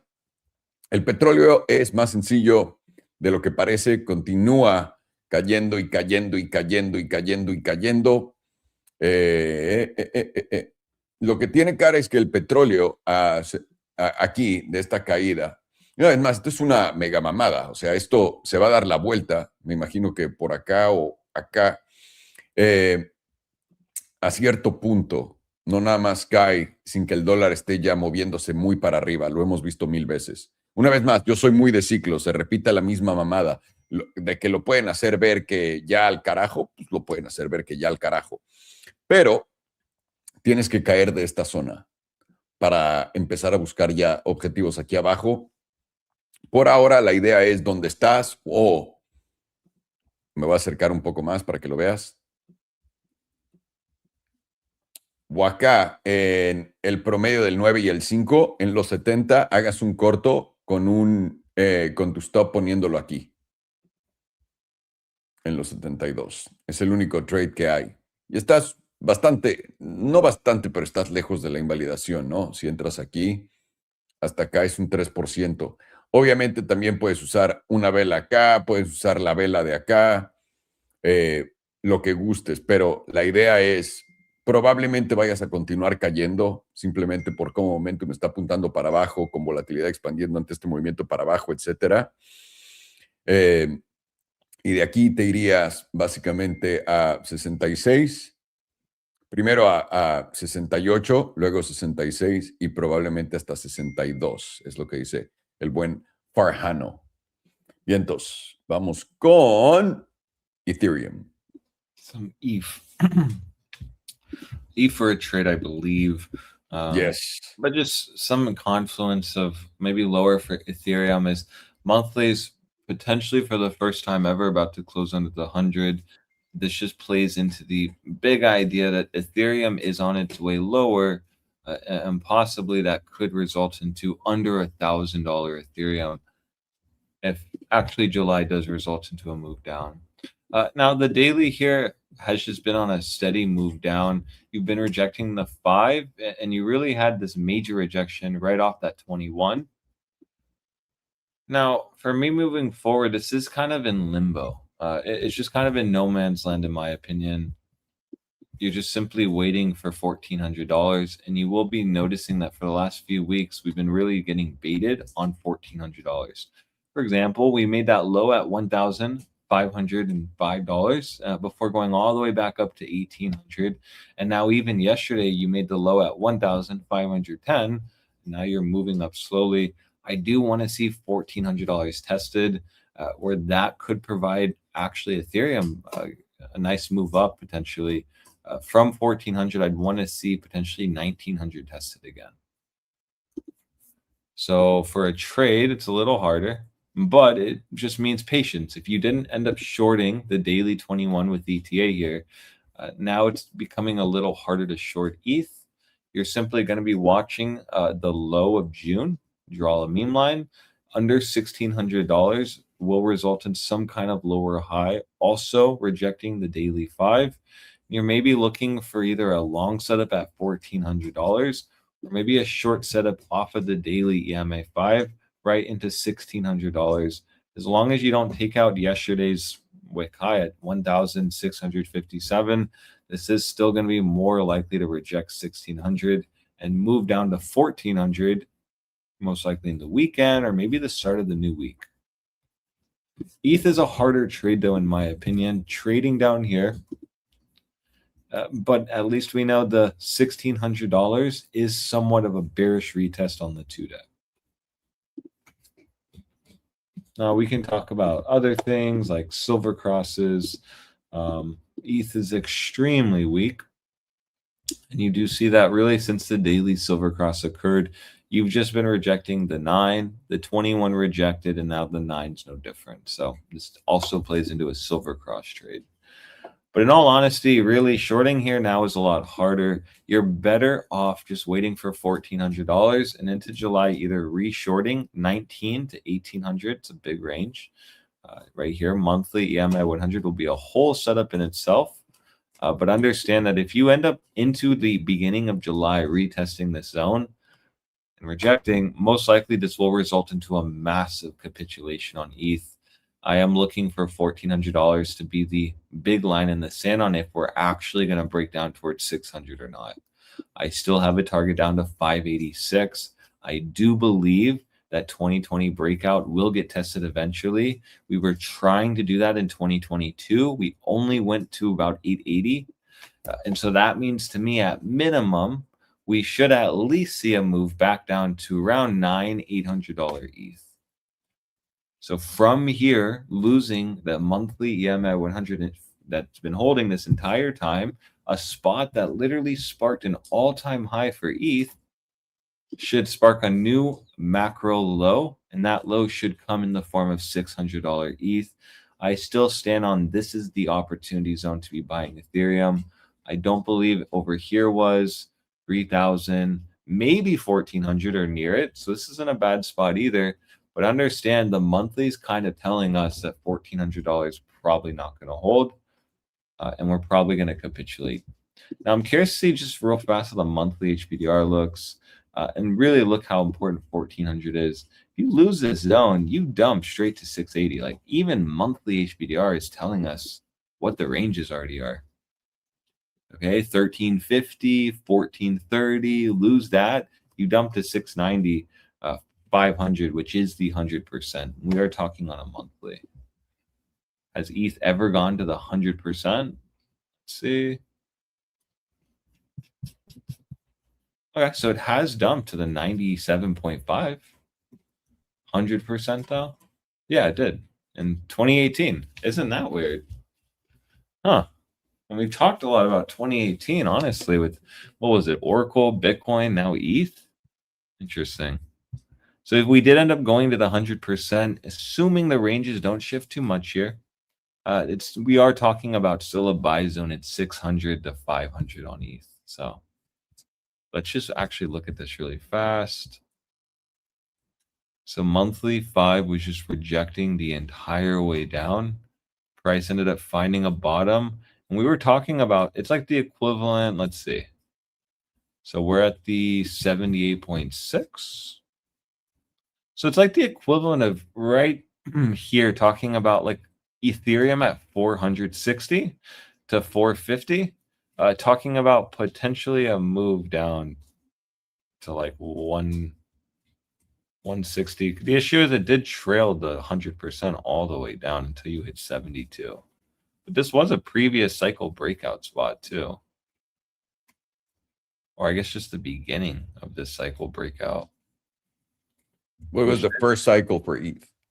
Yeah, that's a better way to say it, yeah. This was like really when it started to move.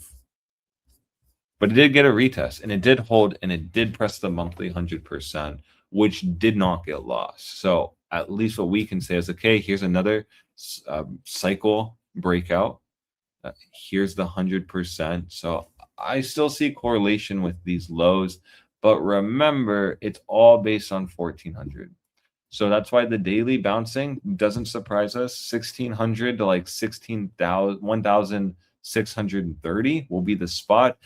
Even HVDR daily isn't a breakdown here, so that is confluence. You have a daily silver cross to the downside. As long as you do stand at your daily 9, you're going to move down to 1400. I do think Ethereum's been baiting longs here. Like, is it not going to go to 1400? But it is. It's been making lower lows. And so once you hit 1400, this should be a big bounce zone, because if not, this is what's really separating Ethereum from dumping the like $600. So just be fully aware of ETH is breaking down and actually looking the weakest it's ever looked. We've never really lost that monthly 100. On the flip end, you can say there's not a lot of data with it since 2023.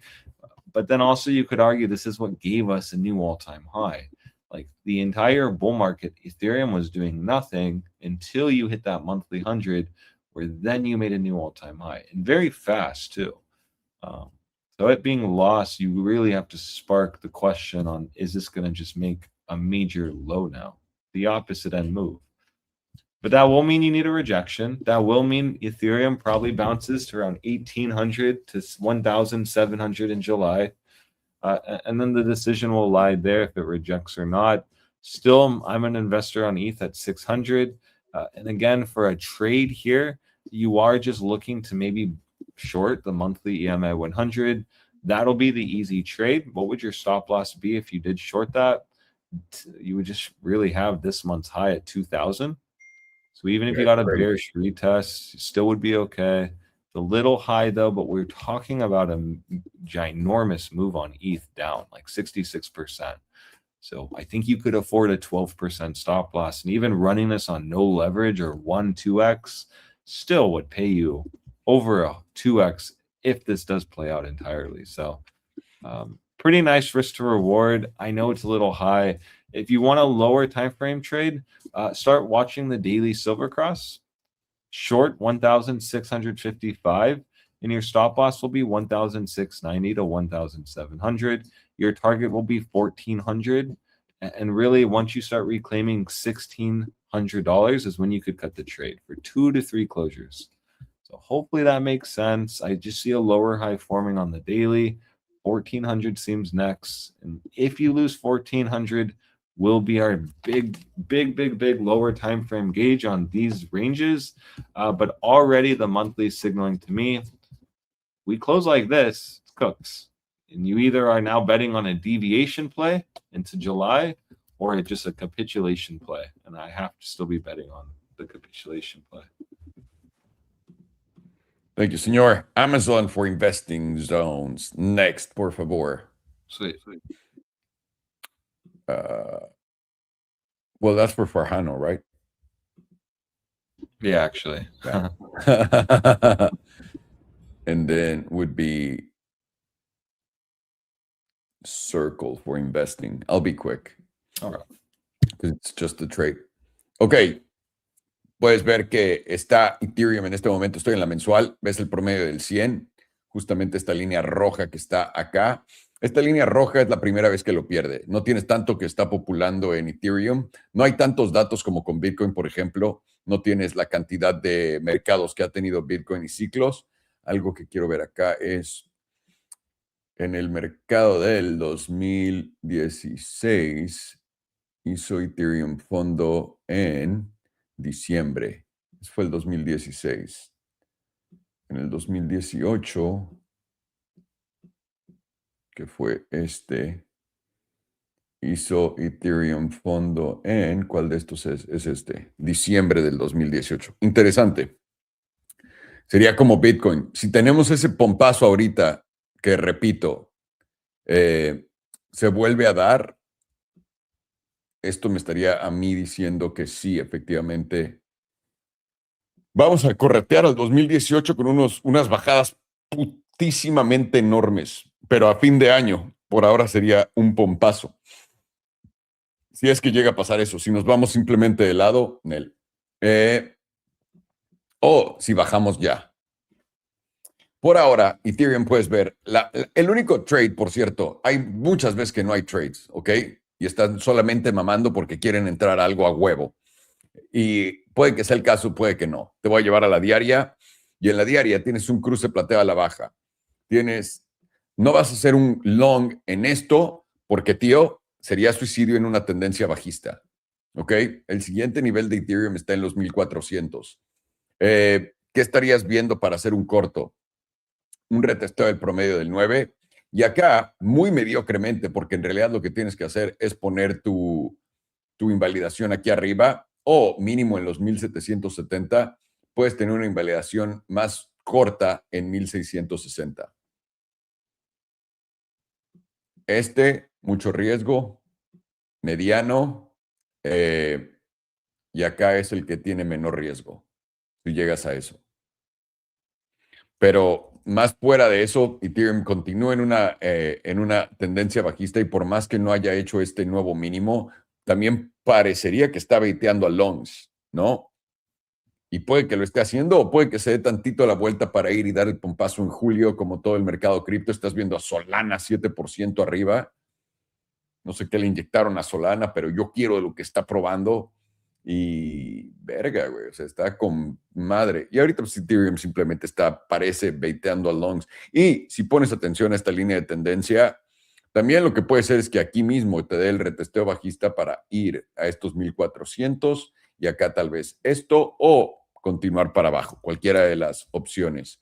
Por ahora, esta es una tendencia bajista y lo más sensible es en la diaria usar el promedio del 9 como entrada y ahí tú escoges tu invalidación, 1700, 1770 o 1847.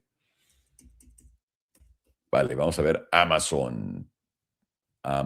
Amazing. Amazon for investing. Amazon. Okey-dokey. Amazon getting a short-term rejection from the bearish control zone, putting in some hidden bullish divergence after taking out this previous low. This was confirmed on, I believe, this candle here. This disclosure is this high is 223.82, and this one is so this one didn't confirm it. This did not confirm it. It's actually not confirmed at all yet. It will be confirmed with the close over $249. And if you do confirm that, that gives you a move into currently somewhere around $399 to $352, about $300 to $352. Let's zoom out. You are currently getting a rejection of the 38.2%, however, and if you do close like this, it is more likely that you are going to come down and test this 21, at least somewhere around $175. And you are getting a fresh sell signal on the quarterly jewel on Amazon. Last time that you flashed a fresh sell signal was over here back in 22, and this wasn't a God mode signal. So if you were to go back to this one, which there wasn't a God mode signal, more similar to this one here as we have.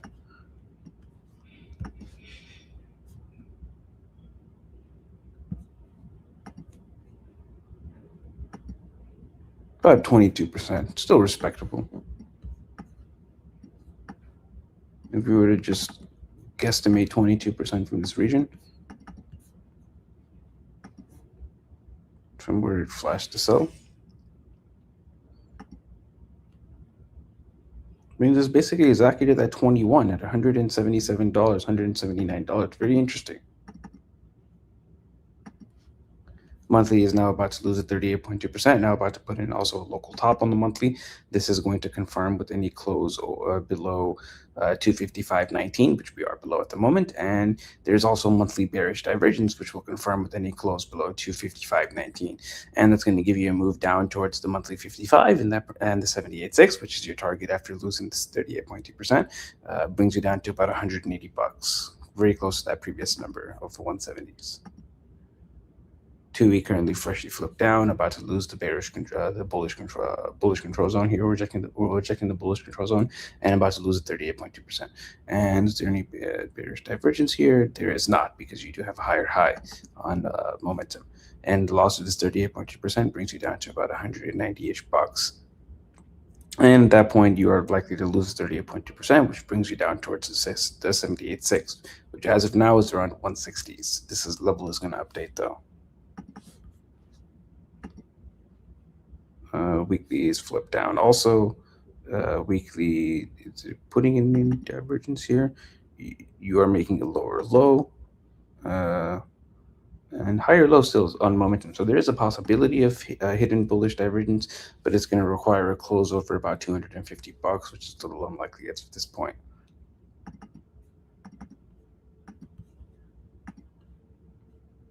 5 days trying to flip up here on momentum. 5 days also putting in hidden bullish divergence, although this is going to require a close over 200, same level, $250. More likely this is going to come up and reject somewhere around 240s. 2 days also currently flipped up with volatility contracting. Any divergence on the 2-day. 2 days also putting in possibility of hidden bullish divergence between these points. This is going to require a close over, I think it's going to be the same number. Yeah, this one here. Actually, you could probably use this one. This is at 242.42. Funny. $242.42. So 242.42. Daily is currently flipped down. This is a higher low. Yeah, so there's currently possibility for regular bullish divergence on the daily. This is going to require a close back over 232.32, which will also close you over the 200 SMA, and then that gives you a move back up to somewhere around $240, coming to retest the actual silver cross down, silver cross to the downside itself. 4 hours also flipping up. Any divergence? Nothing here on the 4 hour. You will put a local bottom on the 4 hour with the close over 230.42. And then that gives you a move into about the 240. Let's look at the RSI.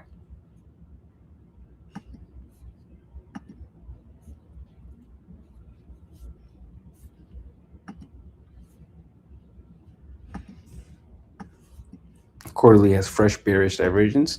See if we got data for 6 months. 6 months has hidden bullish divergence.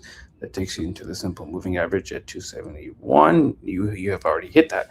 So the quarterly hidden bullish divergence has been fulfilled. And if you were to come down now towards the bullish control zone, that puts you at about $182. Interesting. Let's go quarterly. Quarterly currently has bearish divergence. This would give you a target of the simple moving average and the bearish control zone or the bullish control zone. And this levels will update in about 4 days. Currently, it's at about $156. It's lining up a lot with that 170s to 180s level. Monthly is also about to put in a fresh drive of bearish divergence. This will confirm with any close below 255.19, and then this gives you a move into the neutral zone, which is at 184. 2 week currently also has bearish divergence, gives you a move down to bearish control zone at 165. Weekly also has bearish divergence, gives you a move down to $200. 5 days got hidden bearish divergence, gives you a move to 210 and then 160. 3 days got hidden bearish divergence, gives you a move to $200. 2 days got bearish divergence, gives you a move to 220. Daily's putting in hidden bearish divergence, which will confirm with any close below 225. And that gives you a move to about 188 to 187.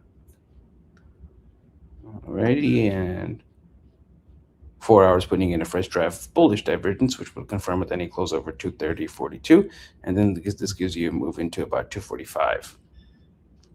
So there is that I know this is for long-term investing, but there is a short-term short here at 245, and then you would have your stop at this previous major high here on the 4 hour at about $250. Actually, this one might get run, so if you want to be safe, you could use about 256, which is not really, or 257, not really that much of a difference.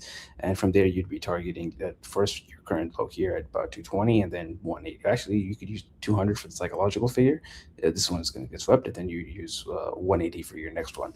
But then your long-term investing, you would start entering in around 180 to 160.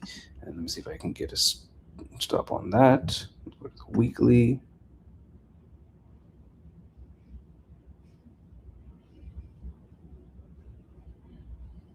Come on. And about this low here would probably do it at around $150. And if you want to be really safe, you could use this one and put it at 144.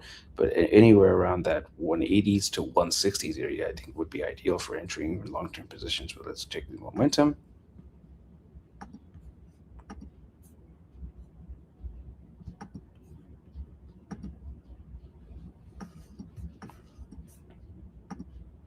Amazon, the 6-month is still flipped up with hidden bullish divergence, and it's going to remain flipped up as long as you're closing over 222. Quarterly is currently flipped down, and it's going to remain down as long as you're closing below 233, very close to flipping back up. And if this does flip back up, whatever move you get to the downside is likely going to be for buying. Monthly is currently flipped down, and it's going to remain flipped down as long as you're closing below 259, so about 260, and you got bearish divergence. 2-week is currently also about to freshly flip down, and it will flip down if you close below 270, and it's putting in bearish divergence. About 269, actually. Nice number.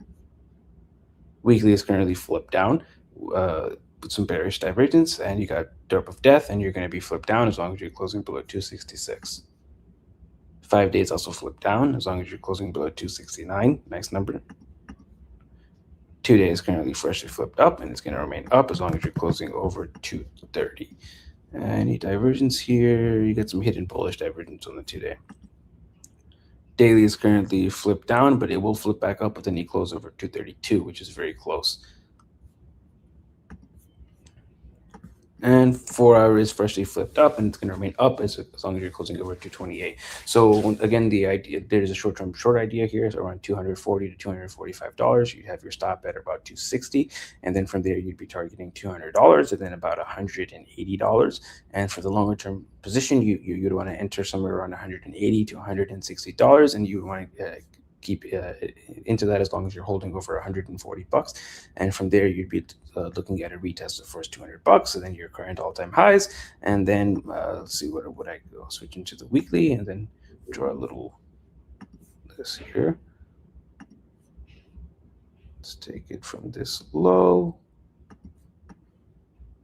And then your next level will be somewhere around like $350, give or take. Take that with a grain of salt. But your long-term entries around 180, 160, stop at that 140 level. And then if you want to take that short, you could take it at $240 to $245, stop at 260, and then you'd be aiming for 200 and 180, and then maybe you can make some money on both ends of that move. All right, well, you boys are motherfucking done. Is there anything you'd like to add before you run? No, gracias, and good job, Mexico, on that last win. 2-0. Yeah, 3-0, dude. 3-0, no. 3-0, my bad. 3-0 in the score and 3-0 in the games. Goddamn. So It's because I'm supporting them this time. I told you. There you go. That's what it is. We know. We know. We appreciate it. No problem. De nada. Es un placer. Nothing on my part, though, really. Just watch the Discord, the trading alerts, and, we'll see really how July is going to be next week. I'm very excited to see that. We got a mean reversion bounce to 62.2. Would not surprise me, but remember, it's all going to lie on if we get back above 60,700. Just use your daily 5 for an easy indication if you want to see if we're going to move up to 62.2. Perfecto. Well, thank you, boys. Much appreciated. Muchas gracias. Buenas tardes and hasta luego, cabrones. All right. Coach Loco, signing out. Adios, Coach Loco. Adios, Alex. Thank you. Bueno, continuamos con el maratón bajista de las acciones, ¿no? Estamos viendo Amazon para poder invertir. Esto es un poco de análisis técnico muy básico que me gusta ver. Antes, tuviste acá todo el 2021 y 22 esta potente resistencia, ¿no? O sea, ahí la puedes ver claramente. Ahora tienes una vela, un doji, y esto es un gráfico mensual, y esto va a confirmarte, tío, a menos de que esta chingadera de aquí a la próxima semana se dé la vuelta y cierre aquí básicamente arriba de la línea morada, tienes una confirmación de caída. En la diaria, esto aquí puedes ponerle un poco más de salsa a los tacos. Vamos a solamente acercar aquí con precio nada más. En la diaria tienes un cruce plateado para abajo. La otra vez que tuviste un cruce plateado para abajo fue acá y te llevó muy por debajo del S&P 200. La vez pasada que tuviste un cruce plateado para abajo fue acá y apenas te llevó por debajo del S&P 200, pero la otra te llevó en grande debajo del S&P 200. Normalmente te lleva en grande debajo del S&P 200, ¿no? Estos cruces plateados diarios a la baja. Bien, la de 2 semanas. Solamente viendo esto. En la de 2 semanas, cuando... Ok, en esta, que fue el mercado bajista del 2022, caíste hasta el S&P 200, ¿ok? Luego tocaste el 100, luego el 55, más fuerza. 55 lo tocaste 2 veces, menos fuerza. 55 lo tocaste muchísimas veces y hasta cerraste uno por debajo, menos fuerza. ¿Qué tocaría el promedio del 100, tío? ¿Dónde vas a agregar a tu posición? Que esto, una vez más, es una belleza, porque tienes todo el tope del 2022, de 2021, 2022 y básicamente el 2024 una resistencia importante. Zona de breakout es esta, la veniste retestada para arriba, va a ser acá. ¿Dónde vas a querer agregar a Amazon? En 190 y abre una segunda ventana para los 160. Tiene cara que podría ser posible cuando volteas a ver la mensual. La mensual, la caída del 2022 acabó en el promedio del 100 por debajo. Aquí puede que nada más venga y la toques una vez y eso te pone en los 160, porque vienen 152 ahorita. Va a venirse hasta acá, Nel, güey. No, o sea, no mames tampoco. Pero está corrigiendo chingón, ¿no? ¿Cuánto ya llevas a la baja? 17%. ¿Cuánto fue el 2022? Creo que fue 40. Ah, no, 57%. Si fuera a corregir parecido al 2022, vendría hasta los 117. Yo no creo que vaya a ser eso. Y acá un 40% que me da. Justamente esta zona de los 160 a 190, 160 a 190, esta es tu zona para comprar Amazon, donde vas a querer entrar para la siguiente pata para arriba. Pero por ahora se ve bajista a madre esta chingadera. Y una vez más es parte de también ciclo de elecciones de midterms, ¿no? 2018, carnales, 2022 para cripto, 2018, o puede 2022 también para el mercado tradicional. ¿Dónde estaría culero eso? Les voy a decir algo. Meta hizo tope en julio del 2025. Ya lleva un año a la baja. Si de aquí a fin de año continúa, va a ser año y medio, casi 2 años de mercado bajista en Meta. En Microsoft, perdón. Pero estoy seguro que Meta está más o menos parecida. Meta hizo tope en agosto, entonces casi lo mismo.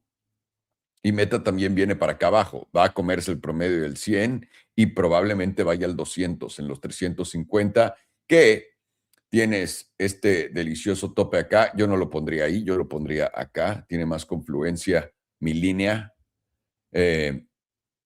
Pero también voy a ir por debajo del S&P 200. ¿Quién sabe? Vamos a ponernos un poco más alcistas entonces y hacerlo así. 377, 380, la zona para comprar Meta. Pero una vez más, esto ya te pone en un mercado bajista de 2 años, ¿eh? Colado. ¿Por qué? Porque si haces fondo de aquí a diciembre, ponte tú de aquí a noviembre, octubre, noviembre, diciembre, no vas a subir instantáneamente y llevarte este alto luego. Y la última vez que hizo eso, en septiembre del 2021, a romper para arriba, tomó 3 años. Entonces ya empiezas a ver este tipo de debilidad en cosas menos en inteligencia artificial pura y dura, en memoria y todas esas cosas. Voy a estar al pendiente también de cripto. Si cripto me da ¿cómo se llama? Si continuamos esta pinche tendencia de estar siguiendo el ciclo del 2018 completamente en el siguiente pompazo, me lleva a la verga porque está marcado en mi tabla. Se los había contado, ¿no? 69, 70. Sería el equivalente. No. Más o menos por acá. 72, 74 sería el equivalente al pompazo. Si vemos esto, bueno, simplemente yo diría, si ves un pompazo de ahorita, en los próximos días, al final de julio, en cripto, espántate, carnal. espántate. ¿Ok? Espántate. Si no ves ese pompazo y solamente de lado para abajo, perfecto. No va a estar tan exagerada la cosa. Pero por ahora, pues, se está poniendo caliente la cosa. Una vez más, me quedo con mi plan a menos de que ocurra lo que les estoy contando. Ocurre lo que les estoy contando y sería demasiado estúpido ignorar lo que nos ha llevado paso a paso en este ciclo. Y una vez más, ¿qué es? Mínimos con mínimos un poquito más chiquitos, de ahí un pompazo a julio, agosto, y de ahí te vas de lado aquí abajo y de ahí comes mierda a diciembre. Y una vez más, los números acá de esto que estamos viendo ahorita donde encuentras fondos son 10, multiplícalos por 10.